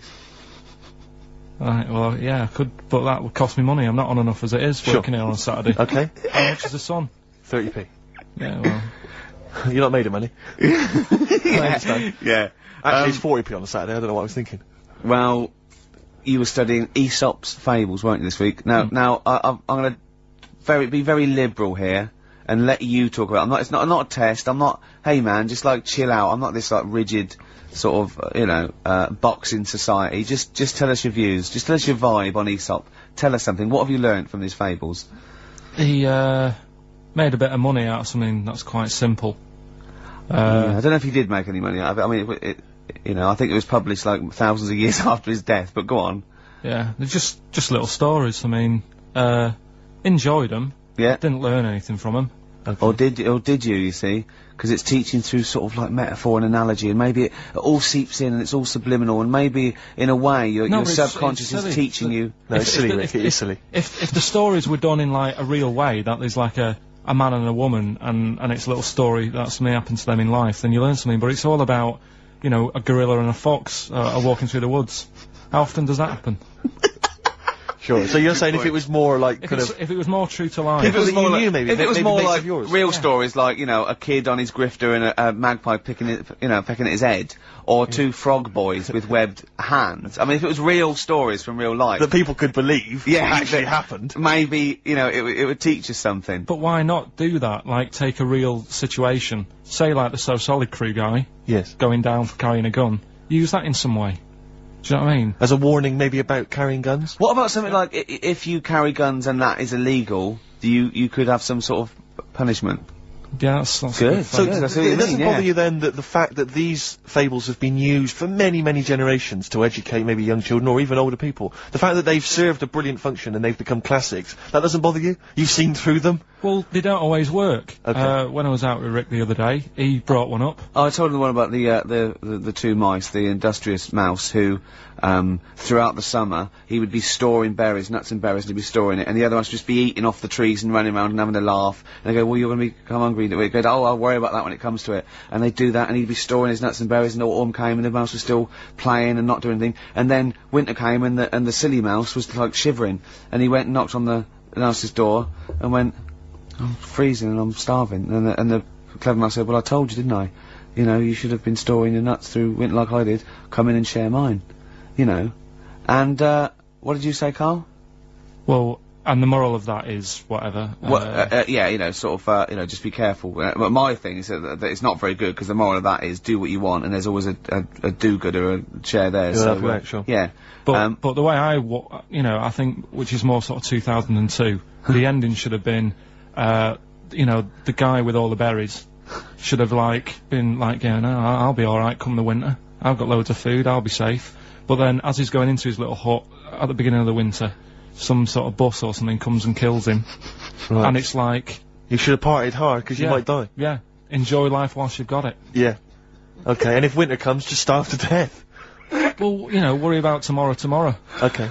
Okay. That's See, my I'm little wondering fable. if there's a new book here. I really am wondering if there's a Karl's Fables. He's been coming out with some all week. He keeps going, well, that's a fable, isn't it? Yeah. So what's your favourite fable in there? Have you learned anything from this book? To get, you know, is there one fable you liked? Yeah, I mean, What did you like? they're all alright. What did you like? You're throwing it on me now, there. Didn't you like one about a crab, you said? No, that was the one about messing about on a cliff edge or something. Don't mess about on a cliff edge. What was that? I don't know. There's not many around here, so I didn't take much interest in that one. You know what I mean? God. Um, I'm doing my best here. I'm You don't dying. remember yeah, any? here's one. Go on. Yeah, here's one that was quite nice. There was a belly, you know, like your stomach. Yeah. And it's this belly on a pair of legs. And the legs was saying, I'm more important than you because I carry you around. And the belly said, yeah, but, you know, if it weren't for me, holding all this food, you wouldn't have the energy to walk around. Yeah. And that means, like, you know, rather than working on your own, it's best to work in a team. Yeah. So, Well, the one similar to that I was taught when I was little was a vision of heaven and hell, and it went down to hell, and in hell, right, there was these people had like 20-foot long chopsticks, yeah. and they were getting their food, and they couldn't get the chopsticks into the food and get it round to their mouth because they were just too long. Right. Right, that was hell. And in heaven, they had exactly the same thing, but they were feeding each other. What? Right. You don't like Chinese food? Is that what you're concerned? Is that what your concern is, Carl? No, I'm just... The one I remember, and I can't remember the ending of it, it's about two nuns in a bath. Yeah, oh, I know. I can't remember what it is. Yeah, Remember that's that it, one? yeah. Or are they on a bike? That's two adventures. It's the same nuns, but they the go same through all nuns. sorts of adventures. They're normally quite erotic adventures. Well, they are. But there's one where they're driving down a cobbled street, I remember. Oh, go on. And then there's the other. Then, of course, they get Whalebones on XFM 104.9. I'm Ricky Gervais. With me, Steve Merchant, Hello and there. Carl. Well, Carl, I really don't think you got your teeth into the fables. Really, I don't think you. There wasn't anything to learn. I read a couple, thought, yeah, that's alright. And put it down again. There wasn't anything to learn. It was all stuff I knew already. But made up with nice little foxes and bears and stuff. So... Yeah. But that one about, like, that one we spoke about, like, when the hares are going, we should share all our food, and the lion said, that's a good argument, but it hasn't got the teeth and claws that we've got. That's lovely. Because it's sort of like, you know, that's an indictment on sort of, you know, you could say it's an anti-equality almost, you know, you could get really sort of deep into that. You know what I mean? You could, no? Big All right. philosophical ideas in a nutshell. Not interesting? No, not really. Okay. Okay then, well, you're gonna hate this then. I've brought in the concise Oxford Dictionary of Quotations. Now, just look at some of your favourites. I'd suggest going straight to things like, Wilde, or, Newton, or Churchill, or, You're a big fan of Keats. Churchill? Yeah, like oh Churchill. well, he's the boy. Yeah, right, okay, let's, go through that old Kramer, blah, blah. Newton, right, right, here's a famous one, okay? This is Isaac Newton. If I have seen further, it is by standing on the shoulders of giants. Do you like that one? So there's meaning in it. Yeah, yeah. Well, he hasn't actually stood on the shoulders of giants. So remember, he's an amazing inventor and mathematician, and he discovered the incredible laws of the universe, and he's saying, yeah, If you want a good view, move into a multi-story. he's saying, right, if I have seen further than the people, and he's being modest here, it's because I've stood on the shoulders of giants to get that view. If it weren't for all the people that have come before him, with their great insight and knowledge, he wouldn't have seen what he's seen. He's taken his learnings, and those people have given Why him just say that?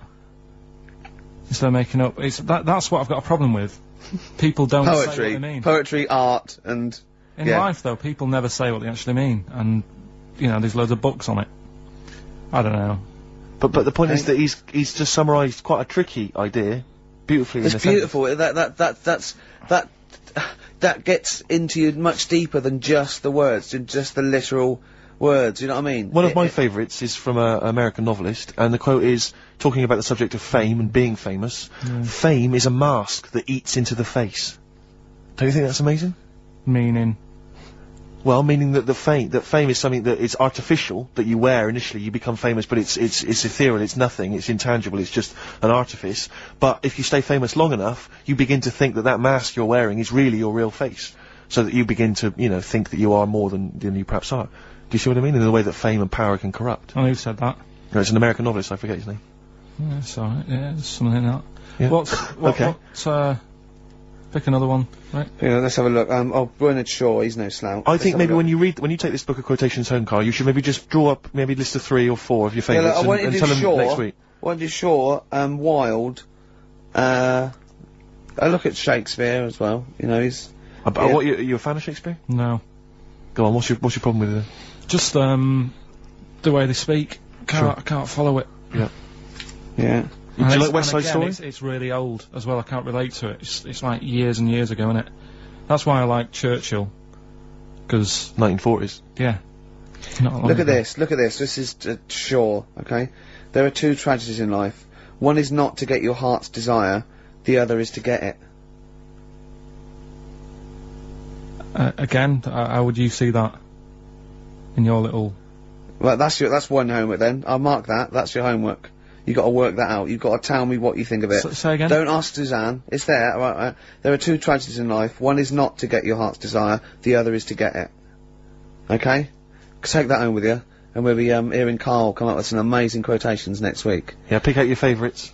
Now I'd like to play a song for the lovers while he's thinking. No, I don't think we've got the lovers lined up. Oh, what have we got? Bit of hip-hop. It's hip-hop hooray. Oh, is it? Yeah, everyone's a big fan. I played something from this last week. It's this new album from Nerd, In Search Of. It's been re-recorded by the lads, I don't know why. And anyway, it's particularly good. We played last week Things Are Getting Better. This is the one we have played with in the past, actually. Bobby James. Doves. There goes The Fear on XFM 104.9. Well, just read that book anyway. Could I just say, this is one of a beautiful, is Keats, right? What do you think of this? A thing of beauty is a joy forever. Its loveliness increases. It will never pass into nothingness. See, this is just like how it was at school now. The last couple of weeks I've been quite interested in what you've been giving me. Now it's really like, okay. I really don't care. Now what about this? Now I did philosophy, and philosophy is obviously the quest for knowledge, and look, listen to this though. This is what Keats came out with. Philosophy will clip an angel's wings. Isn't that beautiful? Yeah. Don't be constrained by what's, dream a little, you know what I mean? Just go beyond. I don't agree with it, but it's a lovely bit of poetry. Yes. Yeah? So you're gonna read that for me, are you, Carl? Yeah? Just pick out 5 of your favourites. Yeah. The ones that mean something to you. And then next week I'll bring you in pictures of animals. Brilliant. Okay? We'll do it. Okay, and some sweets. Rick, I've had a word with some of the top brass here. Or they had a word with me in the corridor. If you remember when we started... Did they say, who are you? Pretty much, yeah. Oi, 4 eyes. Yeah. And, no, they said they were saying that, obviously enjoy the show, they love it. And, they're just worried though that in the early days when we started the show, remember we were a lot more informative. We used to do the film reviews, there was things like the gig guide and stuff like that. Sure. Which we've kind of let go by the step of the wayside. Yeah, they want us to bring that. Well, no. exactly, so I just wanted... No, the gig guide, I was worried that, funnily enough, the XFM gig guide does not include some of the biggest bands in the world. Okay, all right. Or some of the best venues. That's what worried me. Look, Rick, But- just do what you're told, all right? Oh, There's, is it better? Has it there's got- the gig guide. It's Has got it some got big, It's better? got a Am lot I of big gonna be names on it. impressed? You're going to love the gig guide I this need a week. bet if this is going to be pretty Now, let's impressive. play the proper jingle. Okay. Okay.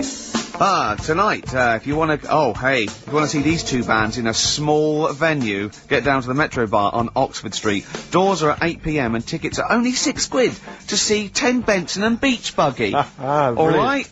Now, if you missed Longwave, supporting the Strokes at Brixton Academy last night, you can catch them headlining Casino Royale at the Monarch. Rick, I missed them last night. How much will I be paying for that? You'll only be paying £5, right? But listen, they're also supported by Shelby and I Remember Nothing. Brilliant. Now, people know about the Brixton Academy, but a little-known venue in Brixton is the Windmill. And you're going to see 3 great bands there tonight. Guapo, Okay. Plonkes, and Mechanical Beetles Never Quite Warm. So, Orange Goblin and Grand Magus play the garage, and, Diefenbach and Sudden play the Rotar sessions at Nine Hills Arts Club. So that's the gig guide on XFM. What a load of rubbish. I mean, switch off the jingle. Look at this. We've discussed this before, haven't we? Names for bands that will never be anything. Ladies and gentlemen. Please welcome to the stage, Mechanical Beetles, Never Quite Warm. Please welcome to the stage, Plankweth. Please welcome to the stage, Orange Goblin. Oh, goodness me. Look at Oh it. God, Orange Goblin. Orange Goblin. It's so rubbish. What's his name? Got a fake town, hasn't he? That one of his supermarket sweep. What's his name? Dale. Dale Winton. Yeah. Supporting REM. I Remember Nothing. Never gonna happen. I mean, please, come on, people. Hey, Think. here's a band that plays big venues. Doesn't make them better, sure. But this is Radiohead. This is Song for the Lovers and Let Down off OK Computer. This is beautiful. See, a thing of beauty is a joy forever. Doesn't that move you at all, Carl? Philosophy will clip an angel's wings. There was an old lady from Ealing. Who was putting Radiohead, Let Down off OK Computer. Apparently we missed a gig on that gig guide. Drip Feed are playing the Rock Garden on the 21st of this month. Excellent. So the lead singer just called in with that. He also left a quote with me. Apparently Coleridge said of Keats, wasn't it? He's like an archangel, slightly damaged. Rick, See, I'm worried we're getting a little bit highbrow. Do you reckon? Have you got any knob gags you could do quickly? Because I'm just thinking we're switching. There's a lot of people who are going to be turning off. I mean, currently on Capital FM, Chris Tarrant and Dr. Neil Fox together at last. The At partnership we've last, always they wanted. said it would never happen. Do you know what I'd like to see together? That breakfast DJ, Sarah, Cox. and who's the dancer? Just, Carl. That'll be Carl Cox. Carl, please, why are you getting suddenly saying these rude words? You've been reprimanded once, don't Carl, say please. that, and don't say it so aggressively, because it sounds like you're saying cocks aggressively. Come on, we've been reprimanded. Yeah. Alright? Just don't use language like that. That's Okay, annoying man? me. Come on. Why is it annoying you? Because- We're talking about DJs, that's their Yeah. names. You try to be clever.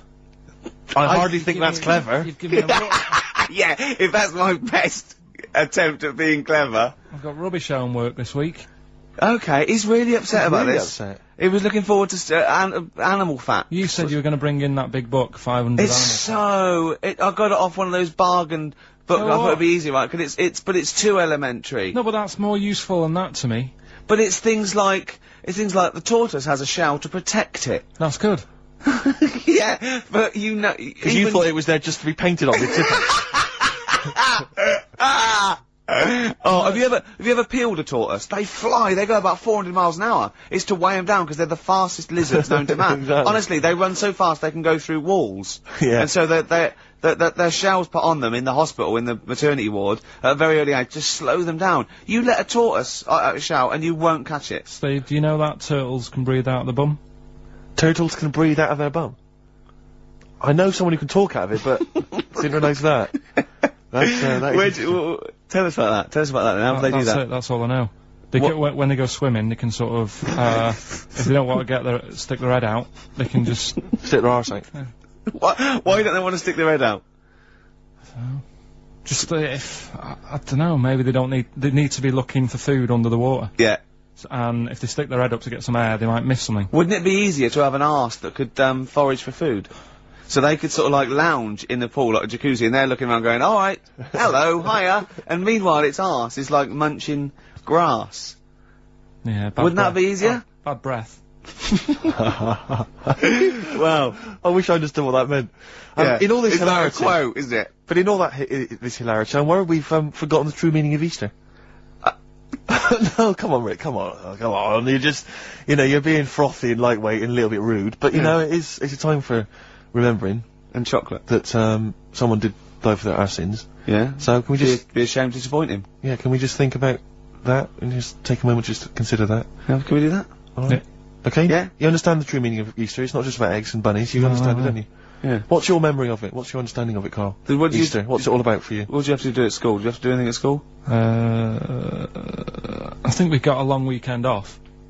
Okay. Really? Yeah. What did they call that weekend? Easter weekend. Brilliant. Okay. And what was the reason for that? Why do we have Easter weekend off? Jesus. Yeah. But what did he do? He put himself on the cross. Yeah. Yeah. Well, Well, he didn't put himself on. no. Does it mean anything to you? Are you moved by that story? Again, too long ago for me to sort of, Okay. to worry relate about to it. Sure. Yeah. I mean, if there'd have been an Anderson shouter involved, Yeah. you'd have been there, wouldn't you? You're not well today, are you, Carl? Not at all. Don't know No. what's wrong with me today. I've got a bit of a temperature. Have you? Do you know Steve? He's always on the go at me. Last night when we were out with his mates, Yeah. they said he's a bit of a hypochondriac to himself. Did they? Yeah. What did they say? What were they saying? He said, I said, Steve's told me he's not feeling well. Is he alright? You live with him?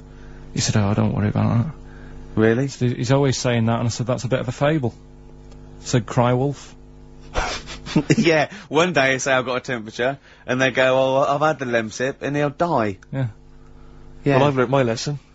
Yeah.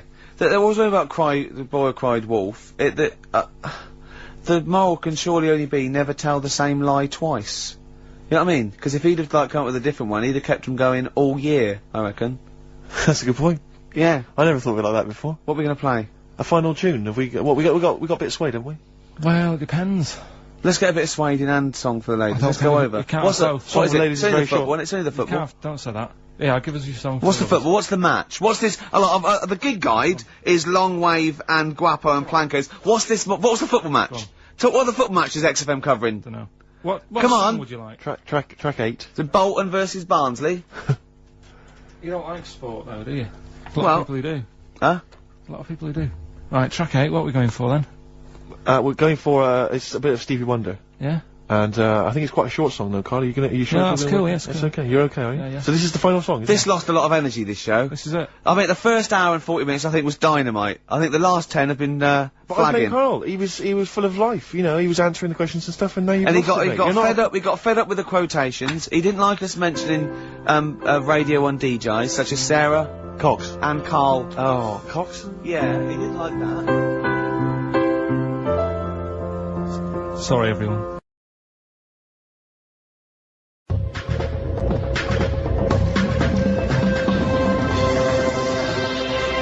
Hello, welcome to number 5, season 2 of the Ricky Gervais Show, with me, Ricky Gervais, Stephen Merchant. Hello. And Karl Pilkington. Alright. Coming up, Carl's going to teach us all about Sigmund Freud. No, we're not doing that. Well, no, Yes, we we are are. because last Yeah. week we promised people that you'd research Yeah. Sigmund Freud.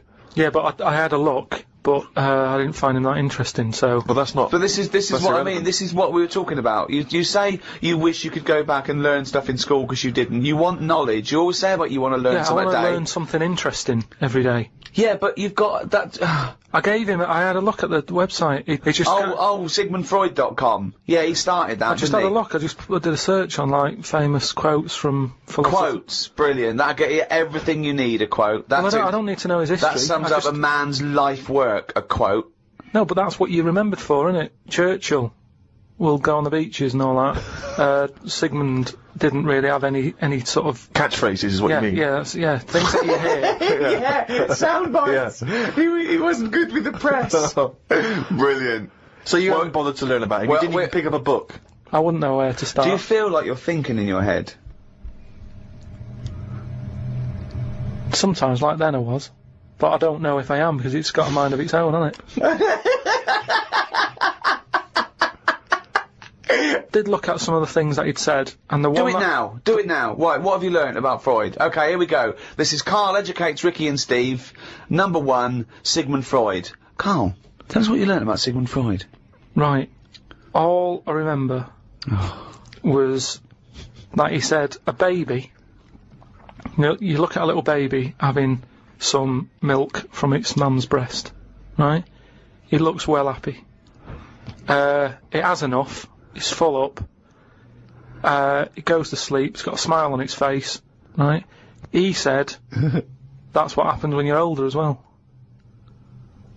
That's all I remember from all the things that he was saying on his thing. He just said it's weird how, like, it's like... Absolute. Now, to be fair, Rick, that is obviously in translation Yeah, I know. from the original, so I don't want you... No, I'm not having a go at Criticising Freud. it, you know. I mean, Freud has been discredited on some issues, and we've moved on with experimental psychology and But that's what have the you. one that was interesting. I don't quite follow. So what do you take from that? Explain that to us in layman's terms.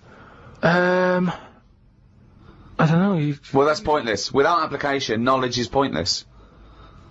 but it's not knowledge, is it? He's just saying drink milk all your life. It's good for you. No, he's Calcium. not saying drink milk all your life. What is this? Is this an advert he's doing He now? also came up with go to work on an egg. Yeah. Oh, Christ Almighty. But like I said, I wasn't that impressed by his work. So Unbelievable. Karl is allowed to vote. No, He's allowed to cast a vote That's in this it. country. It doesn't make sense. yeah, I wish I hadn't. I've only done it once, and look what happened. I got called up for jury duty.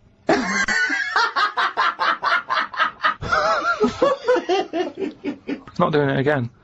People do what they do anyway. I think they only let us vote, so we feel like we're having a say in what's going on. But really, it just carries on, doesn't it? I haven't seen a big change. But that's exactly why you vote. No, the Having best a thing say. you can do is look after yourself. Get on with it. Brilliant. Okay, well, I hope that's a quote. I hope someone out there who's, maybe making a dictionary of quotes or an encyclopedia, and they've finished with Freud, they've done Pavlov, he hit a dog on the head with a stick. Next, Karl Pilkington. Karl Pilkington, what do you say about the world? Just get on with it. Well, Brilliant. we're not in charge of it, is what I'm saying. That's nearly as good as let's go to the beach. Winston Churchill. I spoke to my dad about it, and he called up saying, "Oh, I'm sick of hearing about this." some quality thinking here. Go on. Go on. No, he was saying about global warming and that. He was saying he's sick of hearing about it Right. because at the end of the day, that's just the world, and we're all getting old, and the world's getting old. That's the end of it. Brilliant. What another amazing quote. Well, it is what we're trying to do. This is what I'm saying about we don't like people to get old. We're always saying, oh, we can change that face, we can lift your chin up, we can put a wig on you. And Why are it's you the same- so annoyed about people wanting to live a little bit longer? Because enough's enough is what I'm saying. The world's the same. It's just getting old, and it used to have more green on it, but now it's gone a bit bald, so it hasn't got as much green. It's got more soil. Treat the world like a head. That's an amazing quote. Treat the world like a head. You've actually come up with one there. I thought of another phrase. You could just sitting here talking to you, flogging a dead horse. Yeah. What do you think that means? Flogging a dead horse. A number of people are still amazed by your complete lack of understanding some of these famous sayings and phrases. So, Well, that's an easy one. Yeah, that's like get a new horse or No, he hasn't got it. no one's going to buy it No, it doesn't mean that sort of flogging. when you're hitting it. Yeah. right. So what's the point in hitting it? So It's dead anyway, so don't bother hitting it. It's absolutely, not it's feeling pointless. It's a it just means it's a waste of time. Yeah, but it depends what that horse has done to you. No, it doesn't. No, it does. It's that thing, innit, of like if a bear attacked you and you managed to hit it on the head and it went down, you'd go and you'd be annoyed. You'd still have built-up aggression. You'd give it an extra clout.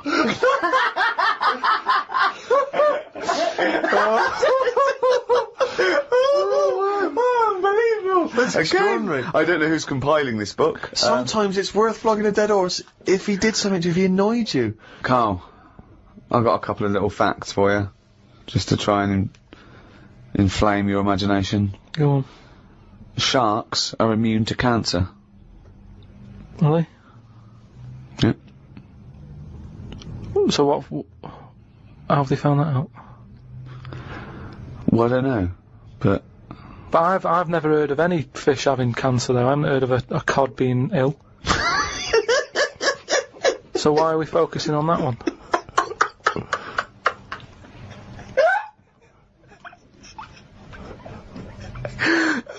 Good point. Okay. Stroking a spider can cause its hair to fall out. What? Because it doesn't like it and it gets stressed out, or is it just that some people are rubbing too hard? No, I don't think it's they're rubbing too hard. I think it's something to do with... I mean, what sort of maniac is stroking a spider anyway? My mum did it once. Really? Yeah, not to a spider. Right. It was just a little bee. She'd been out, sunny day and that. Got the washing off the washing line. She was bringing it in. Little bee sat on the top of like the bed sheet or whatever it was. Yeah. And she's in the kitchen with it, and she goes, "Look at that little bee there." She started sort of stroking its head. And it loved it. How did it make it clear that it loved it? Well, it wasn't struggling. It was just sat there like, because it must have been like a bit dozy. They get a bit dozy, don't they, in the heat and that. And it just stayed there on the sheet, and she sort of stroked its head for a bit. And she had to put it out. It didn't go out. It didn't try and escape. It was like, "You've had enough now." And that was that. She sent it out. She loved all that. She loved little flies and stuff. And we had Harry the housefly. What? Harry the housefly. What do you mean? It's just a fly that always seems to knock about in one corner of the room. Right, it's the same fly, was it? Yeah, it was the same fly. Yeah. How do you know it was the same fly? So whenever she saw a fly, she went, "Oh, look, it's back." Well, we weren't letting him in. It's just that it stayed in. Carl, what makes you think it was a pet housefly as opposed to a different fly every day? Because it was always in the same place, in the corner. But it could have been that something about that particular place that attracted flies rather than it was the same fly. Well, I'm never worried about it. It wasn't harming us. It just always hung about. But how do you know it was the same fly? How do you recognise it? We weren't worried about it. It doesn't matter, does it? If like we're thinking another fly's getting a bit of free rent or something, just let it stay. I don't understand why. But why no? Well, no, right, okay. You're in a house, right? There's flies, okay? Not flies, fly. Why do you think it was the same fly for all those years? Just because we haven't got loads of other flies. At no point was there a crossover period where there's two, and it's like, hang on a minute, he's trying it on here. That's what I mean. It was always just one on its own. We just thought, leave it, it's alright. I don't know why are you suspicious? Why you always think someone's out to do you? I don't know why you assumed when you see a fly every now and again that it's exactly the same fly. It just was. It's Harry. The one in our house was the same one. How do you know? Well, alright, I don't, but at no point did I feel suspicious. Speaking of flies, though, and that, they've got one, right? I was out with Ricky, right, and he was reading the paper. There was a story there about a fly that its eyesight was bad or something, and they'd made it a pair of glasses, and it had a picture of a housefly wearing... Okay, this is incredible, Steve. Can I take over? Hang on, let me just need to finish a couple of questions for that. So there's a small fly and they've made it a pair of glasses. Yeah. So that it can see better. Yeah. And your concern is what? Well, again, it's just that thing of we're looking after everything now, aren't we? Sorry, I've got to come in here, Steve. All right. I showed you the story. You saw it. It was a picture of a housefly with a pair of glasses on. Yeah. Right? It was about a one-sentence thing. It was about how far technology's come. Yeah. And a We're group of scientists using microscopy, right, and laser tools had, as an exhibition, shown that they could make a pair of glasses smaller to fit on a hat. They put it on there and they'd taken a picture of it, and it's on display. At no point was it actually, because the fly had bad eyesight, the fly was presumably dead, it was purely an art installation, or a show of technology. I thought you were going to say, Rick, that you'd drawn the glasses on there. Yeah. And he believed it like, there's a bearded lady in this paper. No. my God, Tony Blair looks like Adolf Hitler. No. What do you think of that, though? But they did it as an experiment. Yeah, but all things start as an experiment. But why would they make a pair of glasses for a fly? How would they know he had bad eyesight? How would they know it was the same fly? Bumping into stuff. I don't know. Bumping into stuff. But why would they bother making glasses for it? And they've got a compound eye. They'd have to make about 1,000 pairs of glasses for a fly. It's just that thing, innit, of human nature is something's wrong with something, let's fix it. And they try and help people out all the time, don't they? When you, No. you know, we're always doing it. We're always trying to help people out instead of just going, "You've been dealt a duff card. Cope with it." We're always fiddling. Always fiddle about. It's like that bit about what was it? You see, this is technology going mad and that. They're doing operations on people, right? And instead of injecting you with stuff that knocks you out, they're going to hypnotise you, and they operate on you when you're hypnotised, but you're still awake, so you sat there awake, you're aware of what's going on around you, but you can't feel anything because someone's hypnotised you. Why are we messing about with that when there's nothing wrong with the injection?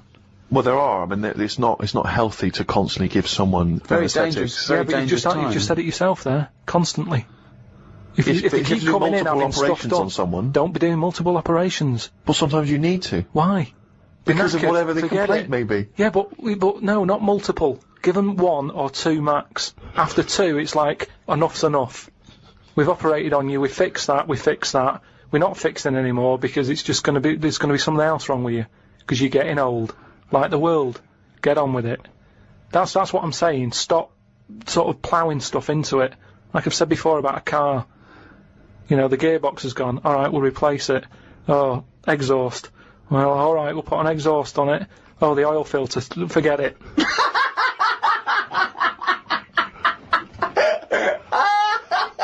Came up with a good idea.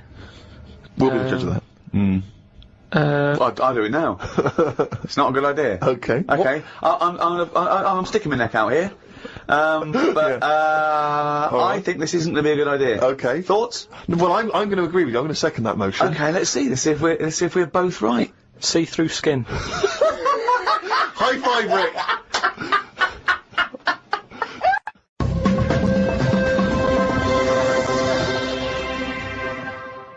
Well, I heard, and you told me this, so I know it's true. What? Do you know when I talked about replacing blood with ink? Yeah. They can do it, not with ink. With coconut, what was it? Well, one, it said coconut milk can be used as plasma, but I haven't had that verified because it's off one of those websites where there are spurious facts. I've seen facts like the Impala's fur is just nearly the same colour as grape juice, which I don't know who's that aimed at. I don't know, you know. It's so. Well, what do you think of that, Steve? I mean, I've sort of touched on it. But I've just got to echo what Ricky said. I can't have an opinion unless it's been verified. But why aren't you just being open-minded enough to go, well? No. But That's that's not not a being question of being open-minded. Open-minded is being open to the facts that, you know, the possibility. Open-minded isn't believing everything you hear. You don't believe everything you read, do you? A lot of stuff you kind of go, well, that's interesting to... But what, we talked about this, what about Noah's Ark? What about it? Well, you know, you said you believed it because it's in book form, but according to that, didn't he get 2 of every species on a big boat? But we know that's impossible, don't we? Depends where he was. If he was above a zoo, there would have been a lot of different stuff knocking about. That's my only problem The with zoo that. hasn't got 1% of all animal species. No, but they've got more. What I'm saying is, where was he floating where he could get an elephant, a giraffe, a cat, a dog, a gerbil? Where were all these things floating about? Well, exactly. Right, That's my these only Old Testament downfall. zoos, they were quite... Yeah, quite but big, exactly. really. But you're right. You're questioning it. How is it possible? But I've just said, a zoo. But what are you talking about? A zoo? As I said, there's no zoo that has got 1% of all animal species. Well, I don't know where he got them from then. There's a couple of million species of animal. And how did he round these animals up? Because they were drowning, so they were looking for any boat. So they were actively seeking out an ark. Well, they would have just been looking for anything to get hold of. Yeah, and where did he keep them all? How did he keep them all separate? How did he... At that point... Oh no, the lions ate the otter. No, because at that point, it's that thing, innit, of how you all pull together in a bad situation. Talk shit. You all chip in, they're all like, oh god, you know, let's be nice to our neighbours. Right. So there's spiders talking to flies and... Well, they would have just gone elsewhere, wouldn't they? They would have been on another bit of the boat. The spiders don't have to knock about with the lions just because they're all in it together. They get their own little area, don't they? Well, I don't know. How big is this boat? How It's big. It's big. It's a big boat. How long? What was the warning he got from God to make it? I don't know. It was a couple of weeks. He probably had the Extreme Makeover Home Edition team. They all chipped in.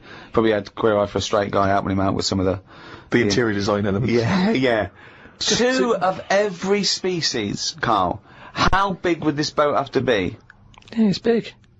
You can't just keep saying it's big, because I know in your mind, you're imagining this ark, there's a boat with Noah up the front with his wife, 2 giraffes behind him, then next there, 2 elephants, and it just, and it's just like elephant, giraffe, hippo, dog, cat, weasel, couple of frogs, and a spider talking to a fly going, let's get on, but when we're off here, you're dead. But what would you have done then? Are you saying that you wouldn't get on there because it's too noisy? It's not a question of what it didn't have happen. done. It didn't happen. To be honest, I'm not bothered. And they got through it, didn't they? They got through it. They're here now. We're not short of them. If anything, like I said, he didn't do us a favour because he saved too much. You can't move out there for stuff.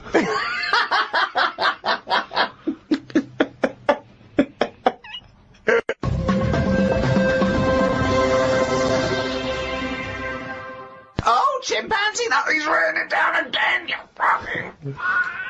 That's the jingle for excerpts from Karl's diary. This is all legitimate stuff. Ricky and I have had no input in this. This is the first time we get to read it. Went and did some shopping for stuff as it was my turn. Suzanne moaned a bit because I forgot orange juice and bought some cheap toilet paper. She always buys the expensive toilet paper. I don't know why they make toilet paper with pretty patterns on it. That made it into the diary. Up and out at 9 o'clock to go to the Cotswolds. Now, I think this was a gift for your girlfriend, wasn't it? For her birthday. Yeah, it was a You went to the birthday and Cotswolds, so I just went for one night. Got the car and headed off. We stopped at a service station to get some breakfast. We had fried toast with an egg on it, 1 sausage and beans, twice. Cost us £13.85. They sell everything separate, so it seems cheap. At that price, we must have been charged for each bean. We found the B&B, but they wouldn't let us in the room because we were early. We went for a walk. There was not much around the B&B, so we had a quick walk around the car park. And went back in. Happy birthday. The room was now ready. It's an alright room. 3 biscuits, so I ate them straight away. Like a child. Like a dog! He runs in, jumps on the bed. No. Get off the bed, not on the furniture.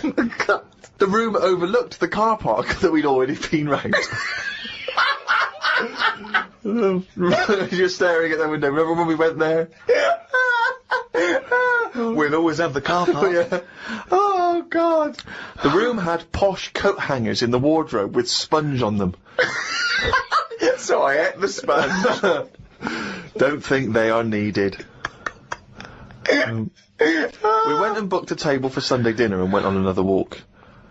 There was a field that was there just for birds to live on. We couldn't see any, so we went to the pub. Headed back to where we were staying for our dinner. I had beef. It was nice enough, but there was a family of 13 behind us. I don't see the point in going out in large numbers. They annoyed me. One of the family asked for sorbet before his next course. He was only about 11. He thought he was it. I said to Suzanne, I've had enough and needed a kip. Watched Planet Earth on BBC One. They filmed a panda for 4 weeks and all it did was sit in its cave. It did nout. If I was Fiat, I wouldn't name one of my cars after them as it suggests it won't work or go very far. It'd be like bringing out a Ford Sloth. No one would buy it.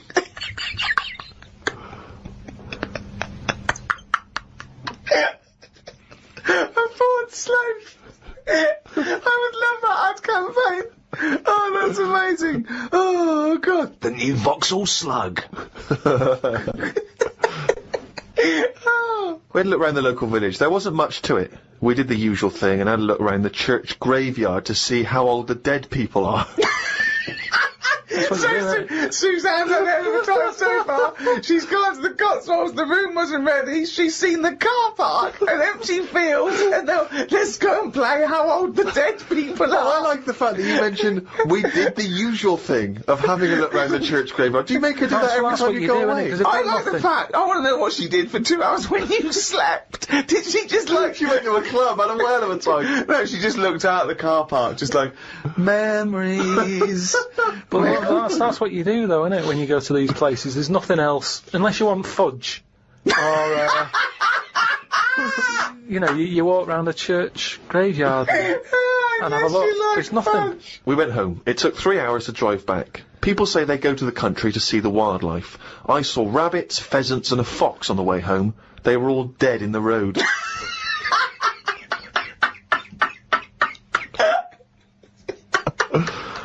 I was just intrigued to know, because Rob from Burton-on-Trent has sent this in, and he wants to know that, because he's just started seeing someone, and he wants to know what your advice, Carl, is on how to keep her happy. You know, he's just started a relationship with someone, he wants to know what your advice would be to keep her happy, because, you know, I mean, he won't have heard that you took Suzanne on that wonderful trip to the Cotswolds, so what's your sort of, your advice really for someone who's perhaps just started a relationship? I mean, you've been with Suzanne for what, 9 years? Ages. Mm. I don't think you should have to go out of your way to please them, because then it's not the right person. I think you should just do what you want, and then if they like it, then they're the right ones for you. So don't go out of your way too much. I mean, I got the posh badge for a birthday. That's once a year. Rest of the time, it's kind of like, you know, I like weird stuff. I like watching weird stuff and all that. Now and again, I won't make her watch it. I'll tape it. Amazing advice. But sometimes, This is amazing advice. sometimes you just say, no, come on, the bloke with the 2 heads on, I want to watch it live. So, give and take is what you're saying there. That's all. It shouldn't be hard. As soon as it's hard, it's not right. So just go about your business. See if she joins in. Brilliant, another quote for the book. Woke up to the Commonwealth Games on the radio. Now, what are you making of the Commonwealth Games? Is that something that interests you? Are you a sports fan? I'm not really. I mean, Suzanne's sort of been getting up early, especially to watch it. You know how I feel about a lot of it. It just seems to be sort of wasted. If people are running fast, use it. Do you know what I mean? Rather than just trying to beat your own record or someone else's, do something where you do have to run. If you're a good swimmer, be a lifeguard. Don't be messing about going up and down. I was swimming recently, I do a lot of swimming, and I've never quite mastered my front crawl. Just never quite nailed the breathing, because it's quite tricky, isn't it? You know, you've got to breathe at the right moment. And, so I'm in the swimming pool in the local gym, and there's a guy bombing up and down, really doing a great forward stroke. So I, waited till he came up, and sort of went, excuse me, mate, I was just watching you when you were doing your front crawl. I was really impressed. Could you just watch me when I do mine and tell me if I'm going Why wrong? would you go to a man? I know, and that was what that was the problem, is only as I was saying it did I realise what it sounded like. I'd just been watching you swimming up and down, I was really impressed. And you're both in Speedos. Both in Speedos. You know, I'm got the goggles on. Oh, you've got a special Orthopedic, special, prescription goggles so that I can see when I'm swimming. How much were they? Quite pricey. But why do you need them? There's nothing in a pool to look at. It's not like you're scuba diving. There's Well, nothing. hold on. Clearly there is someone to look at in a pool. Well, no, I wasn't checking. Well, I was checking him out, but I was checking him out for swimming tips. And he just looked at me when I asked him, can you just watch me and offer me any tips? And he just looked at me like I was just mental. That is such a strange thing to say. Can you just watch? I don't know how you had the nerve to do that. Well, it was innocently motivated. Well, I know it's innocent, but what a strange thing to go up to someone and... But what civilization are we living in where we can't just ask our fellow man to help us out with our forward crawl? But we're in a society where we can't. But you know that. It's a strange thing to say. But sometimes it's nice to just think, no, do you know what? I'm not going to fall into the trap of thinking agree. he's immediately going to think I'm gay, or that I'm chatting him up. I'm just going to ask him to do me a favour. There's nothing wrong with that. What if he said, yeah, it's good, yeah, do you mind coming and help me with, my plastering? You'd have said, no, I can't. But it's not the same, he's in the swimming pool. He's there in the pool, he's swimming up and down, he's, you know, it's not, no skin off his nose to just offer a bit of kindly advice. If your car's broken down in the middle of nowhere and someone drives by, you know, it's a generous thing to do, just stop and maybe look under the bonnet and help them out. I agree. But I don't see how that's any different. You know, and in the end he did, and all he asked was that I wank him off. No, he didn't. I'm joking.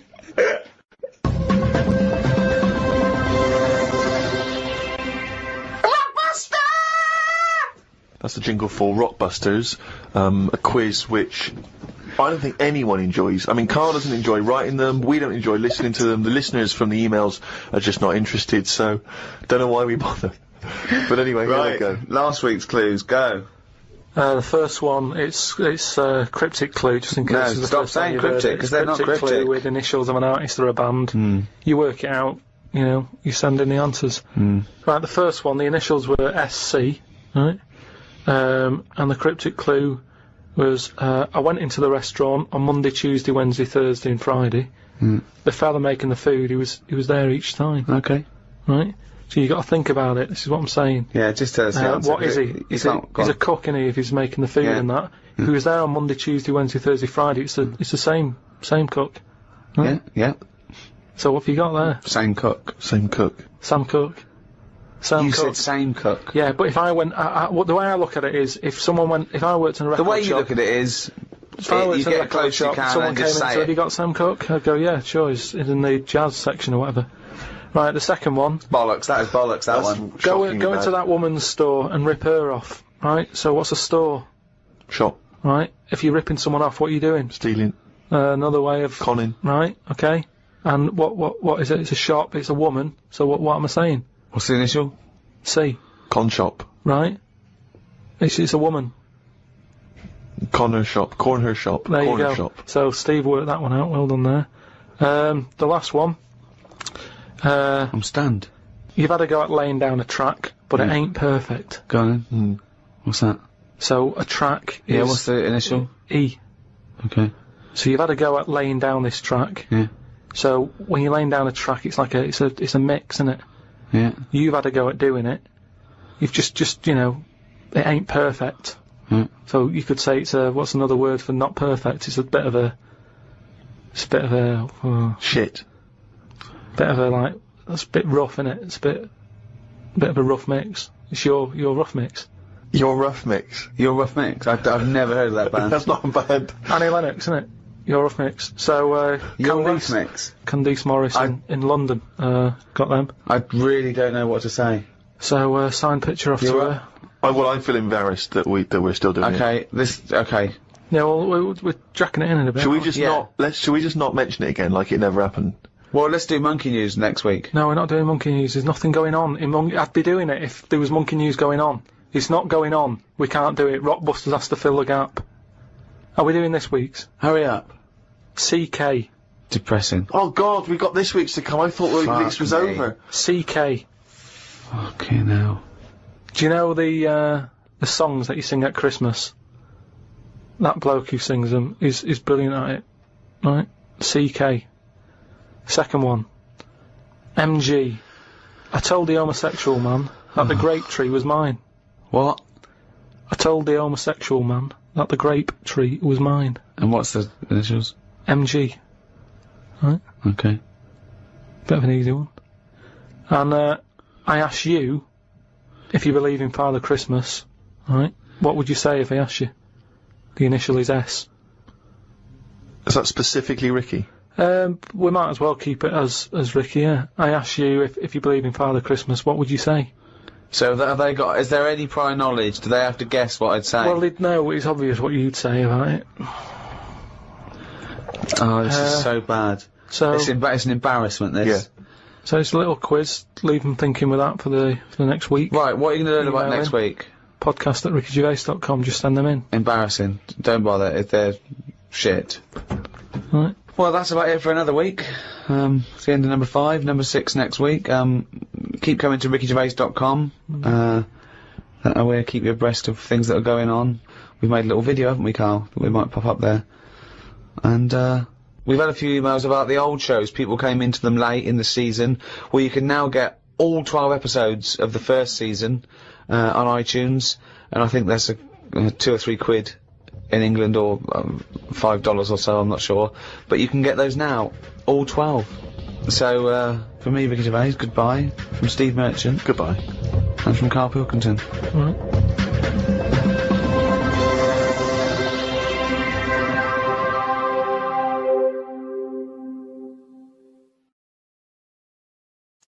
This is Audible.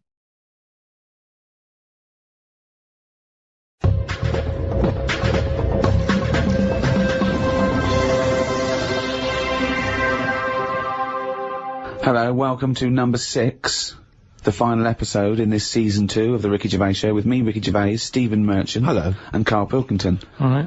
You can still go and get the archive, all 18 episodes we've done so far. That's available on iTunes and audible.co.uk. And there's a little video diary we've done, a little free podcast. We may go into free podcasting, but in video, Steve. Ah. And there's a little free taster up there. So check that out. Go to rickygervais.com to find out all news and everything. But come on, let's get on with this episode. We're here and now. This is right, yeah, absolutely, here we are. Good, Karl, go. I've got some bad news to start off with straight away. The world's oldest tortoise, a 250-year-old tortoise, died last week. Yeah. Did it? Yeah, in a zoo in India. 250 years old. So would that have had that thing that they say about how you get a flashback of your life? You mean your life flashes before your eyes? Yeah, they say, don't they? Just like on your last breath or whatever. You like see you coming out of the womb and everything. Well, one, I don't believe that's true. I don't believe your life flashes before you. I don't know what evidence we've got. People who die say, you never guess what's happening. No, but there's loads of things that have happened where people go, oh, that's weird. That goes to show that we've been around before, or No, it doesn't. There's none. I have no evidence for that. Of well, I reincarnation. told you that time when it happened to me when I was younger. Go on. Your life flashed before your eyes? Well, it wasn't like a flashback, but it was it's the next thing next to flashbacks.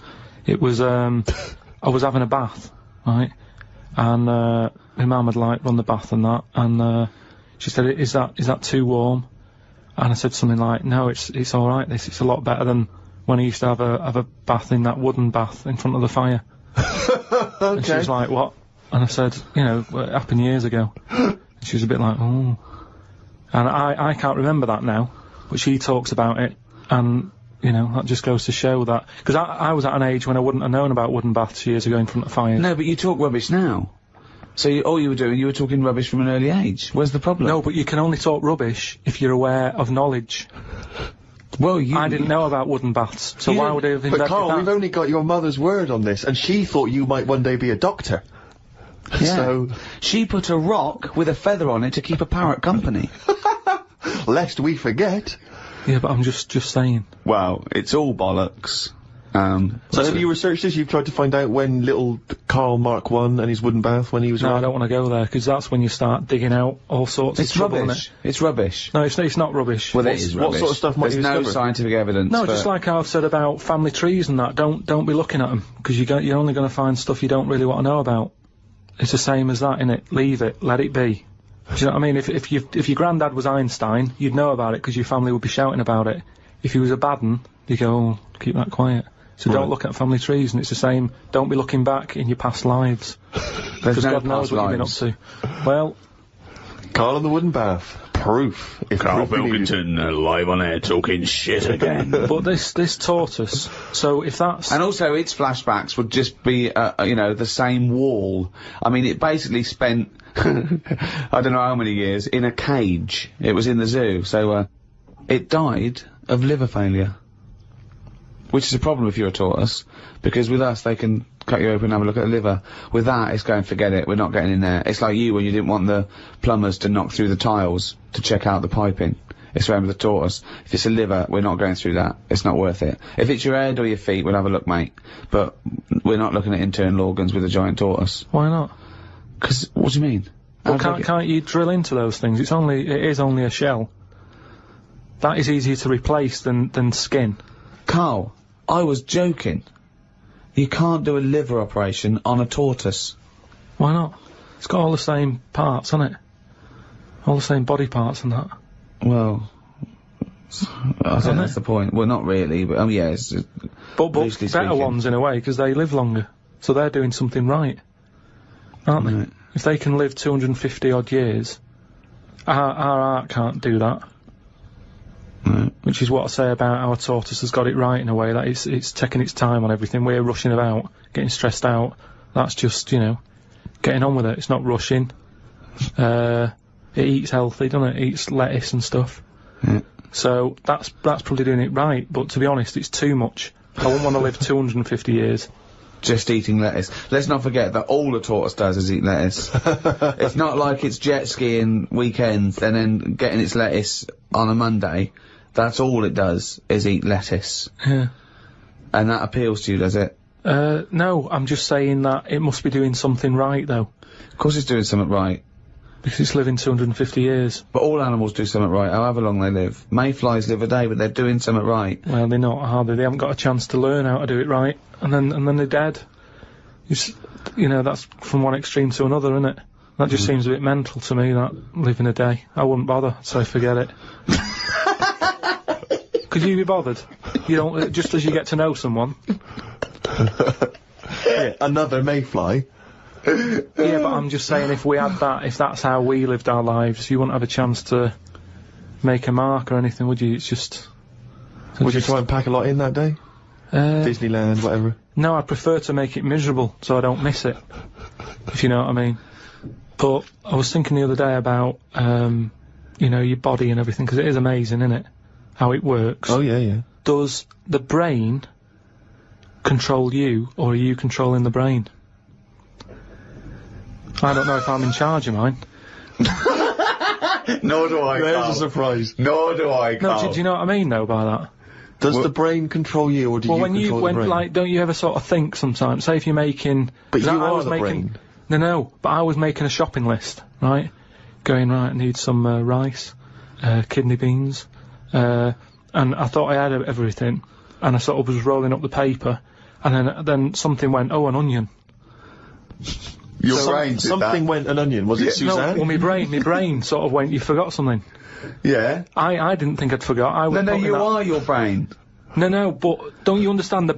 My brain was I was in control of my brain when I was writing down rice and kidney beans. But you're not in charge of the onion. That's another part of the brain that's in charge of the onion. The onion sector. No, but I put the paper away, putting my coat on, ready to go and get the rice. Yes, but your onion lobe kicked in.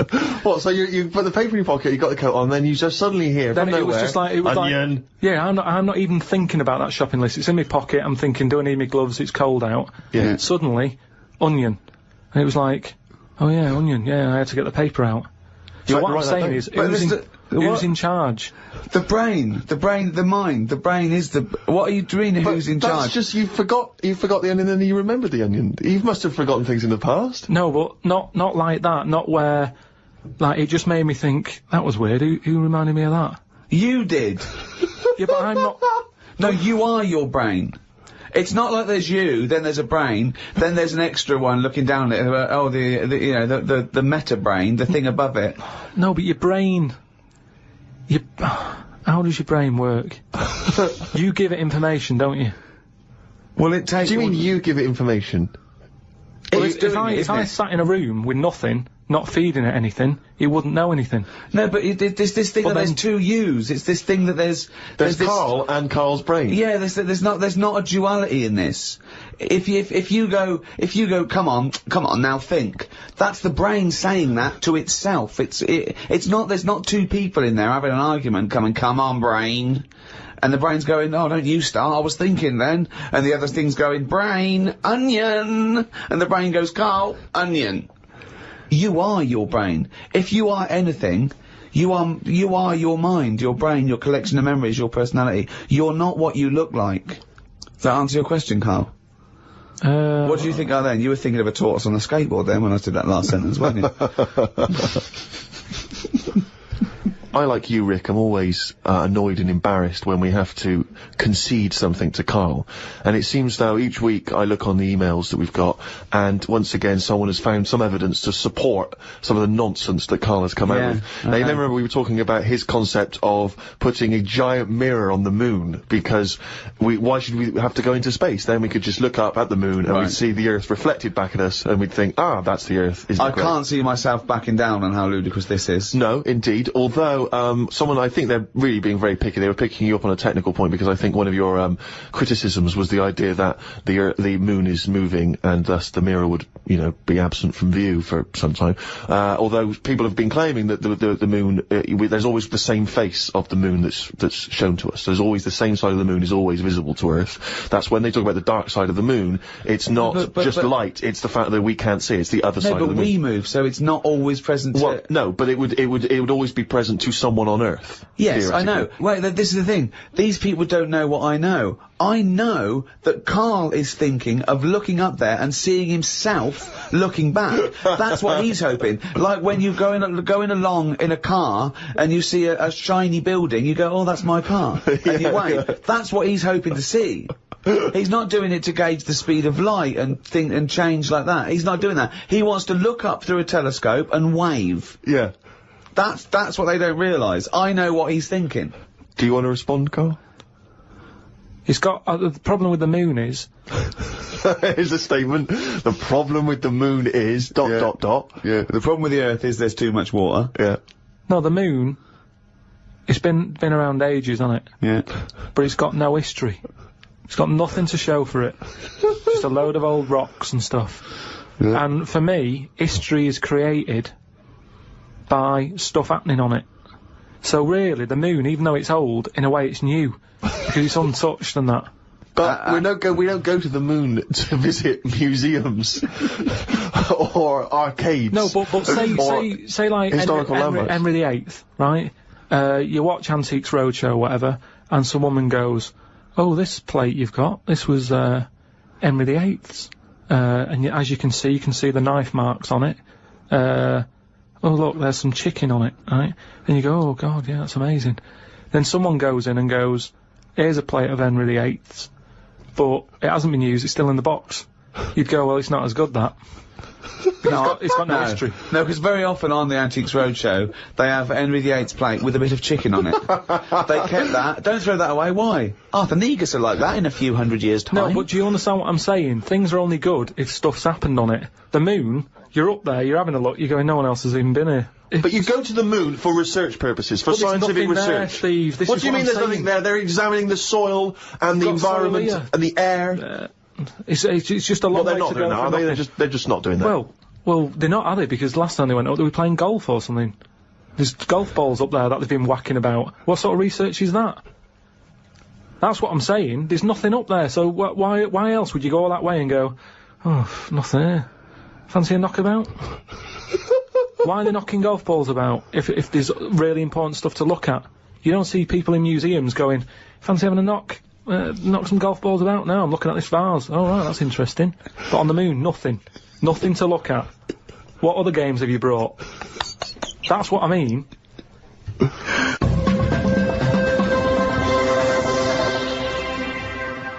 Karl, have you ever seen the programme Inside the Actors Studio? No. James Lipton interviews famous actors and gets words of advice about, you know, how they work and how they act. But at the end, he always asks a series of questions, which is based on a French series of questions that a guy called Bernard Pivot used to give people when he interviewed them. So I'm going to ask you some of these questions. Many people will be familiar with them. Just interesting to see what your response is. And, you know, answer them quickly. You don't have to think about them too much. What is your favourite word? Don't think I've got a favourite, because you only use them when you need to, don't you? I don't just go about saying the same word. So, well, alright. Yeah, it's not my favourite, it's just that it does the job. It does the necessary job for that time, doesn't it? It's like, how are you? I'm alright. It's a greeting. What about, I think serendipity was voted England's favourite word. Never used it. No, stupid word. Who decided that? Don't know, it was a poll, but I will suggest things. I can't believe people coming up going, favourite word, serendipity. Thanks for asking. So, yeah, but the thing is, say if it meant, oh, I'm fed up, would it still be the best word? Is it based on how it sounds and how it's put together, or what it means? I think everything. But then loads of words are being left out on, you know, which are probably brilliant words, and they're not getting a look in. Such as? Well, like that one, fed up. I'm fed up. It sums it up, doesn't it? Well, two, you know. It just sums it up. When someone goes, how are you? You go, I'm fed up, mate. Sick of it. It's another good one.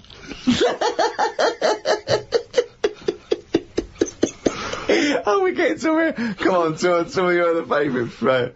I've had enough. It's just all stuff These like... aren't words, they're phrases. They're all negative. They're all whinging. These aren't words. What's your favourite thing? My favourite thing to do is moan. Yeah. That would be well, it's not one word, it's loads of words. Fed up, sick of it. Oh, that's enough. Oh, jeez.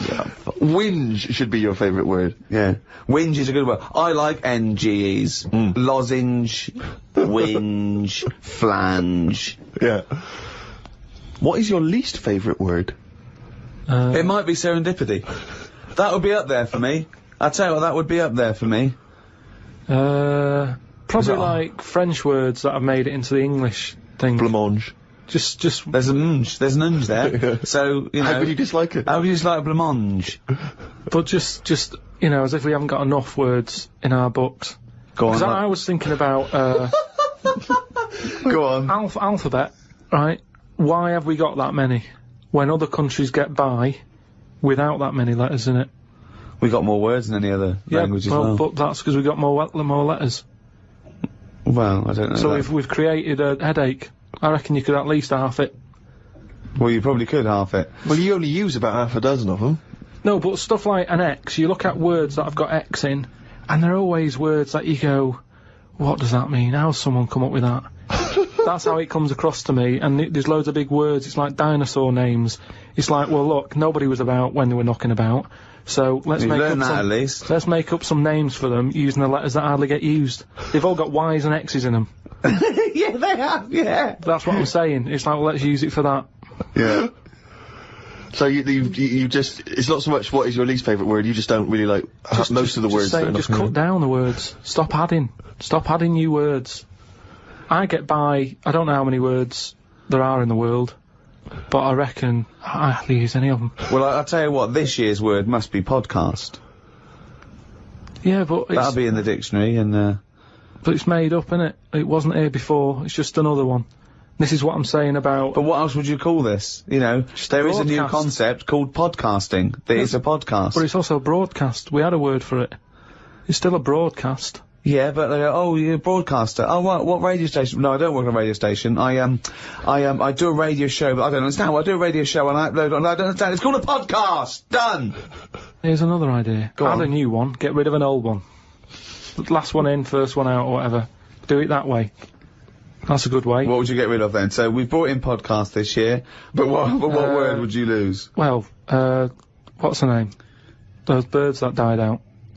Dodos. Get rid of it. If the bird's gone, the word can, surely. It's almost profound. Oh, it's amazing! It's great! Oh, God. What turns you on, creatively, spiritually, or emotionally? Learning. That's a nice answer. Yeah. Learning, Excellent. learning Well, stuff. you say that. Yeah, but I everything you teach me, I take it in. It's just that sometimes I go, I don't get it. But that still counts as far as I'm concerned. Well, no, it doesn't. Learning is, knowledge is, there must be some sort of retention. You can't say I've got a great memory for a second.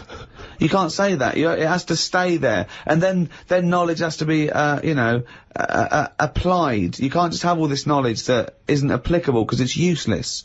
I mean, trivia is useless to a large extent. It's not real knowledge because it doesn't really help you in, practically. No, but there's a lot of that going on. You're always reading stuff that you go, I've just read that. It's got me thinking for a minute. It's not going to help me in any way, but it gets a reaction, doesn't it? Well, that's good, yeah, that's what, you know, that's what I art mean. does, and yeah, sometimes education's good for its sake, if it really does inflame, but... But then sometimes, like I've said before, you can know too much where it gets you down. Go on. I just was reading something about an octopus. That's like a killer octopus. And it annoyed me that this was knocking about now. Because I didn't know, I thought they were quite friendly. Whenever you see them in cartoons and that, they're always happy, aren't they? And then suddenly, like, they've sort of brought the whole sort of creature down. Do you know what I mean? No, what do you mean?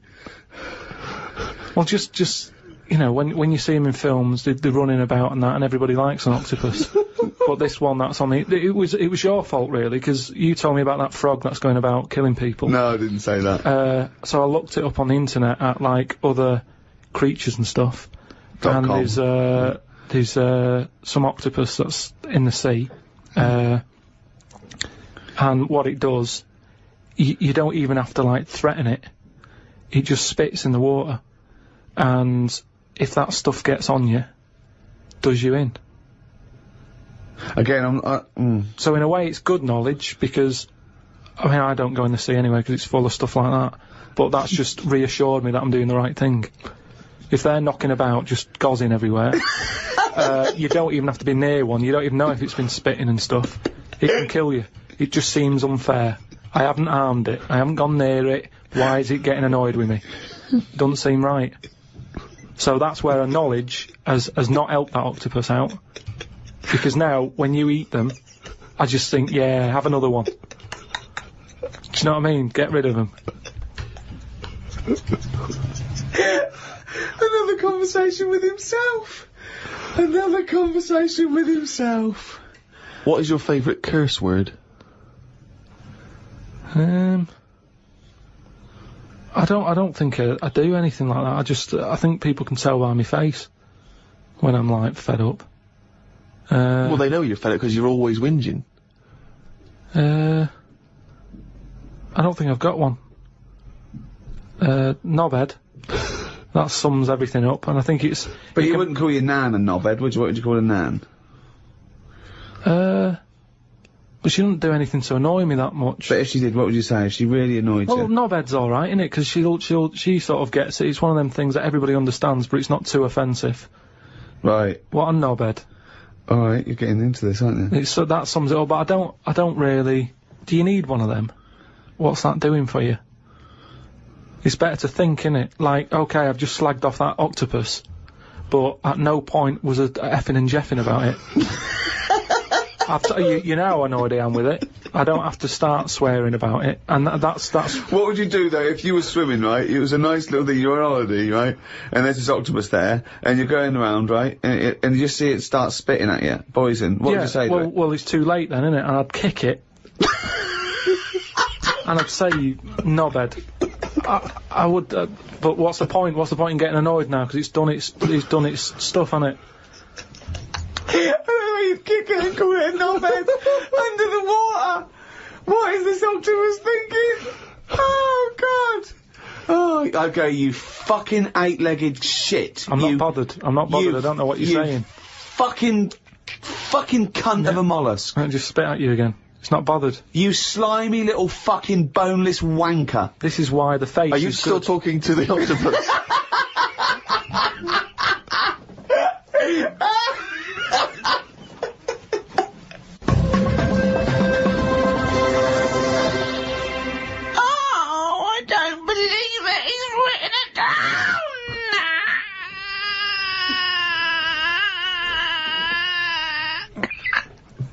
That's downloadable as a ringtone. And it's also the jingle for Karl's diary. Just reading excerpts of Karl's diary.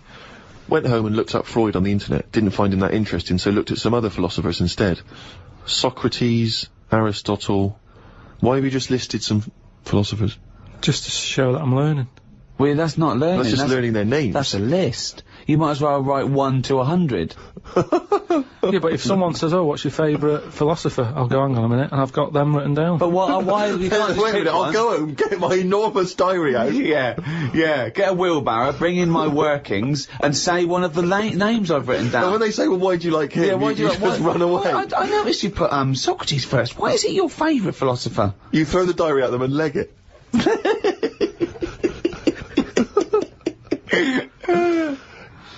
Oh, and then you go on to say, it's weird how names have changed, but then there's no other point there.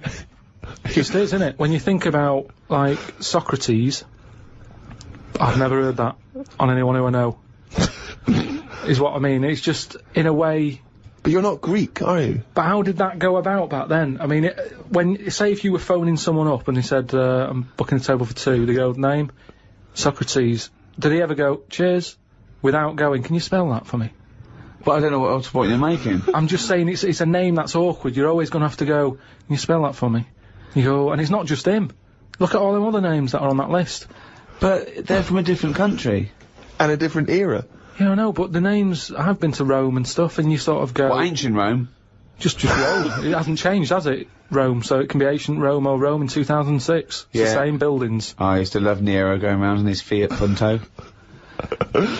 Lao Tzu from years ago came up with some good stuff. 1, he who knows does not speak. He who speaks does not know. Not entirely true. To lead people, walk behind them. Yeah. And of course, the journey of 1,000 miles begins with 1 step.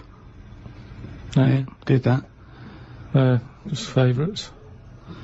Maybe this is why people are at the start line spectating at the Commonwealth Games. Well, no, it's just that I've never understood why in Olympics and stuff like that, if you're going to watch, don't stand around the start line, go to the end, where you see the winner. But because of that saying, it actually makes sense, doesn't it? It's like, well, every step starts with a step, or whatever. Say it again? Every race, you know, you've got to start with a step. Yeah. So, Which is, who am I talking to now, you or your brain? well, I was thinking about it a bit, so I think I was in control of it a bit more. So, and what have you come up with? Just, if you want to stay at the start line, do. What does that mean? I'm just saying, if you're into, I wouldn't watch a race, right? Okay, But is this you or your brain I'm talking to now? this is me. Okay. I wouldn't watch. Are you gonna bring the brain into it, or is it, there's no, I don't know, let's just see what happens. Okay. But all I'm saying is, Right. if I was to watch a race, Yeah. I wouldn't hang about the start line, because... Well, you just said you would. What, did I? Yeah, you said that's the place to start, because every race starts with a step. No, but I wouldn't normally. Right, I okay. won't watch any The race. brain definitely hasn't been used No, yet. is this you or your brain you're talking about now? It was, I'm just saying about me, if I was on holiday, yeah, and Suzanne said there's a race going on down the road, Yeah. I'd go, well, let's go, keep going down the road and stand at the finish line. okay, but now what have according you to thought? Lazoo, Yeah. I'd say, well, hang on a minute, every race starts with a single step. Yeah. How many people around the start line? Is there more room there? She goes, yeah. I'll go, let's go there then, it's less busy. Right, and what would you see there then? I'd see people starting the race, but I wouldn't be that impressed with them, because I'd go, well, I don't know if any of these are any good. So would you start at the start or the end then? If it was down to me, I'd just probably stay at the finish line. Okay, so you wouldn't want to see the first step then? So what do you think of Lazoo now then? It's not what, but I wrote down 3 of his. That one isn't my favourite. That was the 3rd. I preferred the leading people from behind. Okay, and what would you do to lead someone now then? Well, if you're behind, you don't have to take responsibility, do you? You can go, well, I didn't send you here, you went there. That's not really leading them, though, is it? Yeah, because I've made them think. I've gone, they go, oh, I've just walked into a big hole. I'd go, oh, should have been looking where you're going. I haven't led them in that hole, but they've learnt a lesson, they won't go in a hole again. That was one of the greatest conversations I've ever been a part of. I mean, that was incredible. Never mind Aristotle and Socrates. That was incredible, that. If someone's out there, could they make a transcript of that? Because I think that, you know, in 1,000 years' time, that'd be amazing. That was incredible, Carl. And not once was the brain used.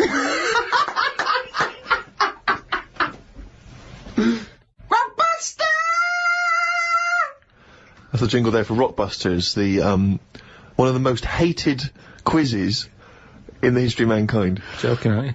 The people loathe it. I'm loving it. It's the last one anyway, so just get over, just do the answers. Hold on, we can't do another one though, because we can't give the answers out, so this just... Yeah, this is the last one. It's just the answers for last week for people who are doing it. Okay, well, small mercies. The first one that I gave you last week was, the initials were CK, right? Yeah. The clue was, do you know the songs that you sing at Christmas? Yeah. That bloke over there is the best at singing them. So what are the songs you do? Carol King. Carol King, yeah. Right, That works. yeah. That works. Very Right. well done. The second one, MG.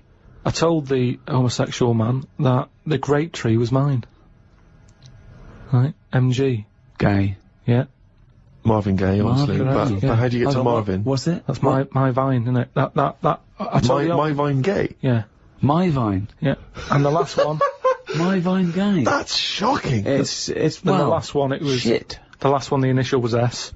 I said, I asked you if you believe in Father Christmas, what would you say? What's the name for Father Christmas? Santa Claus. Right, so if I said to you, do you believe in Father Christmas, you'd sort of go, No. yeah, but what's his name again? Santa. Right, so what would you do? You'd go, oh, Santa. No, I don't. That's it, that's what you do there. You go, Santa, nah. Santa, nah. Santana. So that was the last one. Well done to Bob in Yorkshire. Got all 3 of them right. You'll get a little signed picture. Oh, well, that's it. That's the end of season 2, Ricky Gervais Show. We're back soon. Check out rickygervais.com for information and upcoming news. There's a free video cast we're doing. We're also bringing out a book of the podcast. Yeah, that'll have a lot of the best conversations we've had with Karl, and I think there have been some of them in this show. And Karl has illustrated all his points and his memories I mean, that he thinks that's proof, pictorial evidence. So, I mean, it is the ramblings of a maniac, but you can pre-order that on Amazon. Well, thanks very much. It's goodbye from me, Ricky Gervais, Stephen Merchant, Bye. and Karl Pilkington.